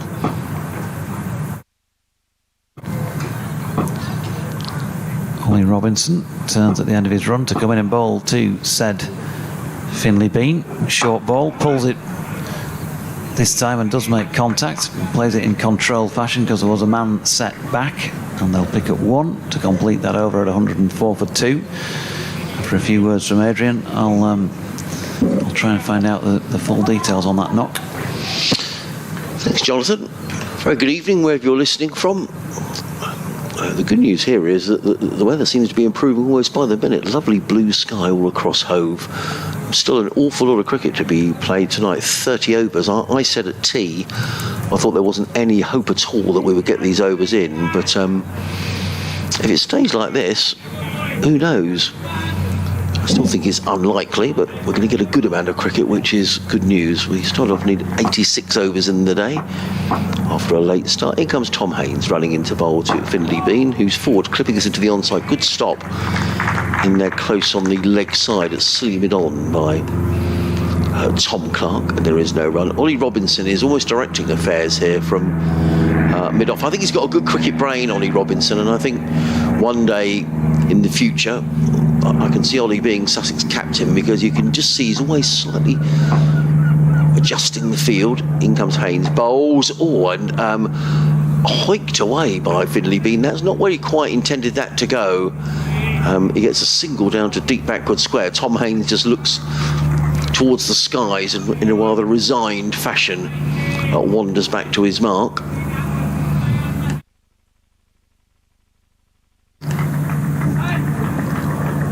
Bean won't mind. He goes to 36, total to 105 for 2, which was David Malan on strike. Still the slip in place, still that silly mid-on for the left-hander. Haynes in bowls, and Malan strokes elegantly into the offside, fielded by Pujara. Picking up on Jonathan's point earlier, he is a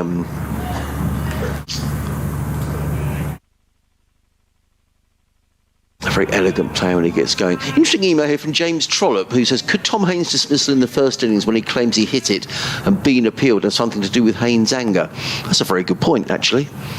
In comes Haynes and bowls, and Milan plays again very elegantly to mid-off, fielded by Robinson, and there is no run. Yes, he was LBW to Dom Bess, was Tom Haynes, and he was clearly very angry when he was given out. He walked away swishing his bat. So maybe that is something to do with it. Thank you for your email, James. Much appreciated. Hope you're enjoying the coverage. Ollie Robinson is again suggesting a fielding change to Tom Haynes. In fact, what he's done is brought his silly mid-on to silly mid-off. And the mid-wicket to Ali Orr has just come in a little further and a little straighter. David Malan just waits and just surveys the field. So 3 men saving 1 on the offside, plus the silly mid-off and a sweeper on the cover boundary. In comes Haynes, bowls, and Malan drives away into the offside and picks up a single to that fielder, fielding over underneath the clock tower scoreboard, who is Jack Carson, I think. 1 more to Malan, who's moving rather ominously here. He goes to 19, and Yorkshire to 106 for 2. James Wharton would have been a good person to speak to about Finlay Bean's knock, because he got 126 opening the batting with him in that same innings, where Finlay made 441 from 518 balls. Haynes in bowls. Bean looks to cut that away. Doesn't time it. The ball ends up in the slip cord. End of the over. 106 for 2. Malan on 19. Bean on 36. 712 minutes he batted for, hitting 52 fours and 3 sixes. As the Yorkshire 2s declared on 814 for 7 in a match at the Nottinghamshire Sports Ground against Notts in June of last year. So Notts had posted 5:34 first up. It certainly had the feelings of the M1 from which you travel between Yorkshire and Notts. But Wharton 126, Bean 441. Harry Duke also made 108 in that innings. And no surprises that Notts managed to hold out for a draw comfortably. 269 for 5 in their second innings. Shaddendorf 100 for them there. With due respect, I mean, that's an incredible effort, isn't it, to score 400? But that doesn't sound like a great game. To bat for 712 minutes, though. Yeah, what's that in hours? That's about 11 hours, isn't it?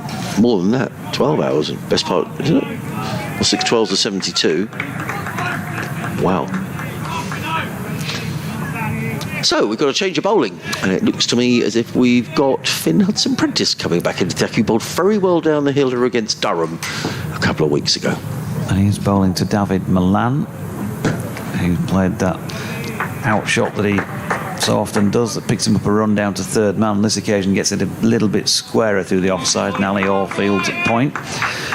Yeah, FJ Bean bowled Harrison 441. I wonder what the celebration was like when the wicket was taken. Did he just collapse in a heap on the floor out of exhaustion, or did he run round Nottingham punching the air?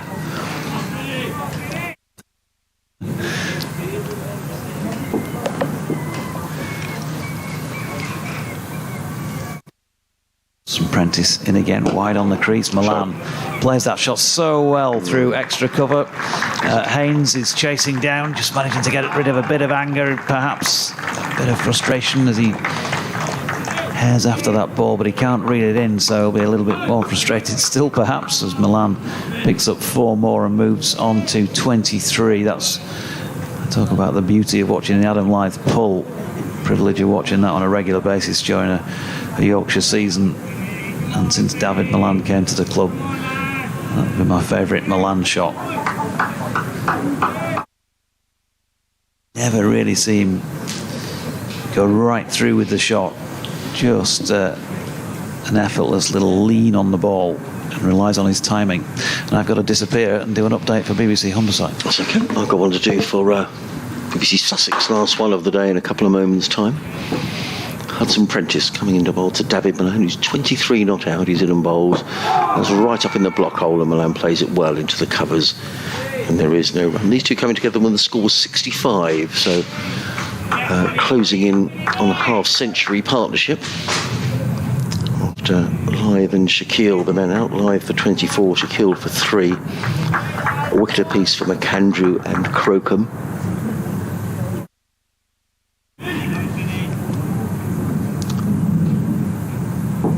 Three slips in place, Alsop, Clark and Carson. In comes Hudson-Prentice, bowls, and Milan plays this firmly straight back to Hudson-Prentice, who stops the ball but deflects it onto the leg side, and David Milan goes through for a single. He goes to 24, 111 for 2. Are Yorkshire, that in reply to the Sussex total of 361. Change in the field for Finley Bean. Jack Carson has come out of third slip and has gone to a fairly straightish mid-wicket, supplementing that leg side field. And in comes Hudson-Prentice racing in down the hill, bowls, and Bean plays that to mid-wicket. It's actually misfielded by Nathan McAndrew, who took his eye off the ball. He came racing in because it looked for a moment as if there may be an opportunity for to put a bit of pressure on Milan, who was running to the striker's end. But in reality, David Milan was always going to get home. And so it was a misfield that didn't really cost any runs.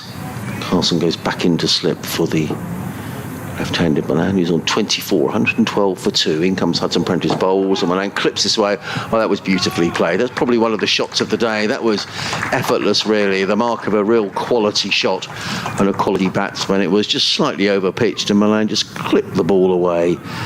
as if he had all the time in the world. Beautifully played. He goes to 28. Yorkshire to 116 for 2. And for me, that was probably one of the shots of the day, to be honest, because he just made it look so easy. It was almost dismissive the way it was just clipped away through mid-wicket. And Milan is looking in very good touch here. He's on 28. Yorkshire 116 for 2. And Ollie Robinson, again, in deep conversation with Cheteshwar Pujara. I can see who's that warming up.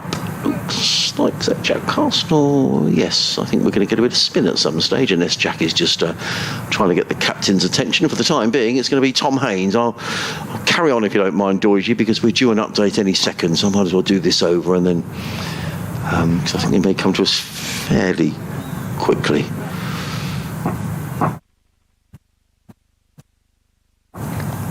Haynes is in, bowls to Beam. He plays it straight back down the track and there is no run.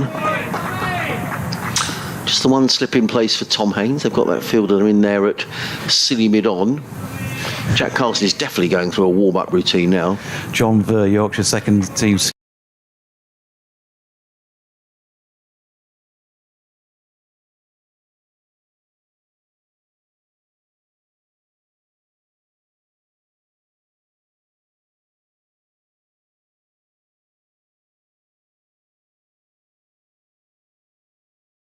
Are sending emails if they're happy for us to forward, because it certainly, you know, at some clubs there's sort of an army of people involved. Let's do this update. Sussex against Yorkshire. What's the latest? Yes, Yorkshire going along nicely now. Lovely sunshine here at Hove, Danny. Yorkshire 116 for 2. Finley Bean is on 37 and it's in need of a wicket here. The 2 wickets that have gone down, one taken by Nathan McAndrew, one by Henry Crocombe. Earlier on today, Sussex bowled out for 361. Last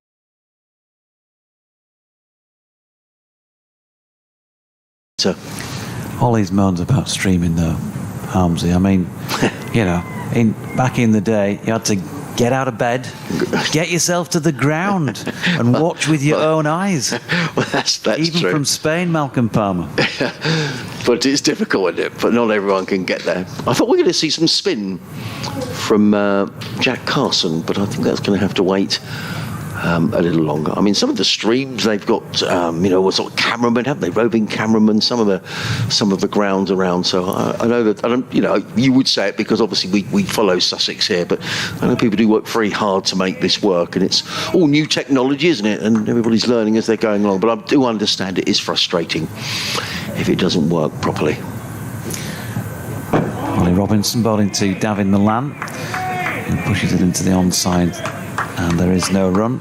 I did receive an email this morning actually with an article that has been written on it. I'm trying to locate that for you, and I can tell you more about the streaming services in terms of the figures that are out there. Oh, was that the article that was in Wisden? Wisden, yeah. Yeah. Have you seen that? I didn't read it all. I mean, Milan playing one square on the leg side with a yelp of a stifled appeal. Yeah, Hudson Prentice already got through his defences there. Kept a little low, perhaps, on David Milan. So this is an article written by Kit Harris in Wisden,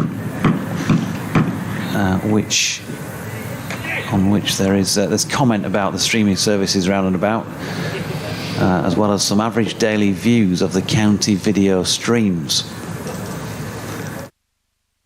In comes Hudson Prentice. I think I said Robinson, didn't I? My apologies, earlier in the over. And Milan picks him off for a single square on the offside. So top of the table in terms of biggest championship audiences. In fact, overall average of streaming figures, shall we say. Lancashire, 76,185 their average. Surrey, 70,819 in second. Yorkshire third with 65,631 as the overall average streaming audience. Middlesex, Somerset, Hampshire follow. I suppose no real surprises in that respect. Hudson Prentice in again, and Finley Bean shouldering arms to this one. Sussex a mid-table, so counting down 4, 5, 6, 7, 8, 9, 10th, with championship average of 22,986 and an overall average of 40,379 according to the article. So that's the average, taking into account the T20 figures, which are much higher, and the Royal London Cup, or the 50 over competition figures. Here's Hudson Prentice to Bean, 33 to 33, pushes into the offside. Pujara fields no run. We can maybe develop on that in a few minutes, because I've got to disappear before I can get into it or any really any deeper, because of an update for BBC Radio York. Just one slip in place and a gully at the moment. Slightly more defensive. Interesting article, though. Down the hill comes Hudson Prentice, wide of off stump, and Finlay Bean shouldering arms. Final ball of the over, and 6 overs complete now by Finn Hudson Prentice. He's bowled 6 overs, 2 maidens, none for 16, 121 for 2. And with that, I will duck out again and go and speak to the listeners of BBC Radio York. Thank you, Jonathan. Live cricket here on the BBC, from BBC Radio Sussex, BBC Radio York, BBC Radio Leeds, BBC Radio Sheffield, BBC Humberside. Judge Pujara is in deep conversation with umpire Pratt at this end of the ground, and we are going to get our first spin of this Yorkshire first innings. It's going to be Jack Carson who's going to come and bowl his off spin from the C end of the ground. So Tom Haynes will give you his figures in a moment's time. 3 overs for 8 for Tom Haynes. And it's going to be the off spin of Jack Carson.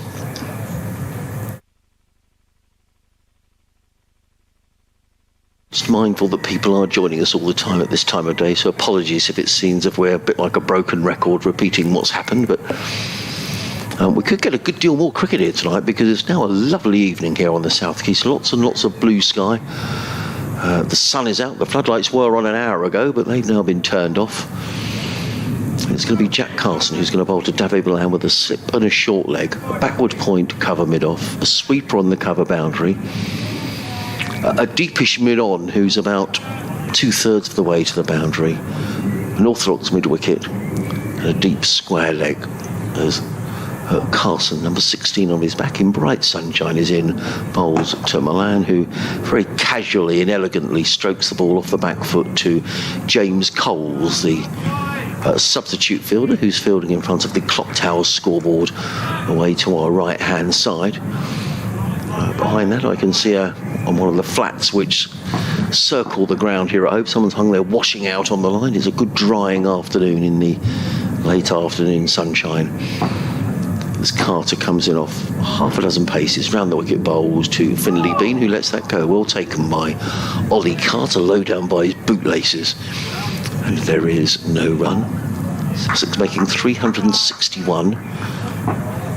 They lost 4 for 29 when the new ball was taken earlier today. Carson in bowls. Bean drives firmly to backward point footed by Crocombe. There is no run.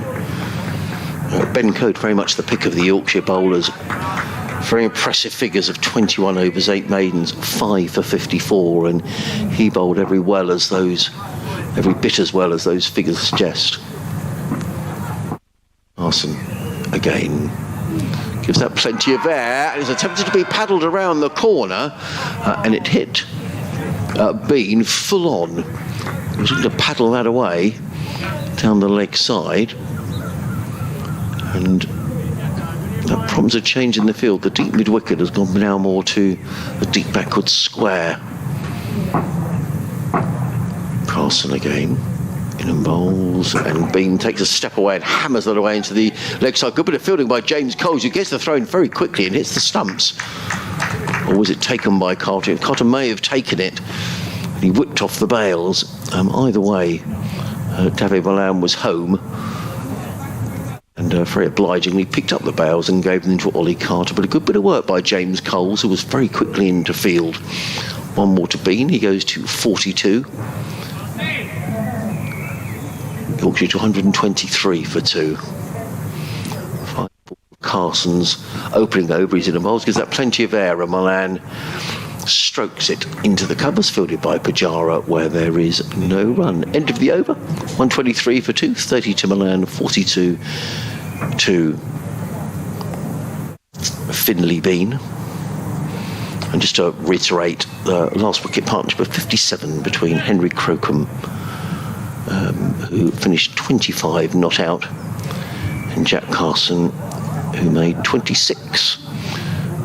Saw Sussex to 361 all out and 3 batting bonus points. Ollie Robinson had gone off the field. That was the reason that James Coles was on, and James Coles is now going off, and Ollie Robinson is coming back on. He's not going to be bowling because it's going to be Finn Hudson-Prentice, who's bowled 6 tidy overs, 2 maidens, no wicket for 16, is coming into bowl to Finley Bean. And he comes around the wicket, bowls, and Bean looks to play that one backward of point. He deflects it to Tom Clark, who fields well at second slip. He's a good fielder, Clark, particularly in that position. He makes a good stop, and a good job he did, because there's no third man, and that would have raced away down the hill for 4 runs. Just the 2 slips in place. Hudson-Prentice turns and is running in down the hill, bowls, and Bean is forward to ball a good length, punched into the offside, fielded by the alert and eager Alistair Orr. And there is no run. Cheteshwar Pujara claps his hands in the covers. A couple of seagulls go flying above our commentary box. Feels with the sun out, certainly in here, as if summer might be on the way. I don't think it's that warm sitting outside, to be honest, but it looks a lovely spring evening here at Hove, as Hudson-Prentice is on his way. Bowls and played down the on side of the track by Bean. And again, there is no run. Good tidy stuff from Finn Hudson-Prentice, who didn't start the season in the first game. George Garton was given the all-rounders berth, but George got hit on the head in that game and didn't take any part after the second game. Finn Hudson-Prentice, second day I should say, and Finn Hudson-Prentice came in as a concussion substitute, took his chance, took 4 wickets. He's back in this game as well. Bowls, and he very nearly induces an edge out of Bean, who drives loosely outside of the off stump. The ball rattles through into the gloves of Ollie Carter, and there is no run. George Garton has been on the ground this week. I saw him at lunchtime practising, and the club are just managing George after that clunk on the head. You can't be too careful with these concussion protocols, etc. But he was out bowling, so hopefully George is in good shape. Hudson-Prentice again.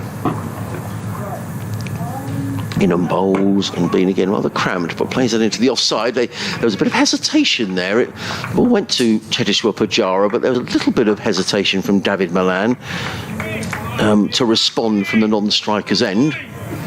But in the end, he does take the single. And Finley Bean goes to 43, which brings Malan on strike. This will be the prize wicket for Sussex, with all due respect to Finley Bean, but I think David Malan has looked in good touch. Just the 1 slip in place now in a gully,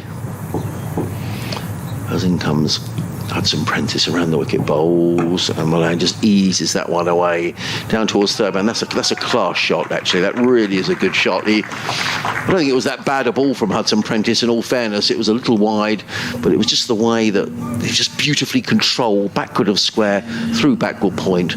Just effortless, really, by Malan. He goes to 34 and Yorkshire to 126 for 2. Yeah, it must be a little bit of a nightmare for bowlers, because, you know, if you're going to be asked to bowl a consistent line, or as they say, one side of the wicket, you know, you're going to shove it outside off stump, 4th stump area, and so often he makes those 4th stump deliveries into at least 1 run. David Malan, he's got a great way of just shaping his body at the last moment, making that little bit of extra room, opens the face, and largely speaking, he plays that in great control. Often brings him a boundary, as it did there. Sometimes it's just an out shot for him when he's under a little bit of pressure. So 34 to him now, 128 for 2. And Jack Carson for his second over, went for just 2 first time around.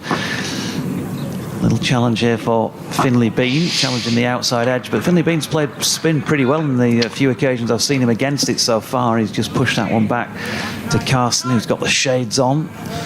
It's that sort of an evening. We're pleased to report here at home. Beautiful spring evening now. Comes Carson again, wide on the crease. Bean steps back and cuts quite firmly, but finds the fielder out there at point. We'll go back to that piece in Wisdom by Kit Harris, because I think the thrust of it is he talks a little bit about the streaming services round and who's throwing the money at it, basically, which is, Lancashire put plenty into that, and they're clearly getting the rewards as well in terms of the viewing figures. Paul Alec presenting, Kate Cross, Alex Hartley involved. As Finley Bean's inside edge this one, it's not gone far past the outside of off stump, between the stumps and Ollie Carter, so he's got away with it. He's had a bit of luck on his side, there's no doubt about that, in this knock, Finley Bean, but you've still got to be impressed by the way he scraps when things are difficult. He sells his wicket dear, doesn't he? Yeah, he's not had it all his own way by any stretch. 119 balls he's faced for his 43. Carson in now. Bean sweeps firmly in front of square. Has he quite got the legs on this to get it to the boundary? No, he's going to be pulled in just a yard or so short. They're back for 2, so maybe didn't time it as well as it first appeared, because he's certainly appeared to put a bit into that. And the gist of the piece really is saying that county cricket's been watched by more people at the moment than ever, and who'd have thought, when you look around the grounds, and if you started to talk about just the attendances at the grounds, people say that the game is, has been dying by comparison to white ball cricket, but not the case. There's still a big audience for county cricket out there, for people who want to watch it but can't necessarily get to the grounds, as that's punched back along the deck by Finley Bean to Jack Carson. So, heartening for all those who love county cricket, not just championship cricket, but all 3 forms of the game that are played in this country, as counties are well supported by the viewing figures. And of course, there are a percentage of us who do radio who are in association with those viewing figures. As Carson's latest delivery is pushed back up the pitch, he dropped out a man to long on there, Ali Orr, before that delivery. 130 for 2 at the end of the over. So 10 stations, 10 BBC local radio stations, including both yourself and my coverage, is overlaid over our home streaming pictures. Yes. Where 2 of 10 counties that do that, but others have now got their own arrangements. Yeah. Some of it not for every match they do. Some just do T20s and then they keep it to county cricket to championship cricket with the join up, and some go it completely alone.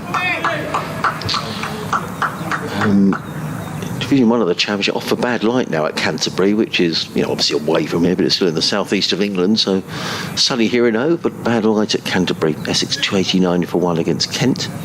Middlesex 41 without loss at Lords against Nottinghamshire. Northants 47 for 2 against Hampshire, who made 482 for 8. Lancashire 262 for 1.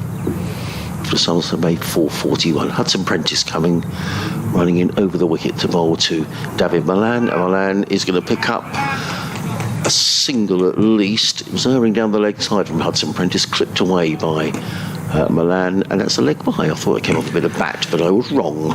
Mark Bennett says, Happy New Season. Can I ask why the Sussex team are wearing different sweaters? Can I assume those with the 6 martlets across the chest are capped players? Correct. Yeah. That is the case.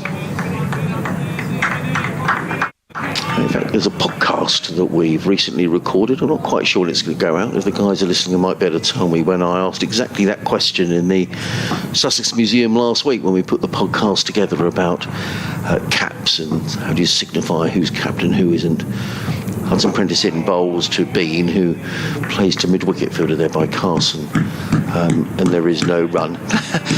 Ollie Carter really does sort of clap with some vigour behind the stumps. You could probably hear it in our effects microphone. He's banging his wicket-keeping gloves together. But this partnership is now worth, and my apologies, I missed the 50 partnership. That was some time ago. 65 for 2 when Shaquille was out. Now 131 for 2. So wasn't that a partnership of 66? These two going along very nicely.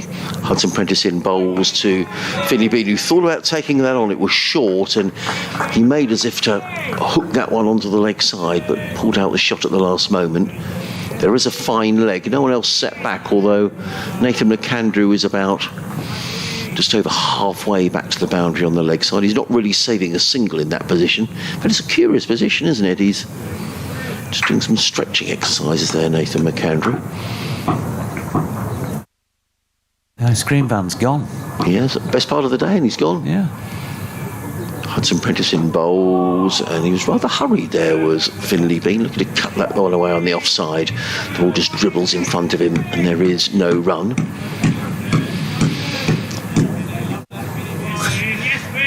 Vigorous. He does, doesn't it? Vigorous thump of the gloves. Series of claps, yeah.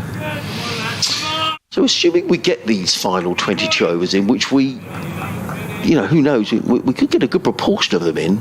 We might need to ring and order our food in advance. We might have to have a takeaway. Breakfast at this I'm rate, beginning to think whether I should book a table. I was just going to amble down there, but in comes Hudson Prentice bowls, and Bean just plays very correctly. He's very patient, Finlay Bean, isn't he? And he's a couple of shots he's played as if he's rather lost his concentration, but then he plays a shot that makes you think he's absolutely concentrating, and that was one of those where he was forward defensively, bat and pad close together, and just played it out into the offside, footed by Pujara, who has now moved Alior back from orthodox point to deep point. I wonder if that's all about maybe giving Finlay Bean the single off the last ball of the over, possibly trying to starve Milan of the strike.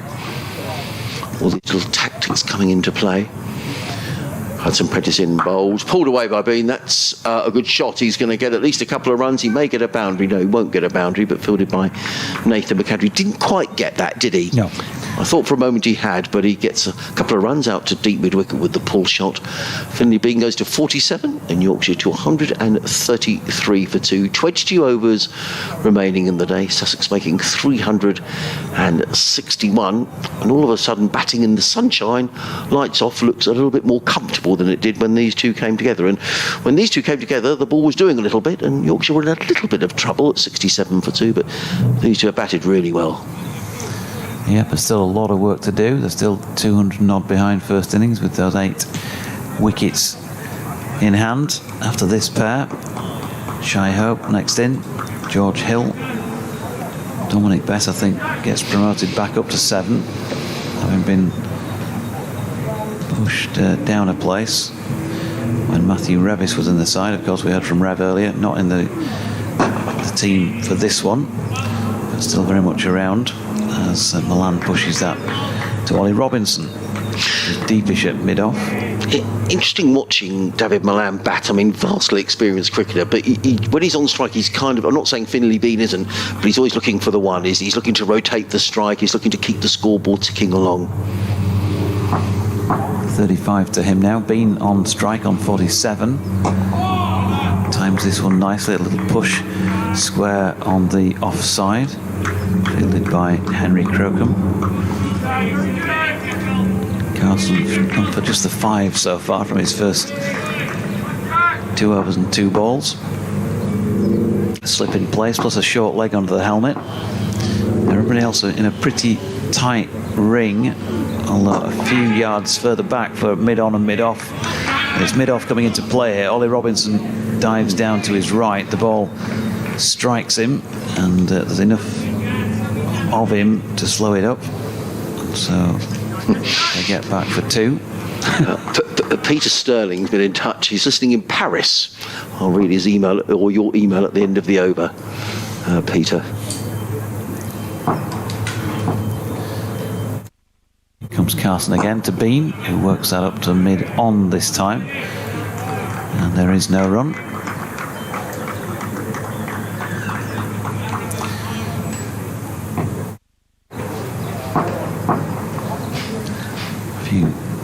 Vigorous taps of the bat that we can clearly hear from Finlay Bean at the far end, the Cromwell Road end of the ground, and he drives this latest one out into the covers. It's fielded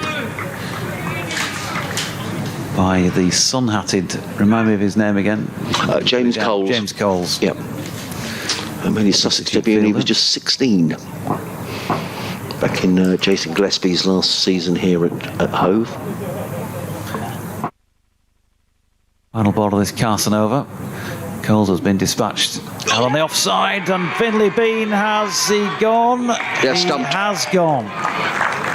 Stumped. On 49, He was drawn out of his crease and he missed it. And the bails have been whipped off. Although, having said that, the finger was raised at this end, wasn't it?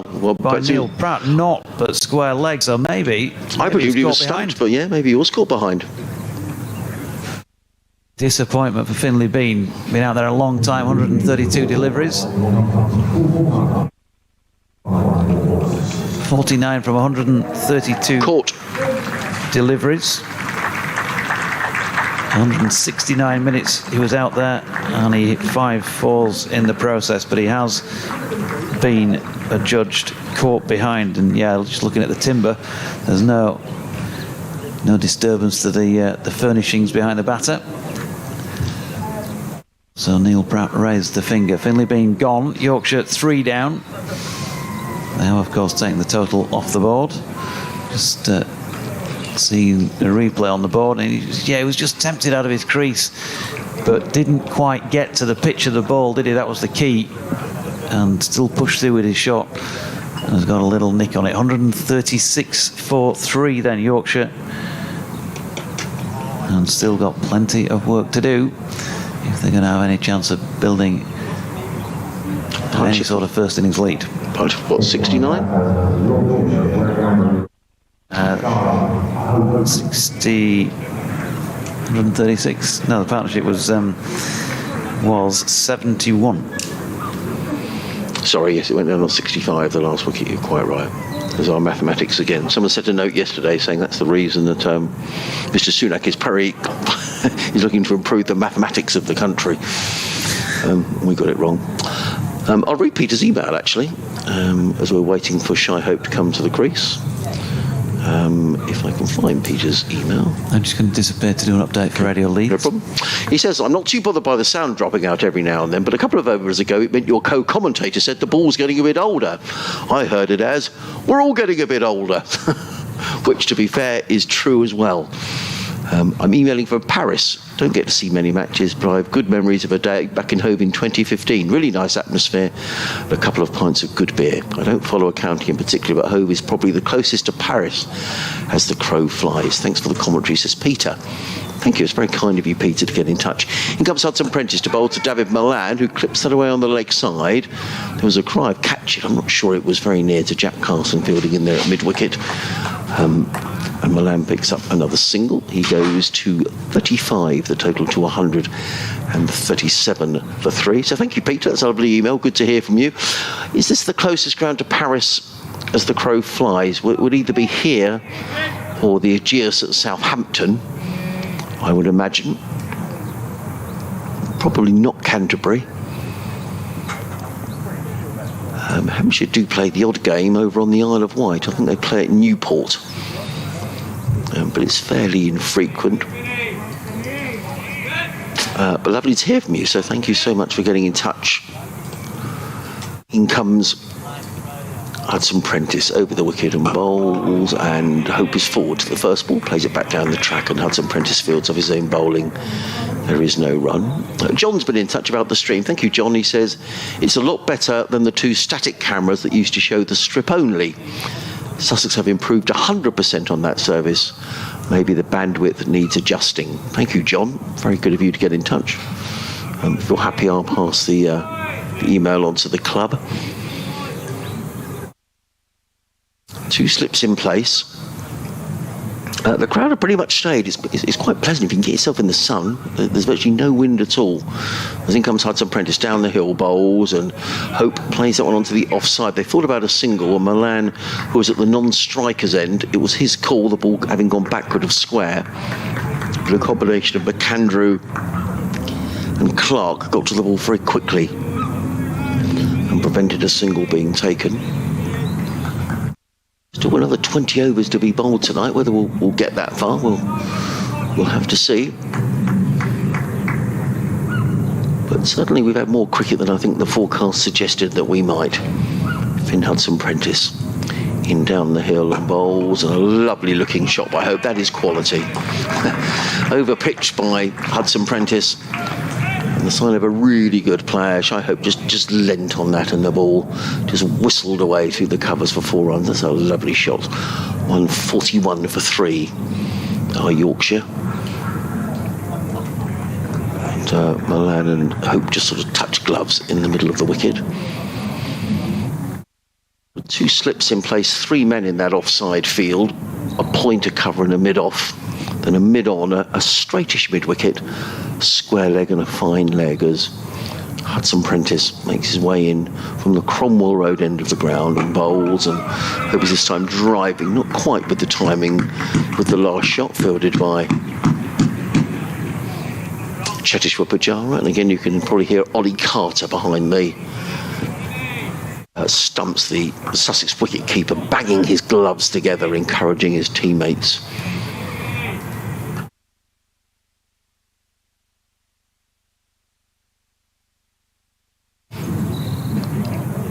Lovely sounds around Hope. I don't know if you could pick that up on our effects mic with the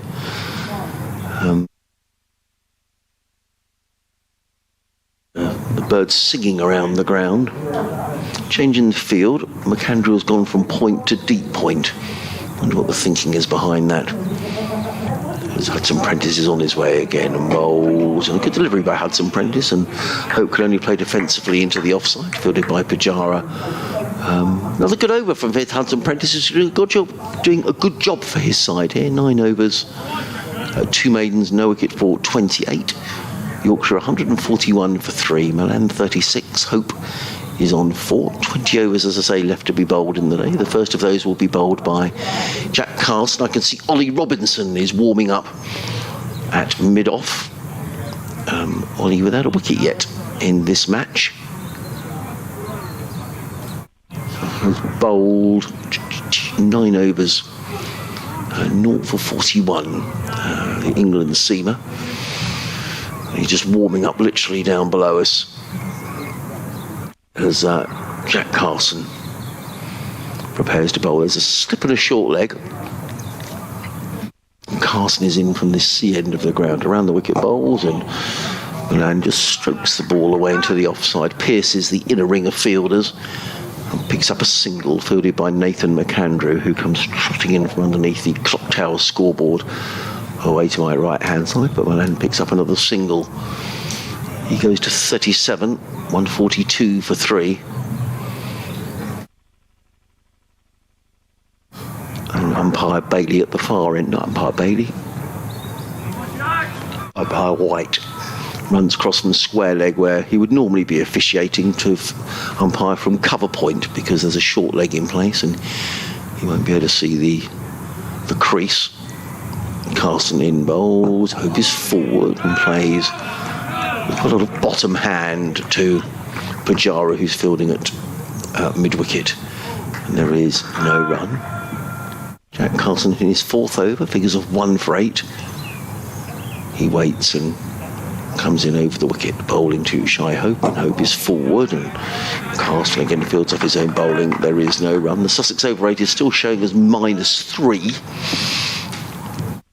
which has been for much of the innings, but hopefully that'll come down with the off-spinner Carson bowling. He waits and he's in again, and covering up his Hope, plays into the offside. James Coles comes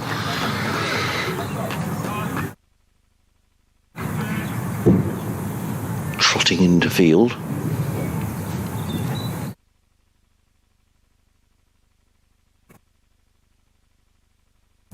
Carson again bowls, and Hope plays slightly across the line. Ollie Robinson is very quickly round from mid-on to field and prevents a single being taken. It's a good spell here by Jack Carson. I think he deceived Shy Hope in the flight there. He was looking to play that away through the offside, but he played it onto the onside.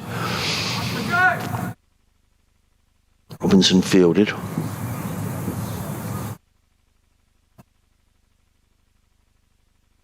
Carson again in the bowls. A quick delivery, and this time it is drilled down the ground and fielded by Ollie Robinson, who needs to move to his left. One more to Hope. That is the end of Jack Carson's very tidy over. 4 overs, no maidens, 1 for 9 for Jack Carson. And Shy Hope has pinched the strike off David Milan. who's 37, has just come in 40 balls, and he does seem to have lost the strike quite a lot, David Malan. He's been very good at picking up singles off his own batting when he's been on strike.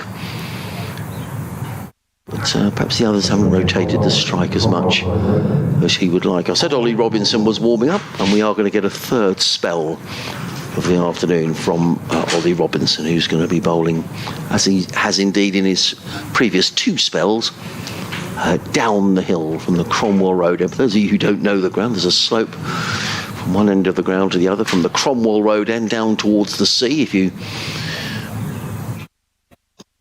don't know Hove, literally behind us where we're commentating, the sea is about 400 or 500 yards, maybe a little bit more, to the stony beach of Hove. No doubt there'll be a few people swimming down there, I expect, as Jonathan Doidge is back with us. Robinson into Hope, who turns that into the leg side. He was a little late on that, wasn't he? I think Ollie Robinson thought he was in business for a moment. Finley Bean probably thought he was in business for another first-class half-century, but came up just 1 run short. But no denying he did a job there for his team when I don't think things always seemed easy out there in the middle for him. Certainly that little testing spell early from this bowler, Ollie Robinson, and he was dropped a couple of times. Here is Robinson to Shy Hope, who's shouldering arms to one outside off stump. No run. 143 for 3. Still seems a fair way off that 361. It needs somebody in the Yorkshire ranks to come up with a serious score, doesn't it? If they're going to be somewhere near it.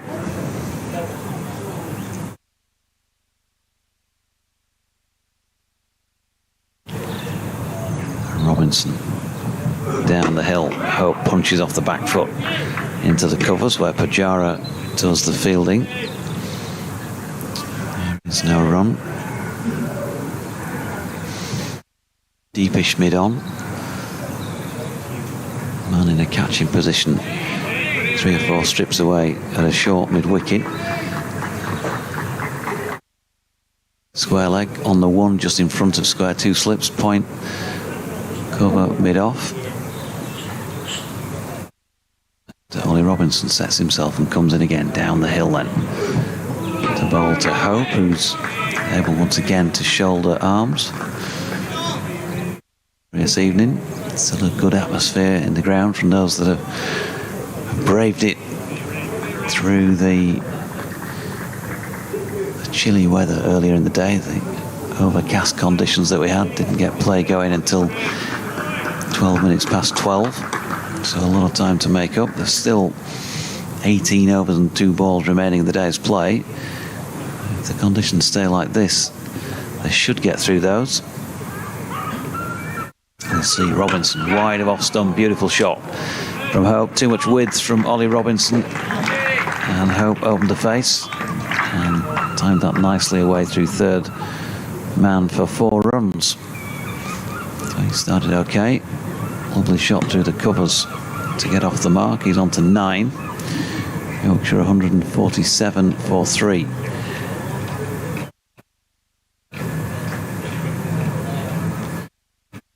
Potential to be a productive stand this for Yorkshire, with Milan reasonably well set, you'd say. 37 off 40. Robinson in again, flicked off the legs. This time Hope had fielded at that short mid-wicket position. End of the over. Not ball to complete it. Ollie Robinson 10 overs, 2 maidens, none for 45. Get in touch on at Jonathan Doidge or at Adrian Harms or BBC West Yorkshire Sport at gmail.com. Still plenty of time to do that this evening. Bowling figures for Sussex so far. Nathan McAndrew, 9 overs, 1 maiden, 1 for 32. Finn Hudson-Prentice, 9 overs, 2 maidens, none for 28. Henry Crocombe has 1 for 10 from 6 overs and 3 maidens. Tom Haynes bowled 3 overs for 8. Jack Carson, 4 overs, no maidens, 1 for 9. He's going to continue then from this C end of the ground, bowling David Malan. Slip in place, catching position at a short cover, 3 strips away from where Malan's situated. And he plays it to the left of him to extra cover where Pujara fields the first ball of Carson's over. Ali Orr at mid-on, Ollie Robinson at mid-off. Probably set 10 yards or so deeper than normally be the case. Malan uses his feet to come down the pitch and drives it back at Carson, who shapes to throw down the stumps. Malan would have taken that somewhere on the body if the aim would have been straight, but Carson thought better of the throw.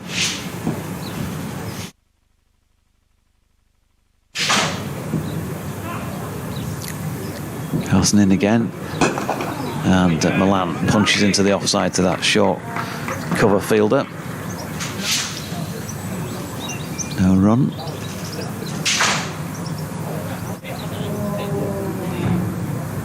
Three dots. Can Carson capitalise on the pressure? Can he find another way into this Yorkshire first innings? Yes, he can, is the answer to that. Because David Malan has gone, and it looks as though he has chopped onto his stumps. He has. The bails have been removed. It must have been just the merest of clips. And Malan looked pretty well set, didn't he, on 37? But he has gone, and Carson has found a second wicket for Sussex. 2 for 9 from 4 overs and 4 balls for him. Yorkshire 147 now for the loss of 4 wickets, and they are making life tough for themselves out there, with several players getting starts. Nobody yet managing to get a half century to their name. Malan gone for 37, and just seeing a replay of it now. He tried to get that away off the back foot through the offside, but he's chosen the wrong length and line of delivery, hasn't he? It was a little bit tighter to the stumps than I think he first thought. And he's got an inside edge onto the furniture. So 147 for 4. Carson strikes again, and walking out to the middle to join Shy Hope is George Hill. Well, that's a big wicket, isn't it? And I thought David Malan looked on for a big score.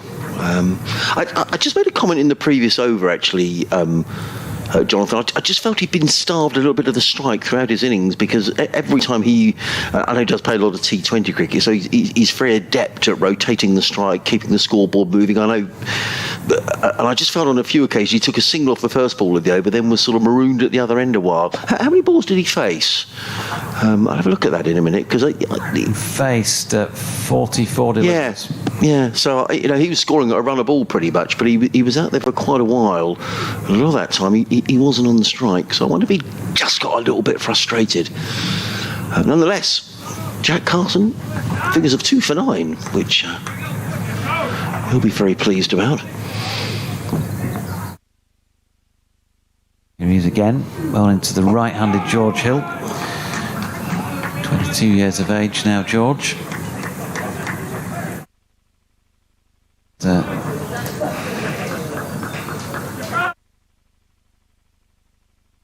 It's dropped, shuffled down the order a little bit this season, which I think is a good move.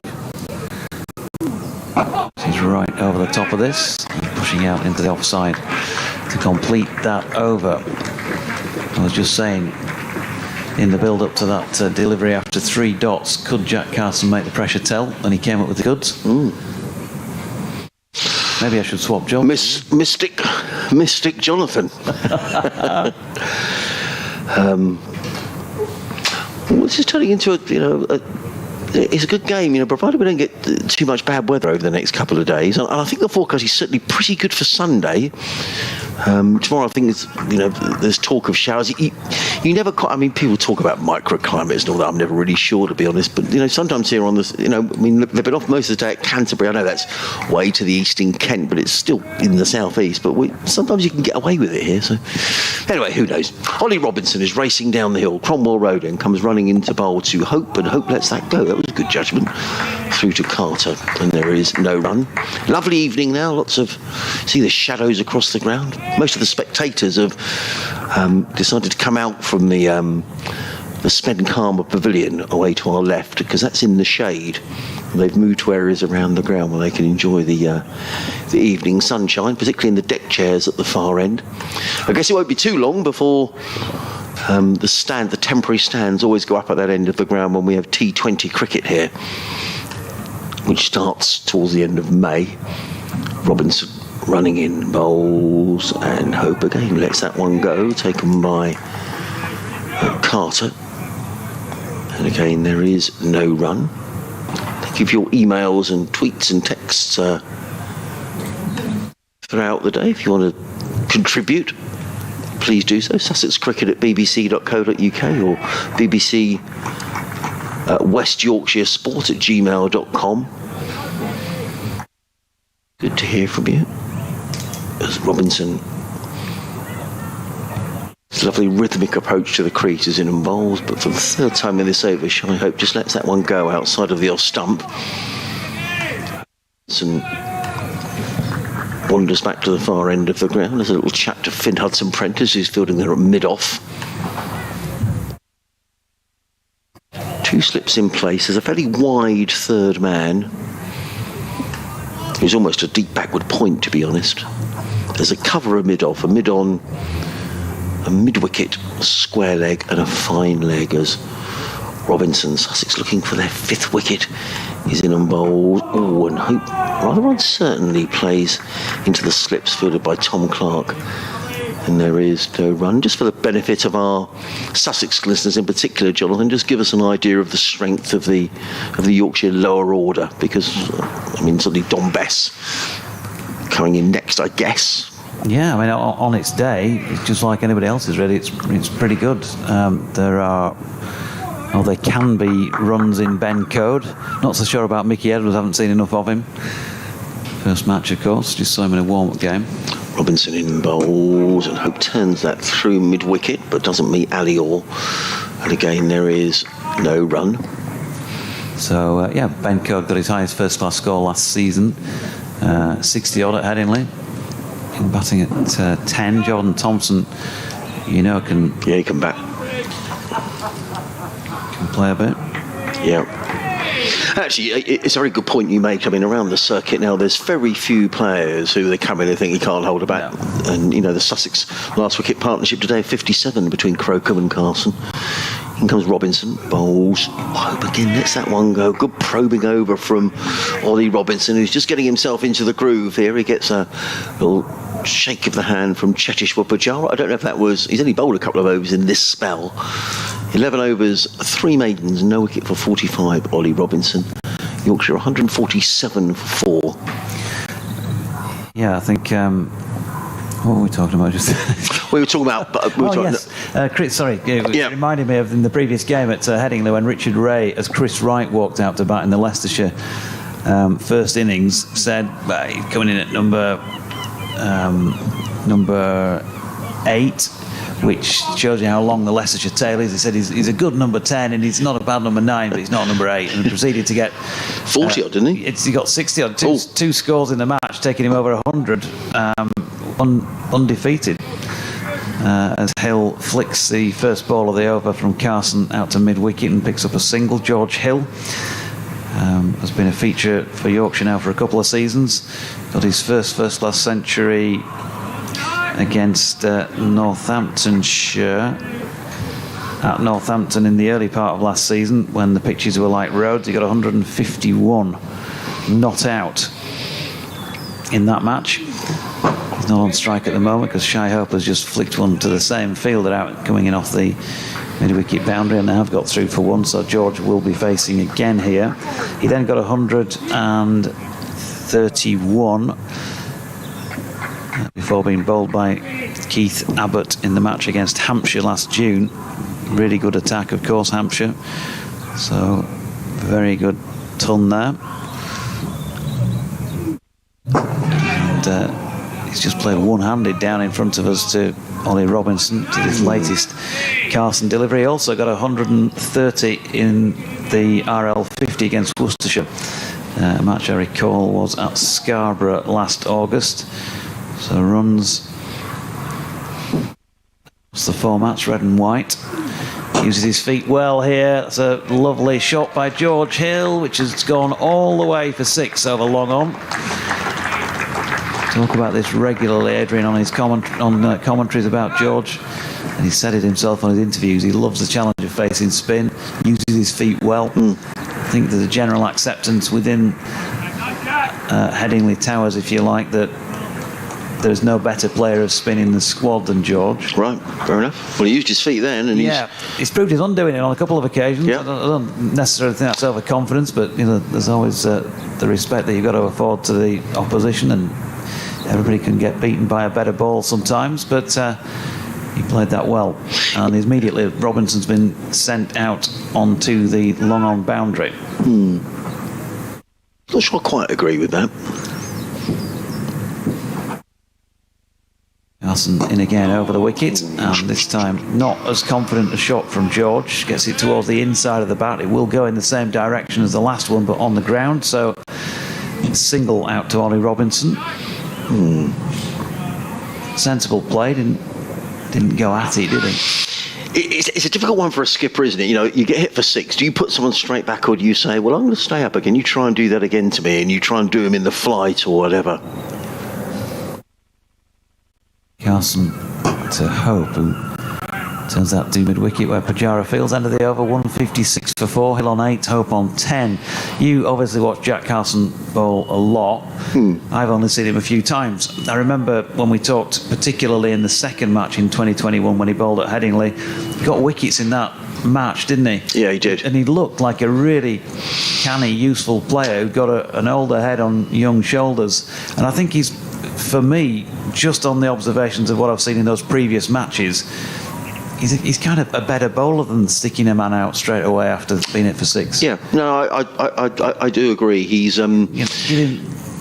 take him on again, and if he whacks you over the top a couple more times, then okay, still loads of runs to play with here. Yeah, no, I thought that was a slightly defensive move. You never know quite whether that's come from the skipper or whether Jack said, actually, I know this is going to happen again, but I would agree. I would have liked us in the mid-on stand. But he went with the Lions to Sri Lanka. He had a difficult season last year with injury.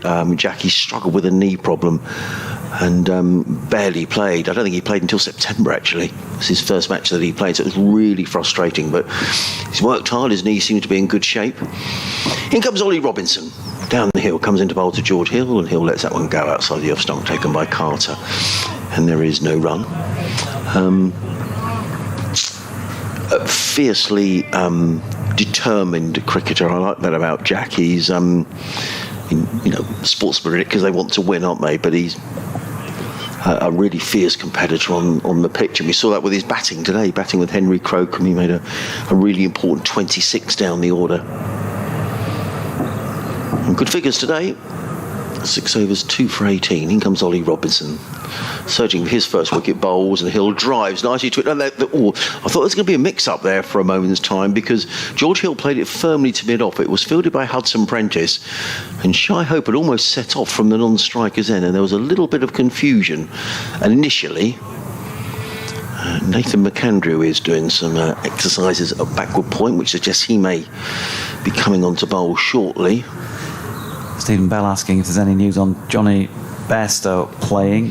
The latest that I heard was that he might be playing in the 2s at Headingley next week, as I mentioned on commentary yesterday. Robinson in bowls, and Hill turns that on the leg side.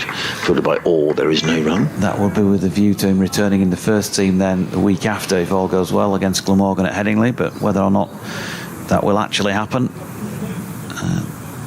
I don't honestly know. Levin asks Kyle Barker Not quite sure what he means there. You mean Keith Barker? Has he done something for Hampshire today? In comes Robinson, bowls, and covering up covering up is George Hill, plays it straight back down the track, no run. Is Keith Abbott related to Kyle? Did I say Keith Abbott? You said Keith Barker. I said Keith Barker. You said something else, Barker. I wonder. Oh, right. Okay. Oh, my apologies. It's been a long day. I said it. Yeah. Kevin Barker. And Richard doesn't agree with me. He thinks that George should be batting at number 3. Right. Okay. Robinson on his way down the Hill bowls, and Hill is solidly forward, played out into the offside, and there is no run. Lily says hello to her 2 favourite commentators. Ooh. The other one must not be in the box at the moment. No, you and Adrian. A good 49 by Finlay Bean. Yorkshire put pressure on themselves by losing 4 wickets. She's listened to ball-by-ball commentary since 2012. Wow. First with the late Dave Callaghan. Yep. And now yours truly, DC. Well, we still remember him. Still regularly gets a mention. Of course. Robinson in bowls. Ooh, that did miss the off stump by very much. That was a good leave by George Hill. Just get the feeling, I mean, Ollie Robinson has got a big summer ahead of him, and you just get the feeling he's just sort of moving through the gears here, Ollie, but he looks to be moving well, which is good news. Gary Longhorn says, re Milan. As soon as you said Milan looked well set, I just started shaking my head. I think Who said that, you or me? No, I said it. You were out of the box, and I said Milan looking, pretty well set, I think is what I said. All right. You didn't get the pelters that I got yesterday. But it wasn't the next ball that he got out. In comes Robinson. Oh, he's bowled him! Well, we just said that Ollie Robinson was getting himself into the groove. I don't know if that kept a little low on George Hill, but nonetheless, he's been bowled. Hill is on his way. Ollie Robinson gets his first county championship wicket of the season, and Sussex are bowling themselves into a good position in this match. The 5th wicket goes down, and Yorkshire are 158 for 5, and Hill is on his way. Yeah, and disappointing for Yorkshire because they're now in a little bit of trouble in that they're 5 down and still over 200 runs short of what Sussex posted first time around. They wouldn't want to have the tail not wagging here, would they? And just looking at it once again, I think he's just done him through the gate by the looks of things. George just a little bit later on it. Yeah, perhaps because he's a tall man, I thought perhaps it had kept a little bit low. But we just said, hadn't we, how Ollie Robinson just looked to be getting in the groove. You could just tell with Ollie's coming into the crease nice and smoothly, and he's been handled well here by Cheshire, but I'm sure there's a plan for how much Ollie Robinson can bowl. But now he's picked up a wicket. His tail will be up, but I wouldn't be surprised if he has a couple more overs in this spell. First and foremost, they want to avoid the question of being asked to follow on. And they're going to need a few more for that just yet. Don Bess, well, you were talking about the tail, and we know he can bat. He's got a first-class 100 to his name, and he's worked hard on his batting. Matthew Revis was in the box, as you know, earlier on. We talked about him working with Martin Spate and Harry Brook doing the same, and Don Bess is another one who's gone to Martin Spate, and I've spoken to Martin about it. And he's been putting in some graft on the technique, and I think that showed as well in how he batted against Leicestershire. So we shall see what he can produce here, but to all intents and purposes, batting conditions, you'd have to say, are about as good as they have been in the match so far at this point. We're behind glass at the moment with the heater on, but we know it'll be chilly out there, but barring that, certainly no problem with seeing the ball. No, not at all. Blue skies, sunshine. And the damage has been done with the new ball so far, but here we go. Yorkshire managed to see that off, and then since the new ball got to around about the 20 overs old mark, as Hope plays his first delivery of Carson's over into the leg side to Pujara, lost 4 wickets. 19.4 overs when Shaquille was bowled by Crocombe, or played on to Henry Crocombe for 3. Carson in. Hope down the pitch. That's going to be 6 from the moment it left the bat, just to our left. A straight 6 back over the bowler's head. And that is a beautiful cricket shot. Foot to the pitch and just hit through the line. Shy Hope. So countering here for Yorkshire. 16 to him off 26. 164 for 5. But going back to those wickets, the Shaquille wicket fell at 4:40. It was an hour and 21 minutes before Finlay Bean went. But then in the space of half an hour, they lost 3. And that could come back to haunt them. Bean for 49 went in. Milan for 37 went in. And George Hill, well, he got that little start with a 6, but faced just the 13 deliveries for his 8. Carson to Hope. Robinson back on the long on boundary, which is nowhere near where the ball went. No. But it doesn't matter which boundary you were on the way he struck that, it sailed over and was nowhere near any potential catcher. Still 3 left in the over. Carson over the wicket. Shaquille back foot. Not Shaquille. Hope even drops it into the leg side, and Pujara fields. I tell you what, when there's just the 2 of you on rather than the 3, it does scramble the brain after a lengthy old day. 6:30 and still with 13 overs to go. That's a lot of cricket, isn't it, for Carson in again, and good use of feet by Hope. Pursing of lips from my colleague, but I think he played that pretty well. No, he did. I thought it was in the air for a little while. I wonder whether Ollie Robinson is going to bowl. I reckon, having picked up a wicket, he'll want to have a couple more overs, Ollie. He's sort of bowled 5 over bursts, hasn't he? But another couple of wickets here would make it very much Sussex's day. Carson to Bess, who without a ball faced is straight down the pitch, dancing down and playing that back to the bowler for the final ball of the over. 165 for 5. Tom M says, evening chaps, writing this from rainy and grey Leeds right now. Sat in the architecture suite at uni, slaving away at my dissertation with a view of Headingley Stadium. Very jealous to hear of the weather on the south coast. Could do with some of it up here, please. Hopefully good weather's just saving itself for the home games. Thanks for the comms, the perfect distraction. Thanks for your mail, Tom. That's interesting, because Ollie Robinson is out of the attack, so he's taken a wicket and he's out of the attack. So it just makes you wonder whether there is some sort of a plan in terms of his workload. But Nathan McAndrew is back into the attack. What are you laughing at? Apparently, Richard Levin says, I said that Hill was dismissed by Keith Abbott. Really? Maybe it's getting to that stage of the day, Richard. It could have been Russ Abbott for all I know.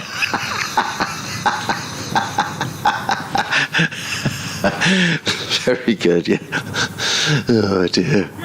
We're doing our best, JD, aren't we? Anyway, it's definitely Nathan McAndrew who's coming in from the Cromwell Road, and 13 overs left. Anything could happen, including the commentary. In comes McAndrew, bowls and played onto the leg side by Hope. He picks up a single and picks up his 18th run. The total goes to 186 for 5. It's worth it, though, isn't it, Adrian, for the enormous daily rate that we get paid and the lavish lunches that we're treated to. Indeed. Don Best takes strike. Well, I don't know what you're paid, but that's the new. 2 slips, a backward point, cover mid wicket, square leg, and a fine leg. Been a really good day's cricket, though, hasn't it? You know? Yeah. And we could be here with 13 overs to go. We could be here till the best part of 7:30 if the light holds, which is pretty good at the moment. As Nathan McAndrew is on his way down the hill and bowls, and forward comes Bess. He's into the offside. There is no run. There goes Ollie Carter with his gloves again. He's like a seal, isn't he? The way he sort of claps his gloves together. There's Ollie Carter. Interesting, though, isn't it? People talk about new ball pitches and all the rest of it, but when you talk to Ollie Robinson, I know he picked up a wicket, he's not bowling now, but you think about some of those wickets in Pakistan, which were pretty flat, and the England bowlers had to learn to find a way to take wickets, which they did. In comes McAndrew bowls, and forward comes best placed to mid-wicket, and there is no run. I think Ollie Robinson might go off here. He's just making a signal towards Cheteshwar Pujara, or is he signalling because he wants the ball? Not too sure. Well, maybe he wants the ball. He's not going to want to go off, is he, after the... Well, I thought he might have bowled this next over, but which made me think there is maybe some sort of a plan of, you know, the amount of overs. I wouldn't have thought the ECB say you can only bowl X amount of overs, because it's, you know, or maybe they do, I don't know. Would seem a bit odd. McAndrew on his way over the wicket, bowls and clipped away by Dom Bess down to fine leg, where it's fielded to our left-hand side by Henry Crocombe.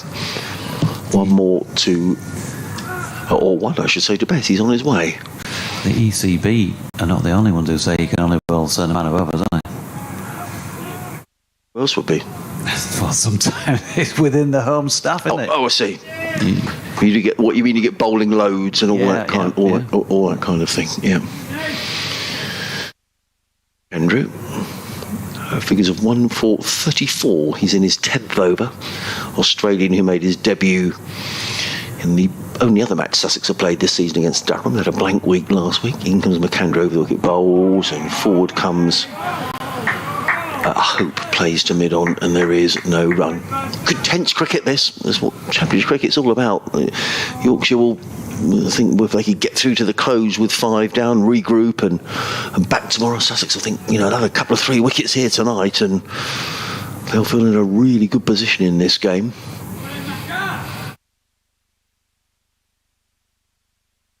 McAndrew wheels around at the far end. Allsop and Clark in the slips. McAndrew in bowls. Oh, now I thought that did keep a little low. I thought the one that Ollie Robinson got his wicket from kept a little low, but George Hill is a tall man. Either way, played onto the onside by Shy Hope. End of the over, 187 for 2. For 2, what am I talking about? Yorkshire definitely would take that. Can we stop that now and make that official?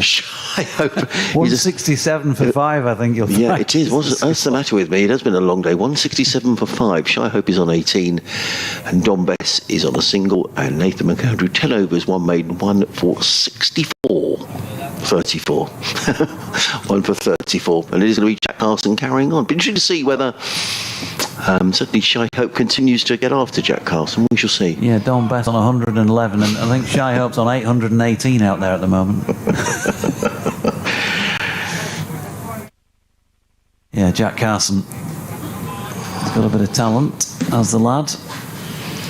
Oh, definitely. Yeah. Short leg in place now. Put a little bit of pressure on Dom Bess. Off spinner to off spinner. And the Yorkshire version, bat in hand, flicks it to Pujara at mid-wicket, no run. He's sort of very much fallen out of the England reckoning, as he, Dom Bess, was it? Yeah, I think he has now. Jack Leach obviously is the main man. Rehan Ahmed made his debut during the winter. Yeah.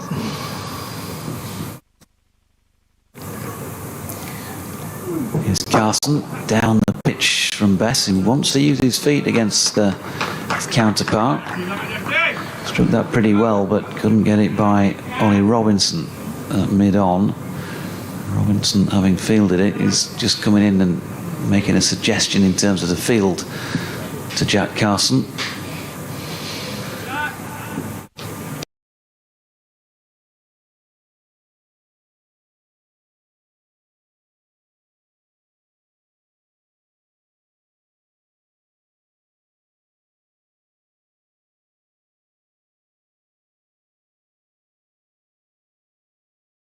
One or two. Right. Including that one, 3 times. Carson in, and crab-like back and across. Shy Hope pushes back into the offside.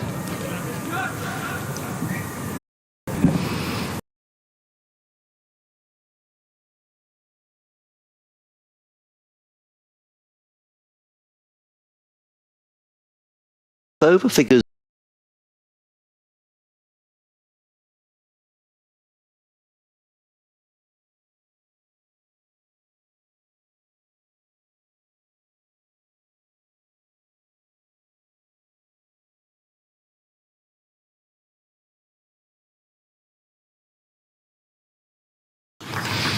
for the record. Where are we? That's 6 overs, 3 maidens, 1 for 10. So he has done a lot of work, Henry Crocombe, but he bowled very impressively, I thought. Playing the wicket of Shaquille for 3.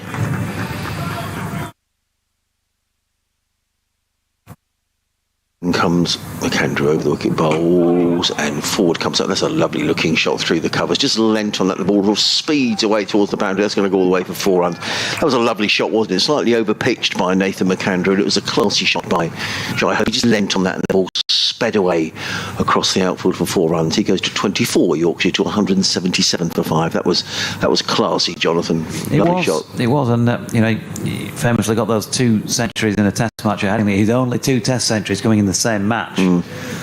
But there was enough in the match against Leicestershire the other week to think, how's this bloke not got a lot more runs at a higher level? Well, it was a lovely shot. McAndrew in and bowled short, pulled away by Hope, and that's going to be 4 ball. Too short from Nathan McAndrew, and too good a player, missed out on that. He just pulled the ball away through mid-wicket for another boundary. He goes to 28. Yorkshire to 181 for 5. Just elsewhere, finish for the deck. Canterbury, Essex 289 for 1. Match interrupted by rain and bad light. Lords still playing 603 for 1 in reply to Nottinghamshire's 364 all out. Still playing at Northampton, where Northamptonshire are 91 for 5 in reply to Hampshire's 482 for 8. And no play at all in the other games in the second division today at Cardiff and at Worcester. McAndrew win. I thought for a moment that had breached Hope's defences, but it dribbles out on the onside, footed by Carson, and there is no run.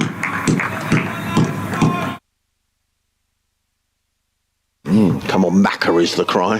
The thudding of gloves actually could sound like, it sounds like you're walking past a building site, doesn't it, when you hear sort of things going on? He's very enthusiastic behind the stumps. There is Ollie Carter. McAndrew.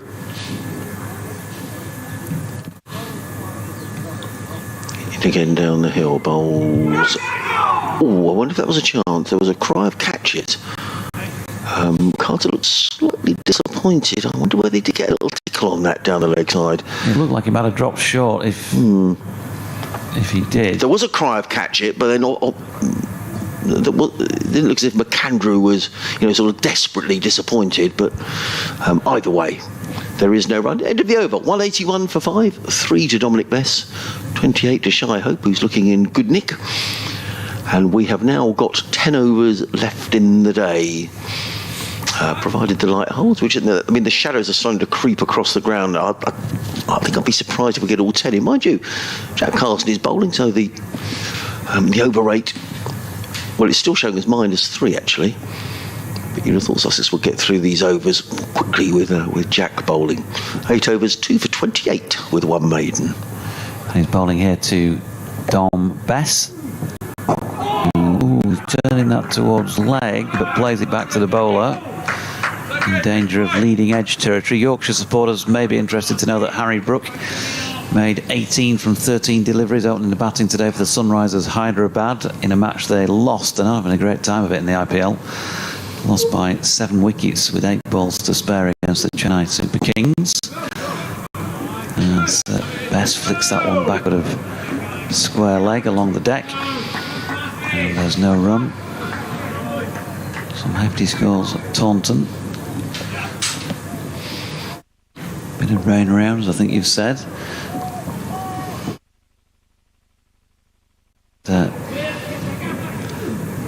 It is Carson in and turn around the corner by Bess. Who'll get through for a single. My colleague is doing a few squats. Is that just to burn off a few calories before the curry? The Ruby tonight, yeah.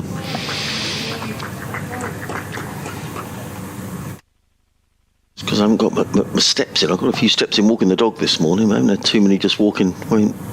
Out the commentary box, have we? I was going to say, it's a bit like you can never leave the commentary box, California. As Carson's latest delivery is pushed into the leg side by Hope, fielded by Pajara.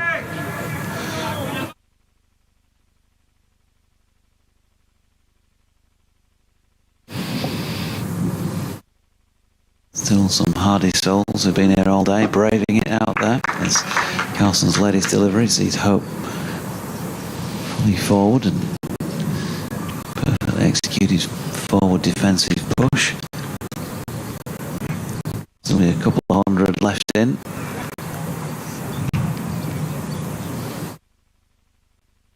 Carson again fires this one a little more quickly, and Hope has played it aerially. There is a man under the lid of short leg.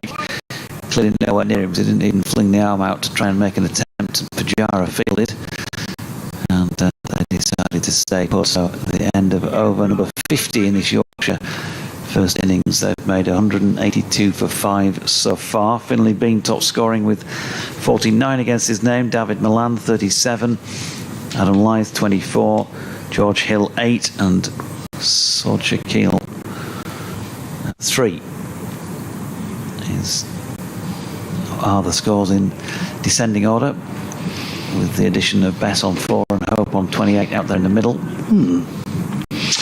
Well, you two will be desperate to see Yorkshire to the close without losing any further wickets. If they can, I guess the first thing is to avoid that follow-on total. I think they'll comfortably achieve that. But in comes Nathan McAndrew running in down the hill, bowls to Dom Bess, who looks to cut that one to backward point, fielded by Hudson Prentice, and there is no run. Why are you laughing? With your form in this one, I think they'll comfortably achieve that, and I was expecting that to be the first of a hat-trick or something. 3 deliveries. Yeah. So it could be a really good day tomorrow, because if we get a full day's cricket, I mean, we don't know how many Yorkshire we're going to get, but you'd have thought Sussex will be, looking to put, they're going to want to set Yorkshire a total on the final day, so they're not going to be able to hang around. In doing that, sometimes you can lose wickets. So it's all to play for in this game. Sussex, I think, are in the better position, but things can change pretty quickly in 4-day cricket. In comes McAndrew and bowls and Bess. Well, I think he was looking to pull that one out. I'm not sure he didn't change his shot halfway through there, Dom Bess, which may have been the reason for the sort of the ooze from behind the stumps. There is no run. Still a good few hardy souls have stayed on, just wandering out the ground away to our left-hand side. But up in the sunshine, people are enjoying the last few overs of the day. Forecast not bad at all tomorrow. A little bit of rain potentially in the first hour or so. Yeah. Nathan McAndrew is in and bowls, and Bess is forward to a ball of good length, and he just plays that to mid-wicket, and there is no run. And I think Sunday's pretty good. Is it? Yep. So this could go quite deep into Sunday. Game here against Durham finished just before lunch on Sunday. Credit again to Ben Gibson and his team. These look like good 4-day pitches. To be fair, it's particularly in April when it can be so green and bowler friendly. In comes McAndrew, bowls, and Best plays this nicely. Tucks this one back to the square on the offside. Hudson Prentice chases down towards the boundary. Best comes back for a couple of comfortable runs. 184 for 5. Dom Bess goes to 6. Shy Hope on 28. Live cricket here on the BBC Radio Sussex, hosted by New York, BBC Radio Sheffield, BBC Humber Side. Humber side. And there's one more. In comes McAndrew, bowls, and that short down the leg side is pulled away, and that's going to beat Henry Crocombe. Too short there from Nathan McAndrew, and it was a good shot actually by Dom Bess. He just sort of rolled his wrists, and the ball races away down to fine leg. 4 more. 10 to Bess. Total goes up by 4 to 188 for 5. Yeah, just had more of a feeling of a help on its way than sort of a genuine pull shot, wasn't it? It's a flick, really. Yeah, nicely played. Yeah, the fine leg is relatively wide. There's a fine leg. There's also a deep backward square. So 2 men sat back on that leg side. And Best, just as Jonathan said, just sort of helped the ball on its way for 4 runs. McAndrew would be disappointed by that delivery as he comes in again and bowls. That's a much better delivery that will hit the stumps. Had Best not played it to mid-on, fielded by Ollie Robinson. Sussex trying to get on with it. The over rate is still showing as -3. They're sort of running between deliveries to try and impress the umpires. And it will be Jack Carson who's going to bowl the next over. 8 overs remaining in the day as the clock ticks round just 7 o'clock. I think at this rate we might be getting a McDonald's takeaway or something. Oh, it's a 10-hour day ticked off. Yeah, so far. I think we're planning on going for a curry tonight, Jonathan and I, but I thought, we'll just amble in about 7 and have a curry. I haven't booked anything, so we'll probably get there and find we can't get in. Yeah, Friday night, it's more likely to be busy than any other you'd have thought in the week. And we've still got our post-match interviews, so it's going to be a little while yet. Well, one of us might be doing that. What could Jack Carson do here? Ollie Robinson is down at this long-on position. So he just puts, the doubt in Shy Hope's mind. But he has drilled one over long off, hasn't he, for 6? So. Yeah. What's he going to do here? Here comes Carson then. Gives that one a little bit more head and song. And Hope using his feet, but gets an outside edge on it. Fielded by Slip. 8 for Hope from 42. 88 for 5. Ollie Robinson looks like he's got a new pair of boots on, doesn't he, down below us? Yeah. It's Carson. This time straying down leg. Hope tries to get it away for runs, but that hits him amidships. No run. Still a few speckies dotted around on the green banking at the north end of the ground. Cromwell Road end.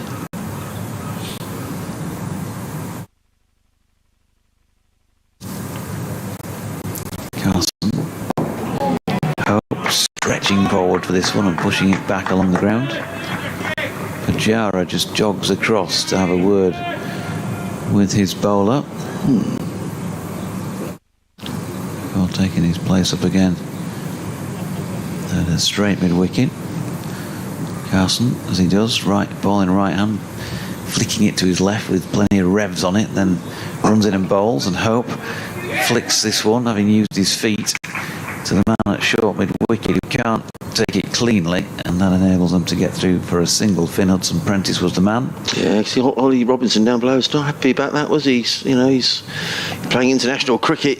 That's a single they shouldn't have got, really. That's what I think that's what you need, isn't it? People say, come on, that's.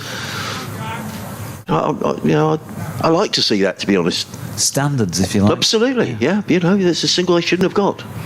I know it's only one run, but Jack Carson was just building a little bit of pressure, and that's what you want. That's why you want your internationals in the side whenever they're available. Come on, not good enough.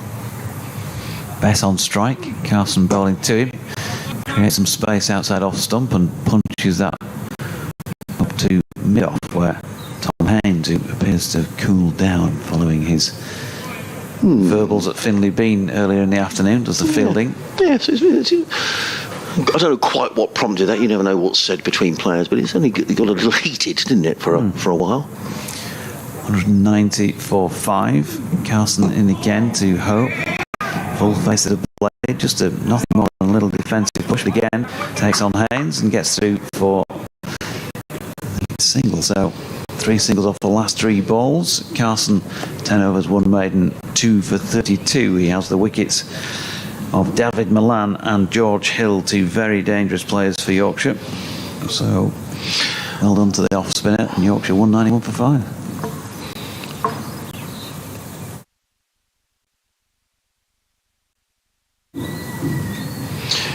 Yeah, so it's going to be. Is it going to be Nathan McAndrew or is it going to be Henry Crocombe? There we are. That's the answer to the question. Henry Crocombe is going to bowl the next over from Cromwell Road in. Just the 6 overs, 3 maidens. 1 for 10 for Henry Crocombe, who bowled, I thought, very nicely actually up the hill. It sounds like a character from something like To the Man of Bond, doesn't it? Henry Crocombe. He seems to have been around for a long time, Henry, but he is only 22. He's not 23. Is it right? Yeah. Oh, sorry, he's only 21. He'll be 22 in September. In comes Crocombe, down the hill bowls. I think he's got a lovely action, Henry Crocombe, lovely high action. And certainly when he came into the side, he spoke a lot about Ollie Robinson and, learning from Ollie. So let's see how he does in this little cell. The first ball is played onto the leg side, followed by Carson onto wicket, and there is no run. I think this might be the latest I've commentated on a championship match. Well, I'm going to say all the other games must have finished because Sports Extra have joined us. So welcome to Sports Extra listeners. Wow. As Henry Crocombe is in down the hill bowls, and Shai Hope takes one hand off the bat and plays it into the covers with by Pajara, and there is no run. 41 deliveries we have on Sports Extra. They're going to be the most magnificent 41 deliveries of the match so far, I'm sure. Harmsy? Yorkshire 191 for 5 here. Adrian Harms and Jonathan Doige guarding you through the last few overs here at Hove. We didn't start till 10 past 12. But since then, uninterrupted, and sunshine here on the south coast as in comes Henry Crocombe over the wicket bowl. Short, pulled away by Hope. Cries of catch it, but the ball helped it on its way, I hope, and it went almost directly behind the wicket keeper for 4 runs. Yeah, top edge, wasn't it? False stroke from Shai Hope, and he's played, well, probably only that one in his knock so far. 34 against his name now. So the story of the day here, Sussex being bowled out for 361. A last wicket partnership of 57 between Henry Crocombe and Jack Carson, getting Sussex to that total. 5 wickets for Ben Code, 5 for 54. And in reply, Yorkshire 195 for 5. As in comes Crocombe down the hill from the Cromwell Road end. He's in and bowls, and forward comes Hope, plays it back to Crocombe. And there is no run. Finley Bean top scoring with 49. David Milan making 37. So plenty getting a start for Yorkshire, but no one so far going on to play that big innings. But Shai Hope is playing ominously well. He is. 34. He is. And I think the other story of the 2 days, really, for those who have not heard much about this game, I think overall, when we consider that last night 275 for 5 was the Sussex total, Yorkshire 195 for 5. Crocombe in bowls, and Hope plays that away into the offside. Picks up a single into the covers, fielded there by Checheswa Pujara, and Hope goes to 35, the total to 190 for 5. I think Sussex have bowled better than Yorkshire did. There have been less loose stuff, I think you'd have to say, and I think that's reflected in those 2 relative scores. We've still got 6 overs to go before the end of the day, but I think they've probably been a little bit more consistent with the ball. Yorkshire didn't have that much luck either. There were a few edges by Sussex batters on a different day might have gone to hand or cannoned onto the stumps. In goes Crocombe bowls, and Best right in behind then. Plays the ball with soft hands through backward point, picks up a single for Hudson Prentice. The Sussex players are running between the overs because the over rate is at -3. We've got 6 overs remaining in the day, 197 for 5. Bess is on 12, Hope is on 35. Ollie Robinson is playing his first county championship match of the season for Sussex, and he has picked up a wicket, the wicket of George Hill, who he bowled for 8. And he's now in the middle in conversation with the Sussex skipper, Checheswa Pujara, but we're going to see some off-spin. Jack Carson, who's bowled a good spell here this afternoon into the evening. 10 overs, 1 maiden, 2 for 32. But as I say, still 6 overs to go, so we're looking at something like a 7:30 finish, but we are going to get the 86 overs in, I reckon, unless the line suddenly deteriorates. Carson just moving Tom Haynes around at mid-off a little bit wider. He's got a cover.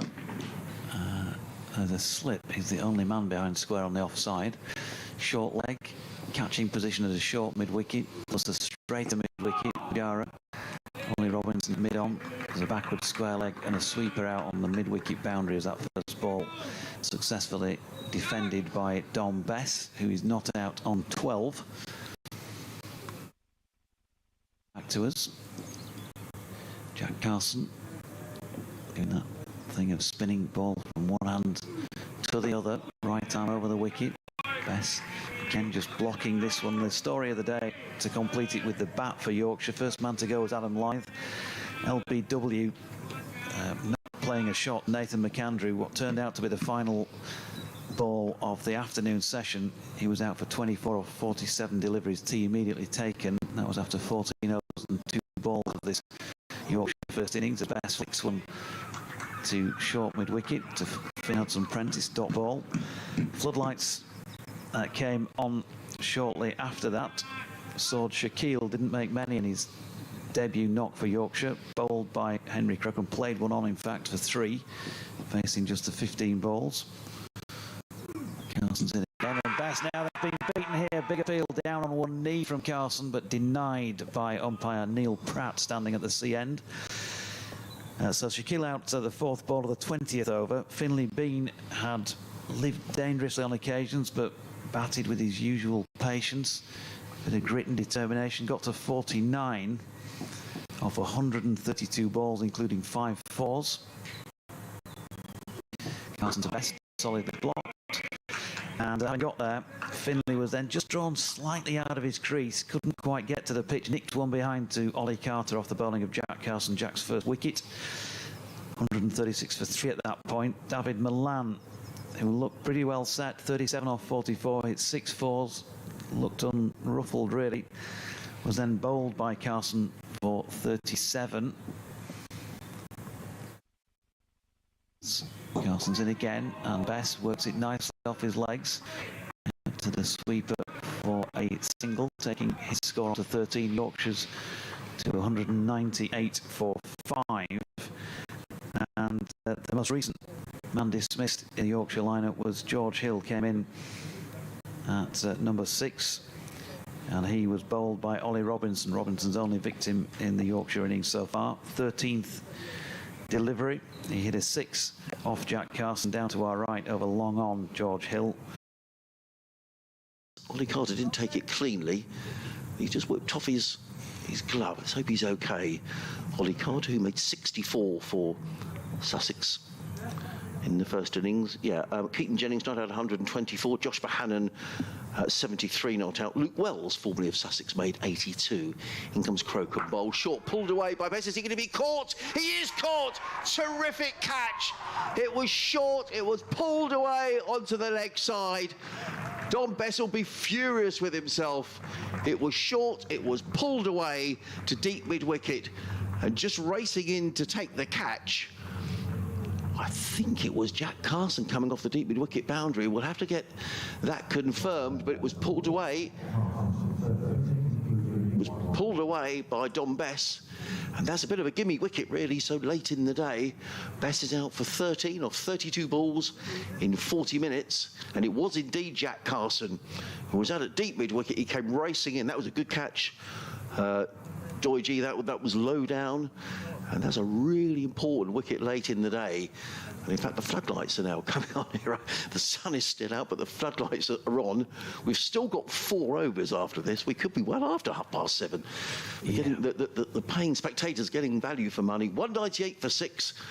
Bess is on his way, and Henry Crocombe picks up his 2nd wicket of the innings. Oh, that is a tremendous catch, especially this time of day. You've got a half chance, you've got the opportunity, you've got a chance to really lift your side into day 3 and put some pressure on the lower middle order, as Yorkshire into now with Jordan Thompson walking out there to the middle. He tempted him with the short ball. Don Bess took it on. When you first saw him strike it, it looked like he'd nailed it and he was probably going to sail away for 6 over square leg, but clearly didn't get anything like as much on that, and it was dying on Carson as he went to it, diving to his right.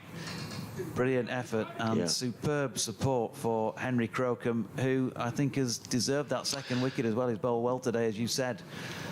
So, super stuff from him. I was a little surprised he hadn't bowled more, Henry Crocombe, because he bowled that very good spell up the hill when he picked up that earlier wicket of Sol Shakil. But he's bowled with good pace. So, a bit of credit to Cheteshwar Pujara for changing the bowling around.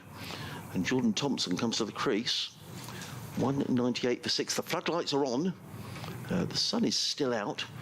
Also, heavier a cloud is sort of looming to the north of the ground over the downs, but we may well get these 86 overs in, which we didn't start playing until 10 past 12. And if we do get these overs in, that's a long session, 44 overs in the session. But Sussex have kept going. Crocombe is coming into Jordan Thompson, left-hander. Just the one slip in place. As in comes Crocombe around the wicket, down the hill. He's in and bowls, and Thompson is hit. The ball balloons in the air. I'm not sure if that came off a bit of bat or a bit of... Well, I think it did come off a bit of bat because Jordan Thompson is looking at his bat. It ballooned in the air. I think probably bat maybe onto thigh pad and ballooned in the air. The nearest fielder to that was Cheteshwar Pujara, who's at cover. There was never a chance of anybody getting there. There's a short leg in place. 3 men back on the leg side. They obviously think that Jordan Thompson may be tempted by the short ball here. There's a fine leg, a deep backward square, and a deep square leg in an arc. Then a short leg, a mid-wicket and a mid-on. As in comes Crocombe around the wicket, bowls, and Thompson does take that on, pulls it onto the leg side, doesn't time it. Fielded at mid-wicket by Carson. There is no run. The end of an eventful over from Henry Crocombe. He's got the very respectable figures of 8 overs, 4 maidens now, because that was a wicket maiden, 2 for 16. And Yorkshire are 198 for 6. Hope is on 35. Jordan Thompson yet to score, and we've still got 4 overs to be bowled tonight. Yeah, Jordan's never going to die wondering. Yorkshire, just looking down the list of dismissal, I usually make a note not only of the overs, the point in which the wicket was taken over-wise, but also time-wise. They started their second innings, I think it was 250. So they've only had one partnership that's lasted for more than an hour since they went out to bat. And, you need a couple of partnerships that are going to last...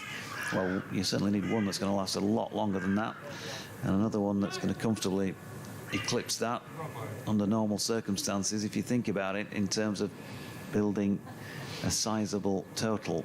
And that has been the struggle. They've lost wickets at regular intervals. Carson in, and it's due to, in no small part, to Jack Carson that's been the case, as Hope was back and pushing into the offside with that first delivery. Carson 2 for 33, plus that superb catch to get the most recent wicket, and here he is again. And Hope pushing out squarish on the offside will pick up a single. A good day, Jack Carson, hasn't he? Made 26 in that last wicket partnership of 57. A couple of wickets, good catch. Randy Baldwin's just sent me an email. He says the 3rd day of the Durham game here this season finished at 7:13. So we've beaten that, yeah, by some margin. And the Yorkshire-Leicestershire match, as I know, I walked out of Headingley at 8 o'clock one evening. That's the latest I've ever left. But I think we're going to beat that. We're going to beat that tonight, don't we? We haven't done the interviews yet. Yeah. I think we're going to speak to Jack tonight. Yeah. Be a good shout, that. And he's bowling here to the left-handed Jordan Thompson, so bowling now round the wicket at him and bowls it straight. And it keeps a little on the low side. Jordan has to be watchful in pushing that out on the leg side. He'll take on the spinners if he gets the opportunity. There's long on. Tom Haines has been dispatched, and he'd be about 3 or 4 strides in from the boundary rope. No more than that. Jordan Thompson. Slightly more open stance, I think, this year, maybe than we've seen from him before. And he's punched this one into the offside. He's got his back foot pointing square on, and his front foot is pointing to Cheteshwar Pujara, who is at extra cover. He steps away to leg and gets some bottom hand on this, pulling it through into the follow-through of Jack Carson. He's not playing for the close, is he, Jordan Thompson? he's definitely not.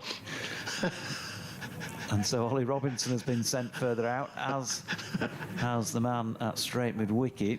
In fact, it's just like spread yourselves out around Brighton, folks. Spread yourselves out around Sussex, I think.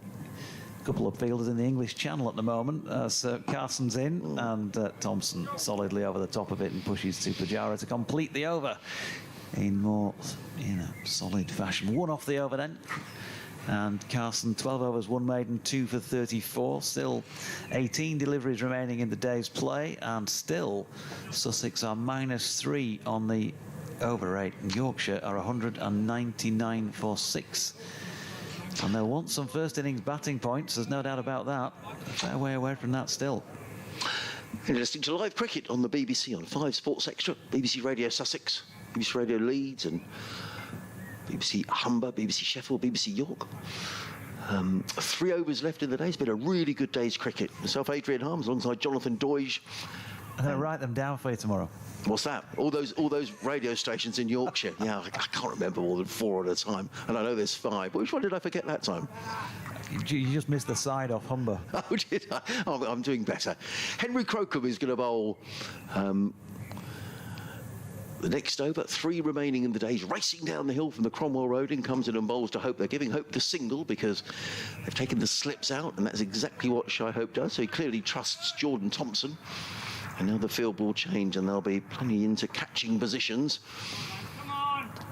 199 for 6. Sussex making 361 earlier on today. Ben Code taking 5 for 54. Easily the pick of the Yorkshire bowlers. Tom Alsop top scoring for Sussex. He made 95 yesterday. Ollie Carter making 64 in a last wicket partnership of 57. Saw Sussex through to this total of 361. And here comes Henry Crocombe. Around the wicket, floodlights on. He's in and bowls to Thompson, who pulls it onto the leg side and gets a single as Tom. I lost the track of the ball there for a moment. Tom Haynes fielded it deep backward square. Yeah, he pulled the trigger, Jordan Thompson, and then thought better of going Yahoo, and he played a controlled shot really round the corner for a single. Timed it pretty well. That's his first run. 200 up for Yorkshire, 201 for 6. You could probably hear Nathan McAndrew in our effects microphone just sort of directing. He's fielding here at third man, literally down in front of us as Crocombe is on his way. Over the wicket, comes in and bowls to Hope. Pulled away by Hope, and he gets a single to deep square leg. Hope goes to 37, 202 for 6. Much depending on Shy Hope, Jonathan? Yeah, and I mean, you watch that shot. He played that with lovely control. Just thinking about the dismissal of Don Bess. It was a short arm jab. He got into position, Hope, and then he doesn't go bang through with the shot. He's just content to play it along the deck for the one. Easy to be wise after the event and all of that. But maybe that's something that when Don Bess gets that sort of delivery again, and maybe his was a little bit shorter actually the way he played it, maybe he might think about playing it like that. Crocombe comes in, bowls to Thompson. That's a good shot. Lovely shot by Jordan Thompson. So he's not playing for the close. That was outside the off stump, and he's played a lovely shot. Back foot cover drive. Whistles away for 4 runs. Lovely shot. Yeah, I just with Jordan, you probably don't want to start restricting him by using phrases like play for the close. He'll score freely if he gets opportunities. Good shot, wasn't it? Yeah. He goes to 5, 206 for 6 are Yorkshire. If you're just joining us here on 5 Sports Extra, still playing down here at Hove. With 2 overs remaining in the day after this. It's been a really absorbing day's cricket. Crocombe is in, bowls short. Thompson pulls, and he's pulled it all the way for 6. That's a terrific shot. Well, you called it, Jonathan. It was short from Henry Crocombe, and John Thompson just took it on. He pulled the ball way over fine leg for 6 runs. There are 3 men set back on the leg side. There's a deep square leg, there's a deep backward square and a fine leg, and he's pulled it all the way for 6 runs. Yeah, I talked a number of times about Jordan when he bats that there's issues with the short ball which is in at the ribs. A really good accurate short ball can cause him a problem, and 1 or 2 sides in Division 1 picked up on that. But if you bang it in too short, then you are going to go, and that was clearly the case with that delivery, and there's nothing wrong with the execution of that shot. Good shot. In fact, what that 6 has meant is that Yorkshire have avoided the follow-on. In comes Crocombe running in over the wicket, bowls, and he clips this. That doesn't miss the leg stump by very much. I'm not sure if that came off the pad or off the bat. We'll wait to see. It's come off the bat. Erring down the leg side was Henry Crocombe, clipped away, very fine by Jordan Thompson, who picks up a boundary. So an expensive over from Henry Crocombe, whose figures have taken a bit of a bashing. There was, I think, 16 off that over from Henry Crocombe, a 6 and 2 boundaries, and all of a sudden Yorkshire have raced on to 216 for 6. Thompson very quickly onto 15. Shy Hope on 38. Yeah, part of the learning curve for a young player, a promising young player, Henry Crocombe, isn't he? He's banged that one in short of Jordan Thompson. He's got the field set for it, but he's not executed his part of that correctly, and so Jordan smashes him for the 6. And then next ball, he's overcompensated, hasn't he? He's tried to get it right up there instead, and he's just dragged it a little bit leg side, and yeah, just a nice little tickle by Jordan to get it away for a 4. So we have 12 balls remaining the day. It's going to be Jack Carson to bowl the last over from this C end of the ground. Shadows almost completely covering the playing surface here now, but it's been a lovely final session. Shy Hope playing out towards Gully with that first ball of the final over, dot ball. Well set up for tomorrow. Yep, looking good. for day 3. As we said earlier, cloud is the forecast for much of the day, so we should hopefully, if it's not too dark, get the majority of the day's play in, and he's gone. What a delivery from Jack Carson, who has sneaked one through the defences of Shy Hope, who's basically done the splits there, and he has lost his bails. The stumps are still in place, but he has lost his wicket and gone for 38 from 57 deliveries. And Yorkshire, having just avoided the follow-on in the previous over, are 216 for 7 and finding life in Division 2 much tougher than many predictions suggested before this season started. Shy Hope gone for 38 of 57 deliveries, 5 4 and a 6. He batted well up to that point for 84 minutes, but Carson, hats off to him. He's a good young bowler, and he's got a 3rd wicket here. He has. I don't know if that kept a little low on Shy Hope or whether he was just done in the flight, but Hope has gone, and well, I don't think Hope is totally gone for Yorkshire. They've avoided the follow-on. But Sussex absolutely delighted. We were saying earlier, we were talking about a couple of the Yorkshire lads were in having a chat earlier on today, saying they felt it was very much a new ball pitch. Well, to be fair, Yorkshire negotiated the new ball pretty well. They put on 52 for the first wicket before Adam Lyth was out padding up to the ball before tea. So actually in this session, Sussex have picked up 6 wickets. And the arrears are 100 and help me out with my maths here, Doige, 145. So Sussex very much in the ascendancy. Jack Carson just making a few changes to his field. The new man who's come out is Matthew Fisher.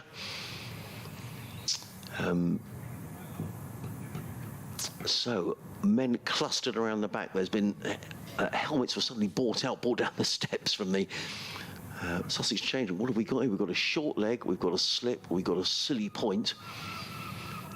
Ollie Robinson is nattering away to Cheteshwar Pujara, suggesting other fielding positions that Jack Carson might want to use. But why not? You put your players around the back here, Doige, wouldn't you? With only, what have we got? Another 10 balls left in the day.